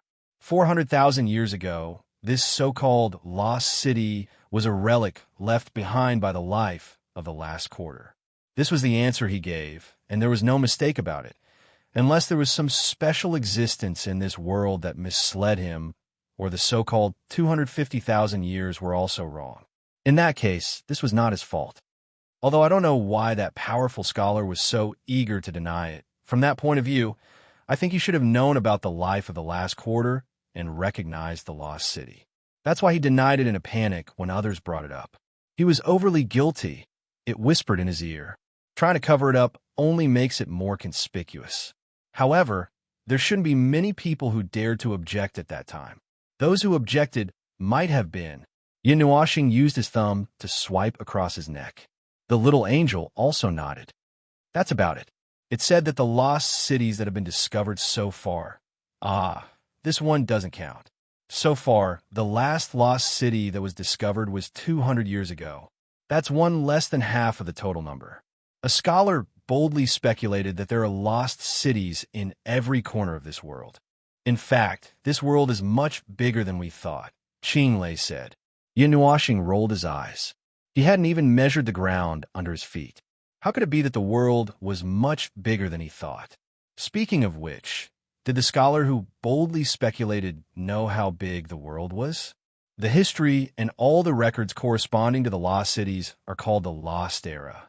The life that once existed is called the Lost Clan, and they can never be found. Just like how there are still vague remnants of information from the last quarter in this world, there are still people who have recorded ancient information. However, the origin of the Lost Era can't be found at all. It can't be categorized into any system. There are no rules, no beginning, and no records that can be understood. Sometimes, lost relics are found, but there is no way to decipher the words on them. The big man shrugged. Yin and the little angel were both stunned. There was information from the last quarter in this world that could be understood, but there was no information from the Lost Era that could be deciphered. How could this be explained? According to their interpretation, the Lost Era was the last quarter that disappeared. But now that they heard it, was there something they didn't know? Or were they really misled by something? In any case, that thing seems to have appeared out of thin air. It doesn't follow the pattern, and there is no successor. It's like a ghost. When you think it's an illusion, new relics will appear to make things difficult for you. Qinglei and the others had already recovered from the excitement and joy of their discovery. The two of them shrugged. Qinglei scratched her red hair and said, "Finding the lost ruins is a very stylish thing, especially for such a big city. Relatively speaking, it has been preserved in a more complete state than what we've found before." Yin looked up at the sky. So this was a topic that could be used to show off, right? Actually, you don't care what the hell it has to do with the last quarter, right? Because your teacher already said that it was right, so you didn't delve into it at all. Then why did he study it for so long? Qinglei scratched her hair for a long time and suddenly laughed heartily. Then she looked at Yin and asked, "Big sister, what do you think?" "I don't want to see it." Yin rolled her eyes and said, "Why do you care about these things? They're the last words left by the dead in the past.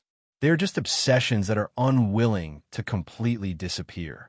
Someone will remember these, but it's more important to bring them forward. No matter what, these are the lives that once existed in this world. The successors should carry the thoughts and obsessions of the predecessors and continue to move forward and should not be dragged down." The little angel glanced at him. This guy, was he saying something? Even if he said this, they wouldn't be able to understand. Not everyone had witnessed the scene of the world turning into dust. Qinglei and the big guy looked at him in surprise. This extraordinaire had always given them a different feeling. At this moment, the answer made them feel very special again. Living in a world that was full of relics and surrounded by mystery, almost everyone was keen to search for the past. Very few people would have such an idea, carrying the thoughts and obsessions of the predecessors and continuing to move forward. It was really a very shocking way of saying it. It made them feel refreshed in front of their eyes. But if you want to say it, I think this is actually left behind by the lives of the previous quarter. Yin Nuashing stretched out her finger and twirled her long hair in front of her. Or, there was an unknown small era in the middle of the previous quarter. It appeared and disappeared in a hurry, leaving behind a large area of traces that covered the world. Countless people scratched their heads to think about it. Ah, that's also possible. Back then, under the lust, majesty of the powerful scholar, this is a saying that was rarely left behind. But it's a little different from what Big Sister said. That scholar said that the small era Big Sister mentioned actually coexisted with the ancient era. It means that the two coexisted, but they were not of the same race. So, they were also the lives of that quarter. It's just that they are of a completely different kind for what we understand now. So, no matter how hard we try, we can't find a way to interpret the lost relics. If that's the case, this world should have been dominated by the lives of the small era. Yin Nuashing's eyes flashed slightly. They have most of the lives, so the same traces about them are all over the world. On the contrary, the lives of the previous quarter are known to be a small race. In this world, there are only traces left behind from the previous quarter, right? Yes. Qing Lei nodded. If that's the case, the situation is reversed. It's very strange. The once powerful race is gone. Instead, it's the small race that has become the dominator of this world. The situation has taken a 180-degree turn. In the case where the number of lives is not enough, it can't be called a race or a civilization. It can't dominate an era. Do you understand what I mean? Yin Nuashing said. The big guy pondered for a moment. Then, he carefully asked his question. In other words, something big happened that was enough to reverse everything. Theoretically, that's the case. Qing Lei and the big guy couldn't help but look at each other. They really didn't delve into this question before. The little angel paused for a moment. Then, she suddenly said, "Where's the best preserved relic of a lost race?" Qing Lei sighed and spread her hands. "It's only the one in front of us." Yin Nuashing and the little angel were both stunned. The lost relics have existed for too long, and they're all sealed in places where people rarely go. Just like the lost ancient city that we found. I can't make a clear judgment, but it may have existed for hundreds of thousands of years. Even if it was sealed in ice, when it was suddenly exposed and freed from its stagnant state, it will inevitably collapse bit by bit. The lost relics that we found in the past are now only pictures in books and some incomplete pictures. Although the one in front of us is very big, the speed of its collapse will also be very fast. In less than 10 days, it will completely disintegrate into the air. Yin Nuashing was speechless. Indeed, he had just wrapped the ancient city with his power of the soul, so he knew the state of the ancient city better than anyone else. He could sense that it was waking up from its deep sleep. The power that spanned hundreds of thousands of years was gradually acting on those buildings. They were slowly falling apart.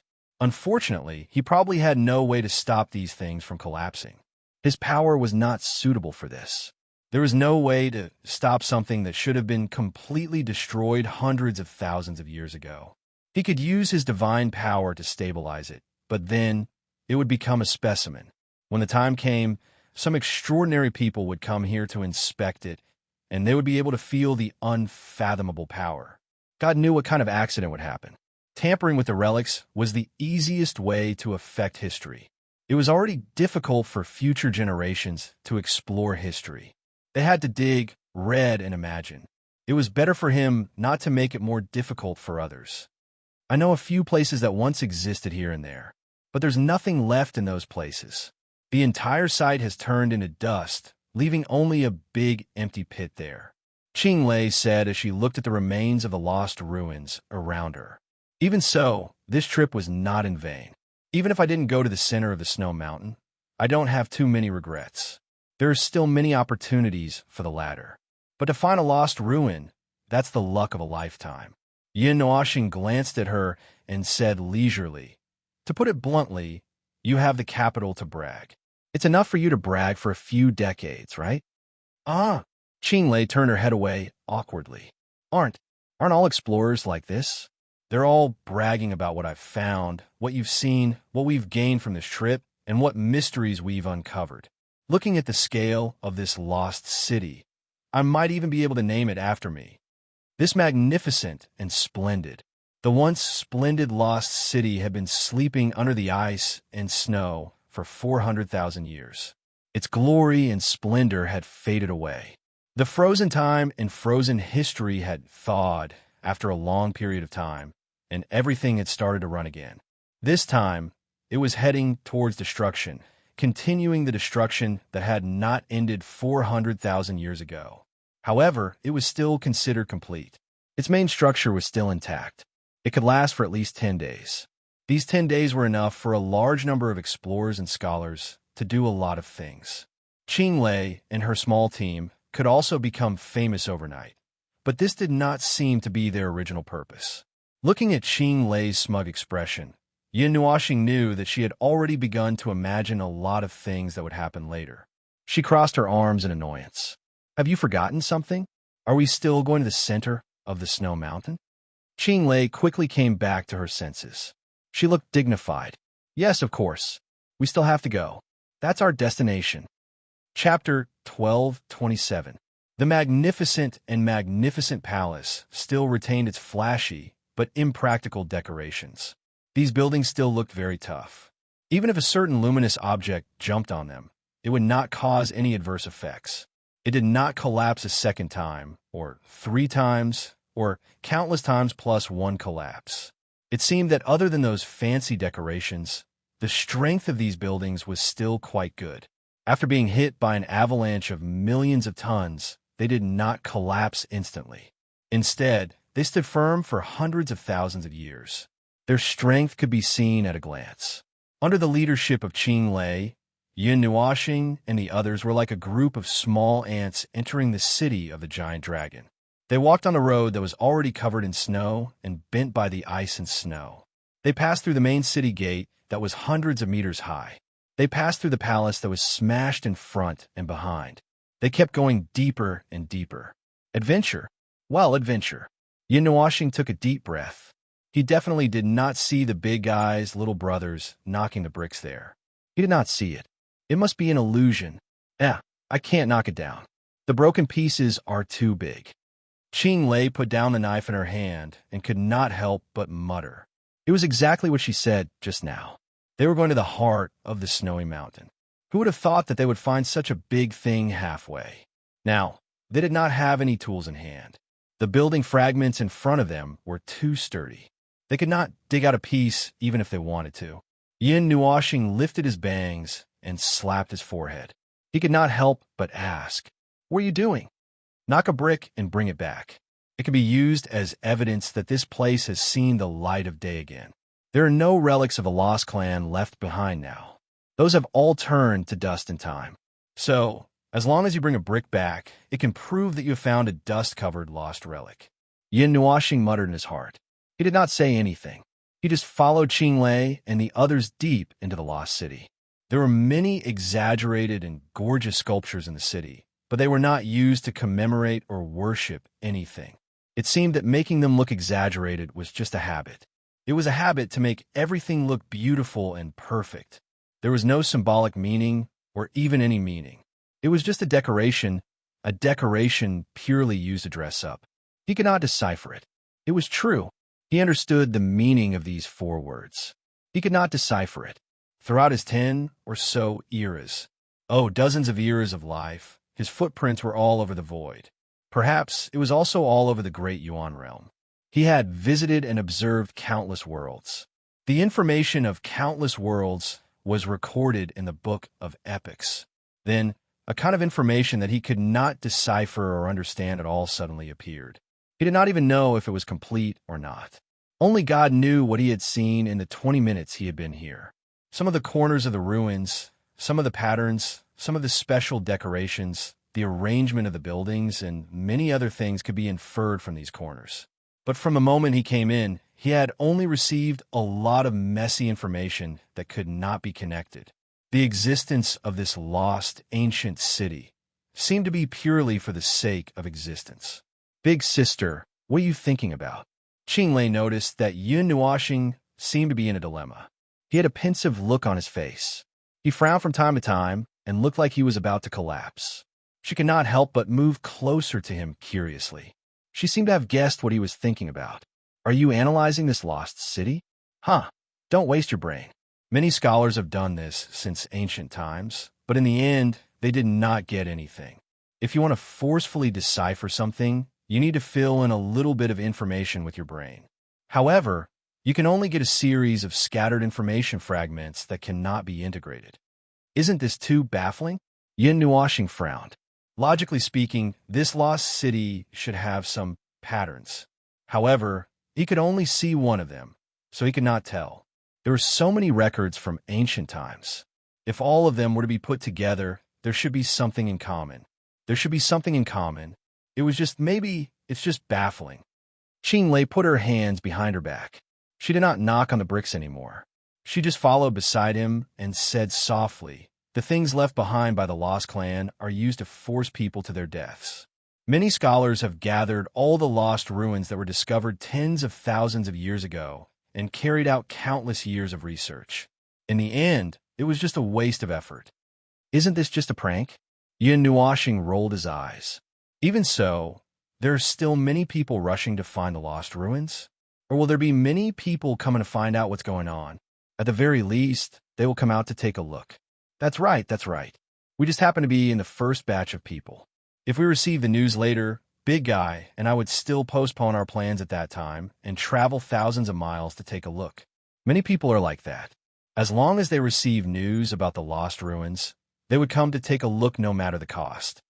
Qinglei nodded. She rolled her eyes and laughed. Then, they will look at a pile of meaningless bricks. After taking a few detours, Yin Nuoxing finally gave up his unrealistic guess. In fact, whether he had a guess or not was another matter. In the past 10 minutes, he only felt that there was a lot of meaningless information that urgently needed to be processed in his mind. At first, he racked his brain, but later, he gave up thinking. Maybe it was just like what Qinglei and the others said. There was nothing left behind in the lost ruins. It was just a huge ice sculpture. He felt that this explanation made sense. As for what the ancient city sculpture was used for, "Boss, big sister, there's something here." About a street away, the big guy's underling roared, causing Qinglei and Yin Nuoxing to raise their heads. They looked at each other and hurriedly rushed in the direction of the sound. Yin Nuoxing also temporarily dropped the idea that had just popped up. He raised his hand to grab the little angel that was bouncing on the side and clamped her in his armpit before running away. A minute later, they surrounded a big hole and looked down. It was still surrounded by snow. It was a big hole buried in the snow. It should be part of a building. It was about 100 meters wide, and they couldn't see how deep it was. It was a very straight shaft. The walls of the shaft were also engraved with many prosperous and meaningless patterns and sculptures that appeared in the ancient city. Their only purpose seemed to be to make the walls of the shaft uneven. Yin Nuoxing looked up and looked around. It was very empty, like a square was deliberately used to place a big well.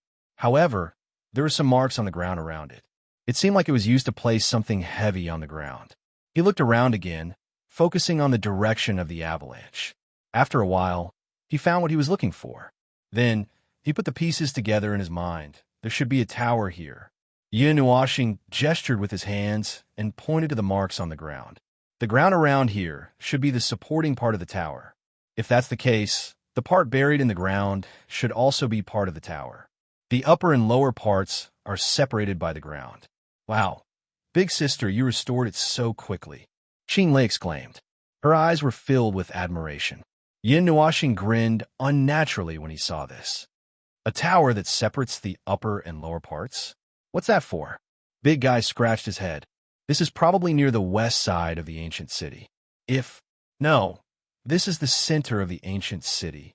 Yin Nuoxing shook his head and pointed further away. The place further west has been destroyed. An avalanche back then completely destroyed the higher west side. Now, there's still some scattered building fragments under the snow that have not been dug out. Most of the fragments and buildings in the entire west side of the city have been knocked to the ground or sent to the east side of the city. The center of the ancient city. That should be a very important building. Big Guy's eyes flashed. The buildings in the center of Juguang City are the headquarters of the explorers. There's a light condensing board on the top of the tower that was modified by a conjurer. It is used to absorb the light of Wei Su. That's why it's called Juguang City. Oh, there is such a thing. Yin Nuoxing was a little surprised. That light condensing board absorbs so much light. What is it used for? To recharge some of the curses in Juguang City? For example, the curses in the city, such as the cursed lamp, needed to be powered by energy. Ordinary people could not mobilize energy. Only extraordinaries, or some extraordinaries, could control it. So, he immediately thought of that use. But that use seemed a little too simple. The big guy and Qing Lei looked at each other. Their eyes were a little solemn. The latter said softly, "The gathered energy is stored under the ground of Juguang City. Even if an extraordinaire wants to sense it, it won't be easy. As for that piece of light congealing board, other than the use you mentioned, it is also a weapon." Huh? Yin Nuoxing and the little angel were stunned. Weapon? There were no traces of battle in this world. They did not think that there would be any enemies in this seemingly peaceful world that would require such a level of city defense weapon to deal with. Even if there was an army of undead beasts, there was no need to use such a level of weapon. But this function seems to have been abolished. Qing Lei said something that made Yin Nuoxing dumbfounded. Seeing Yin Nuoxing's startled expression, Qing Lei couldn't help but smile bitterly. "I heard it from my teacher. Originally, Juguang City was designed according to weapons. It was probably because there was some threat or use in the distant past. Now that the world is peaceful, this weapon is useless." Yin Nuoxing looked at Qing Lei with a strange look, then looked at Big Guy and said, "He is a very magical scholar." She waved her hand and changed the topic back to the topic at hand. "So, what do you think this tower in the center has a special purpose?" In fact, 60% of the current city is built according to the layout of the buildings in the Lost Ancient City. This kind of important building in the center is the style of the Lost Clan. Yin Nuoxing grinned.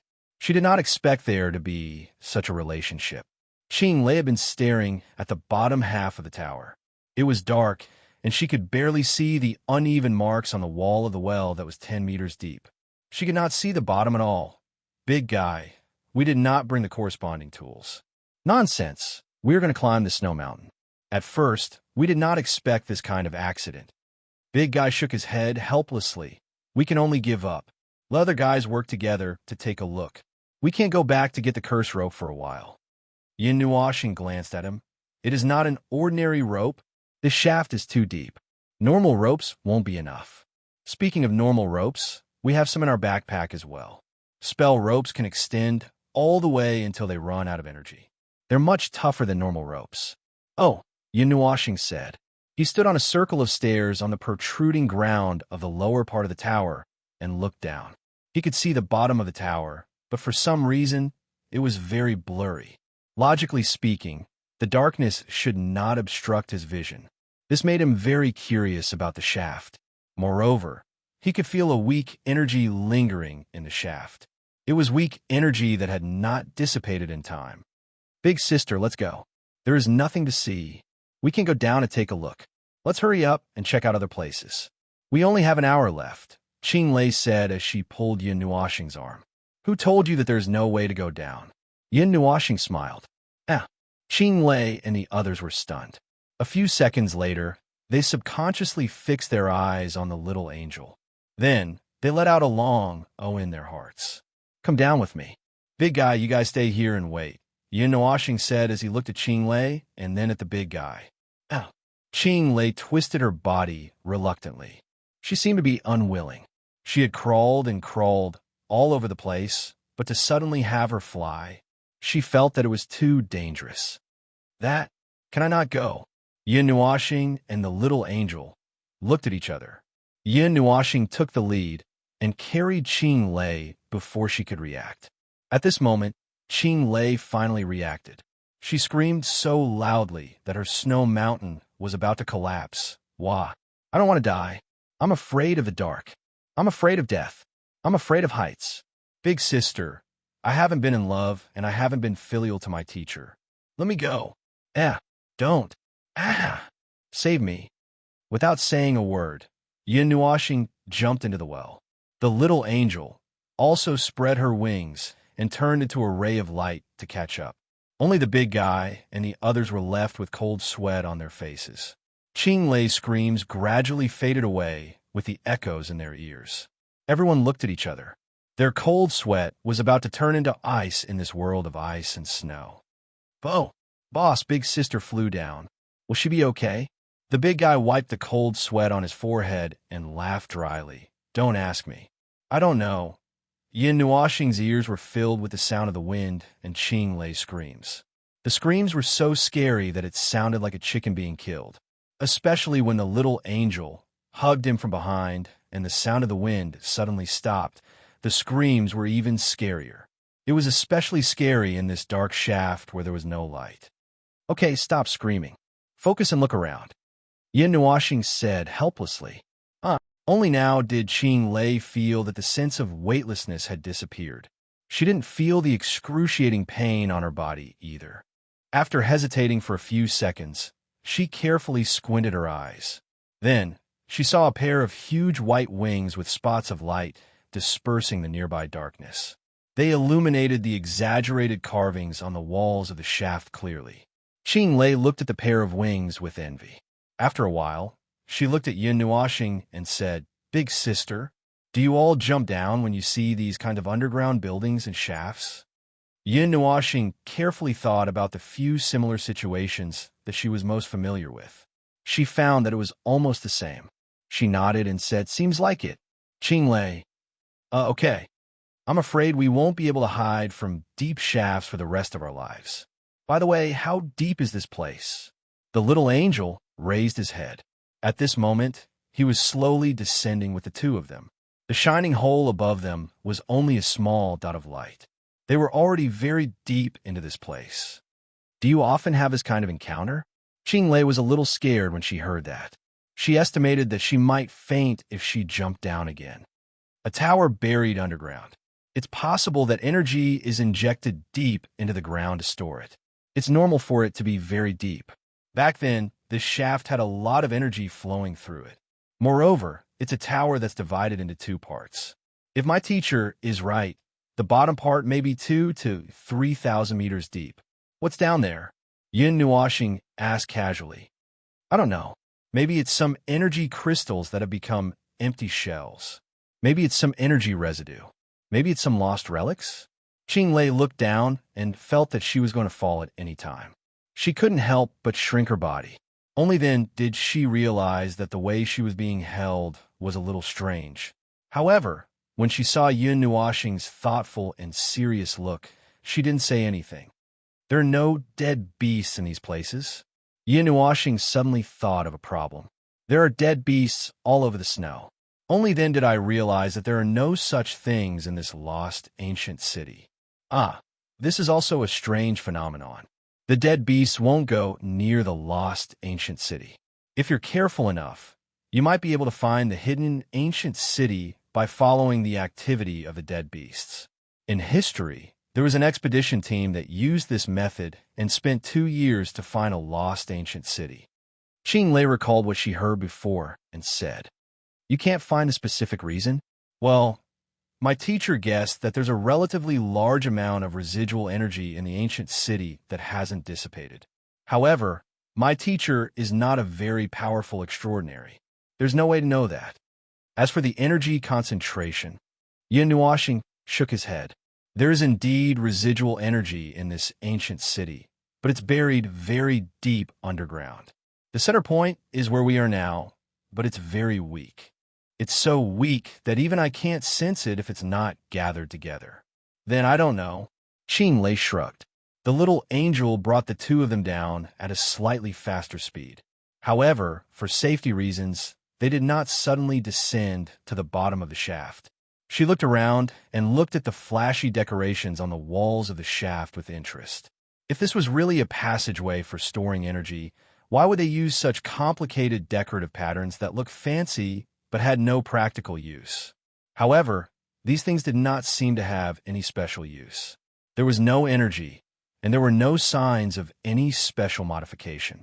Perhaps the Lost Clan was so bored that they would do these things in the shaft. At first, the walls of the shaft were still intact. However, as they got closer to the bottom, they saw some signs of damage. It was as if something had burst open the walls. Yin Nuoxing recognized the signs of damage and could not help but frown. The internal energy had burst open the walls of the shaft. This is the sign of an energy explosion. Isn't this just a normal passageway for storing energy? She frowned too. Maybe not. Yin Nuoxing looked around with a serious face. With his eyesight, he could easily see the walls of the shaft. He saw many holes that had been blasted open by the energy explosion. Under the exaggerated decorations, there was a layer of gray crystals that looked like glass. Those looked like energy crystals. Energy crystals without any energy. An entire shaft filled with energy crystals. She took a deep breath. This is not an energy passageway, right? According to this arrangement, this method. Why do I feel that this looks like something from your friend's side? That friend? Oh, now that you mention it, I remember. It looks like... Yin Nuoxing grinned. Navira's sighed. This can't be a huge energy weapon, right? Chapter 1228. Lining the walls of the shaft were some energy crystals that had already lost their energy. It was not hard to imagine that they were once filled with energy. Of course, a shaft that consumed such a large amount of energy could not simply be used to store energy. According to this structure, this shape, and the remaining weak energy at the bottom of the shaft, Yin Nuoxing felt that he could assert that this was a weapon, an energy cannon. Oh, it was not the kind of cannon that some ancient countries used. It was a weapon that condensed and compressed pure energy and then launched a focused attack. He heard Navila talking about it. Although he did not understand it very well, he thought that it was similar to a cannon. The only difference was that the cannonballs were replaced with endless pure energy. Perhaps it would hit a little further, and it would be more destructive. Moreover, it would make a lot of noise when it was hit, condensing all the pure energy together without any processing and firing it casually. It's all very low-level weapons. They're huge, cumbersome, and can't be moved. They're more like cannons mounted on fortresses, the kind that can be destroyed with a precise shot from afar. They're not very valuable. Buddy, if you're interested, I'll introduce a few weapons to you. Look at this one. It's used to strike with the concept of rules. It can dig out a piece of light from an entire world with a light press. You don't like it? How about this one? It uses the power of the void as its core and several types of high-level energy as its power source. That's right, it's a sword. It's specially made for a human sword like you. Why is your face so dark? You don't like it? Calm down. Impulsiveness is the greatest sin of the gods. Calm down if you have something to say. Whoa. Thinking about it. Yin Nuoxing's face was full of black lines. He shook his head fiercely. Why did he think of that guy at this time? Speaking of which, he said that it was fine. Originally, he was taking him to visit his armory. As he looked at it, he introduced it with the tone of a profiteer.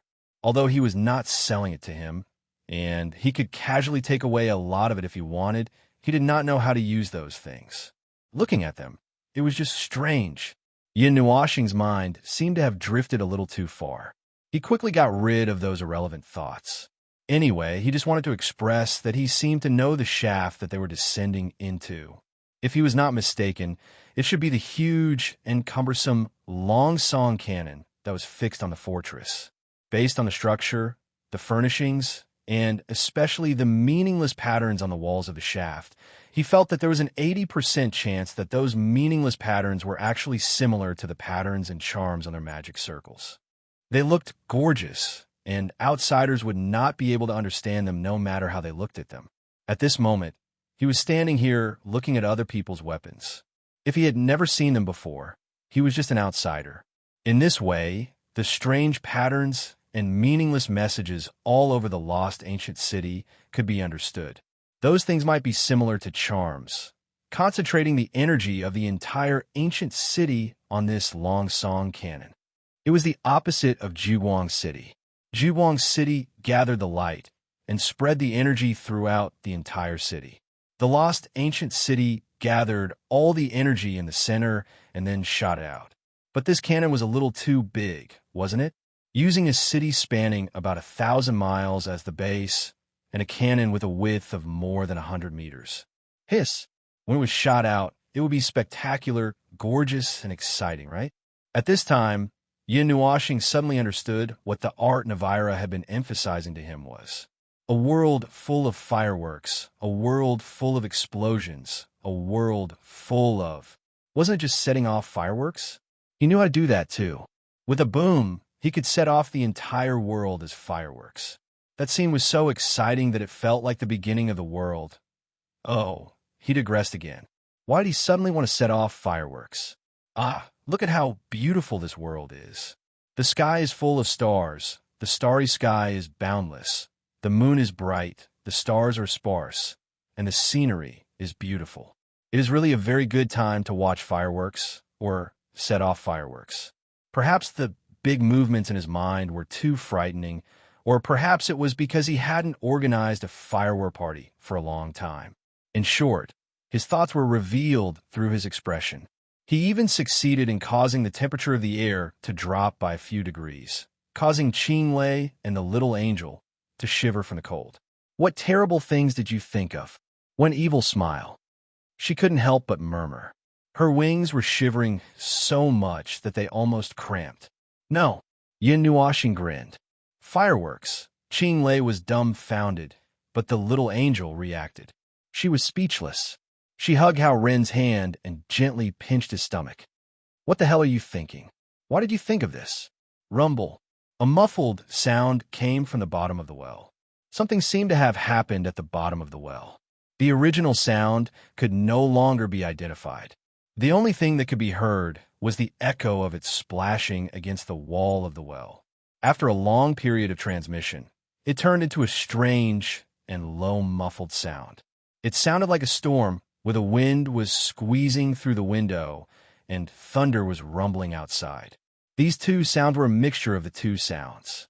The sound originated from a very far place. When it reached Yin Nuashing and the others' ears, it was no longer the same as before.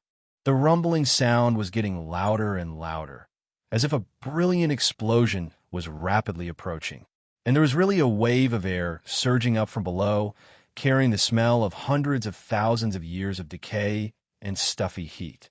There was also a mouthful of dust, which choked the three of them and made them squint their eyes.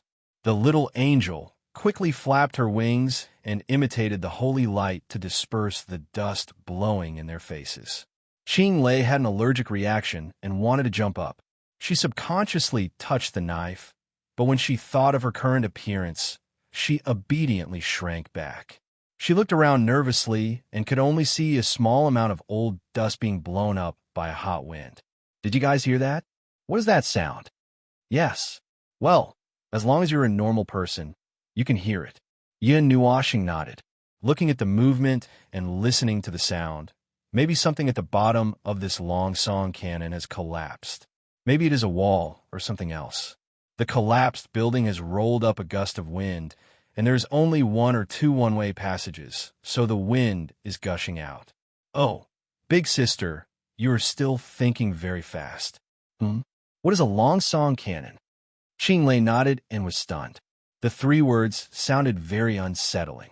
Yin Nuashing pointed downwards with her hand that was supporting her leg and said, "This is the shaft we are in. The walls of the shaft are filled with energy crystals that have lost their energy. According to the structure of the upper and lower parts of the shaft, there's an 80% chance that this is a pure energy weapon. If it could still be used, it could fire a cannon from the sky to the ground, and the land within a few thousand miles would be scorched." Qinglei's face turned pale instantly. This thing, it can't be used anymore, right? Maybe it can't be used anymore. No, it has been covered in dust for so many years. It has been buried under the ice for hundreds of thousands of years. It can't be used anymore. Yin Nuashing wanted to ask Navilla to come over and fix it. Perhaps it could be used. Although he wasn't in this era, it didn't matter. Even if he rolled up his sleeves and pretended to be very good at arranging things, he could still pretend to make it work. However, when he saw the little girl's face that was as white as snow, he decided not to scare her. Qinglei heaved a heavy sigh of relief. Just like that, The three of them continued to descend along with the dust wind. She muttered to herself for a moment and couldn't help but say, "Speaking of which, in the past, those lost ancient ruins and lost ancient cities all had a similar arrangement. In the center, or in a certain direction, there was a very large and seemingly very powerful object. Could it be that those were the same as the one we saw? Are they special objects?" Yin Nuashing nodded. According to the strange decorations engraved on the wall of this shaft, it is very similar to the decorations in the lost cities. If I'm not wrong, it is actually a kind of extraordinaire used to guide energy, store energy, or do something with energy. Spells, just like the spells engraved on scrolls. The energy channel used by Juguang City to guide the energy of the entire city. It is such a kind of existence. Oh, I understand. Qing Lei scratched her head. But big sister, can spells be engraved on scrolls? Yin Nuashing shrunk his neck. This time it was really bad. You want to talk about magic circles, charms, runes, and so on. But there was no such thing in this world. He could only make up some things that felt appropriate and tried his best to explain. In fact, he did not know if this world had the technology to engrave spells on scrolls. Just as he was racking his brains to think of a way to dodge the question, Qing Lei turned her head and saw his slightly troubled expression. She immediately filled in the blanks in her mind. I know. This must be a topic about extraordinaires that I don't know about. Teacher once said that it's difficult for ordinary people to guess the topics between extraordinaires because they speak in their common language and other people can't understand them. Big sis, this must be what you're talking about. Yin Nuashing quivered. That's right. This is the ancient technology. Now, there are very few people who can do this. It is probably the ancient information passed down from ancient times. My part. Qing Lei nodded her head in realization. There is no end to this nonsense. The little angel sighed in her heart and shook her head grumpily. She flapped her wings and fell down as if she had lost her strength. Her speed was getting faster and faster. Just when Qing Lei felt that something was wrong, she flapped her wings again and hovered in the air again. At this moment, they had successfully reached the bottom of the shaft. At the bottom of the shaft, they thought that they would see more complicated runes and charms. But in fact, there were some strange mechanical devices at the bottom of the shaft that were accumulating dust. There were 3 rings, which became smaller and smaller from top to bottom. Behind the smallest ring was a ball-like object. Of course, they had stopped working. The snow and ice that were sealed by dust had melted into a puddle on the ground. The walls of the shaft were also wet. The ground at the bottom was also covered in a circle of patterns, and the parts closer to the bottom were more tattered. This was the big hole that Yin Nuashing and the others saw on the walls of the shaft when they were descending. What was exposed inside the walls of the shaft were a lot of energy crystals that had lost their energy. And there was Yin Nuashing raised his head. Right below him was a huge passageway. It was a horizontal passageway, like those crisscrossing water pipes. Suddenly, one of them was inserted horizontally into the shaft. It was a regular circular passageway, which was also more than 100 meters high. He looked at the passageway, then raised his head to look at the shaft. After a moment of silence, he imagined a huge energy beam shooting out from the horizontal passageway and then rushing towards the shaft. He was afraid that it would pierce through the shaft. As he thought about it, he noticed the weird thing with 1 sphere and 3 rings. This mechanical device occupied the entire bottom of the shaft and was tilted at an acute angle to the horizontal shaft and the shaft. It was probably like a mirror refracting light. The huge energy beam shot out from the horizontal shaft, hit the device with 1 sphere and 3 rings, and then refracted and rushed out of the shaft. The energy in the beam was constantly superimposed and compressed, becoming more and more destructive. The excessive energy caused the energy crystals in the shaft to riot, and some of them were ignited and detonated. It was probably a long song cannon. But why did it have to make a bend in the ground? From here, we can probably see the energy source of this huge weapon. Such a huge fixed long song cannon should have an energy source, Yin Nuashing said, pointing to the horizontal shaft. The energy source. Isn't it the lost ancient city above? Qing Lei was stunned. She followed Hao Ren's gaze. It was dark underground, and she could not see her fingers in front of her. Only the light from the little angel could illuminate the surroundings, but it could not illuminate very far. However, she could still see a huge, round object in front of her. Yin Wuxing thought for a moment and told her about the refraction of energy and light. This is probably the only possibility. Otherwise, there is no way to explain the function of the horizontal shaft and the sphere and 3 rings. Big sister knows a lot. Qing Lei sighed habitually. Then, she flicked her long hair. Are we going to go over like this? Or should we drag the big guy down with us? Before Yin Wuxing could say anything, the little angel trembled violently and shook her head. We can't carry them. We can't carry them. The big guy is too heavy. There are a lot of people. Yin Wuxing knew that she was being lazy, but she did not expose her. This time, it did not matter whether there were a lot of people or not. That's right. It's fine if there are 2 of us, but we can't carry more people. Qing Lei was silent for a moment and nodded. If that's the case, let's go ahead first. I'm also curious about where this place will lead us. After saying that, Qing Lei jumped down from Yin Wuxing's arms. Her feet stepped on the dust and snow on the ground that had not completely dissipated.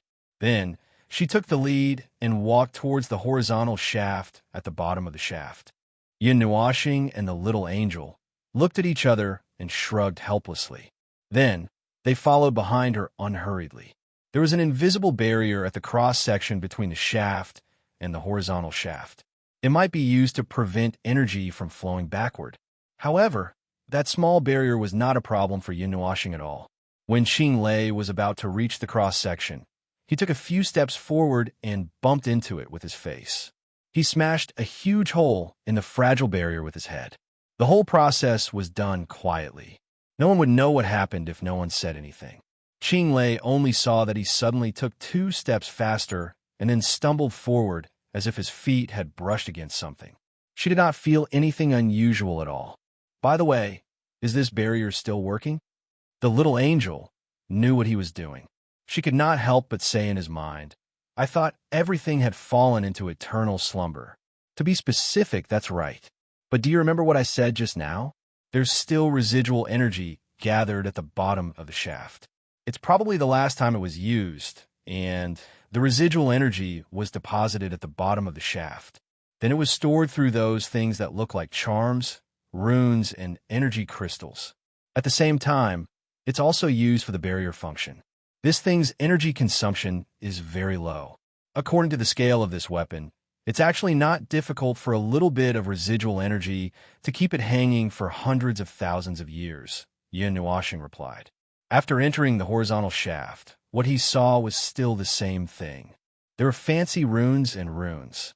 In terms of scale, this was probably the largest weapon he had ever seen other than the one from Navira. After knowing the purpose of those runes, it was not difficult to distinguish and analyze them. Yin Wuxing deduced for a while and deduced that the energy gathered by this huge weapon was more exaggerated than the radius of a few thousand miles that he had just mentioned. The energy that burst out from the shaft and went through the top half of the tower for a second, or even a few times, the energy that burst out was comparable to the power of a post-divine. However, when he thought about how powerful the life forms in the last quarter might be, this was not surprising. The entire shaft and horizontal shaft did not have a fork or a small door for people to enter. This made Yin Wuxing even more convinced that this was a huge weapon. When it was last used, it must have gathered more energy than it could bear. Otherwise, there would not be such a huge crack on the wall of the shaft. Especially since those cracks were from the inside, there were no signs of second damage. Therefore, it might have been over after one overload explosion. After that, it might not be used anymore, or it might have been buried under the ground by the avalanche. Speaking of which, what was the Lost Clan thinking? Why did they set up such a huge cannon next to the snowy mountain? They were probably worried that the cannon would not collapse the mountain. Just by the size of this big thing, one could tell that it would cause a huge commotion when it was used. The 3 of them were not slow at all. Soon, they had covered a long distance. However, their path was blocked by a pile of rubble. The huge rubble penetrated the ceiling of the horizontal shaft and fell down. They could see the part of the ceiling where the rubble was connected to the soil. Looking at this part, Qing Lei felt a headache coming on. She had a feeling that a secret was about to be revealed but was being held back. If they moved this pile of rubble away, it might cause a second collapse. Besides, they could not move such a huge pile of rubble. Boom! Then, Yun Nuoxing smashed all the rubble in front of her into powder with a slap. She even froze the ceiling. Her actions were so smooth that Qing Lei's eyes almost popped out of their sockets. This is the first time I've seen someone act so recklessly. She could not help but complain. Even if she was an extraordinaire, this was probably beyond the scope of an extraordinaire. Looking at the whole world, there was no extraordinaire who could withstand the psychological pressure to do such a thing. Calm down, calm down. There's no need to be agitated. The little angel smiled and waved her hand. It's just a normal operation. You haven't seen it yet when he acts more recklessly. Well, it's child's play to scare you so much that you're spitting your tongue out. Of course, there was nothing that a guy who could sacrifice the realm of the gods and blow it up could not do. The collapsed rubble disappeared, and there was still a horizontal well behind them. However, it was a little different now. With the ceiling that was now frozen as the dividing line, many rays of light could be seen swimming in the passage on the other side of the ice block. They were like small golden lightning bolts that kept jumping. Those golden lightning bolts came from all directions, from all kinds of wounds of various sizes. There were also weak energy remnants. These should be part of the weak energy that Yin Nuo planet had sensed earlier and gathered together. Ugh, we can't go through here. Qing Lei was depressed when she saw the large and small golden lightning bolts. Exposed to this level of energy, even an extraordinaire would not be able to withstand it for long. The amount of residual energy is too much. She shook her head helplessly. Big sister, even you can't do anything about it. Let's see if there's any other way around here. Wait a minute, don't tell me you're thinking of going straight through. Ugh. Before she could finish her sentence, she saw Yun Nuoxing and the little angel walking past as if they did not see anything. Every time they walked a distance, the jumping golden lightning bolts would dim, as if the energy was being sucked away. Qing Lei was speechless. This time, she could not help but be shocked. Even the ancient information passed down could not explain this. Now that she thought about it, the act of digging out the lost ancient city was enough to scare all the scholars to death. She was just overwhelmed by the discovery of this epic tier item and did not pay attention for a while. Now that she thought about it, she had a nagging feeling that she had missed out on something terrifying. In any case, the thing that she had just thought of was something that could not be accomplished even if hundreds of extraordinaires were to gather their powers. She could not help but gulp at the thought of it. Big sister, are you really just an extraordinaire?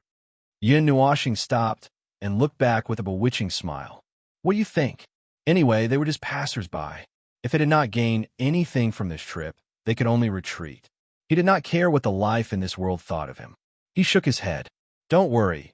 You'll be fine as long as you follow us. That's not what I meant. Forget it. It's useless to say so much.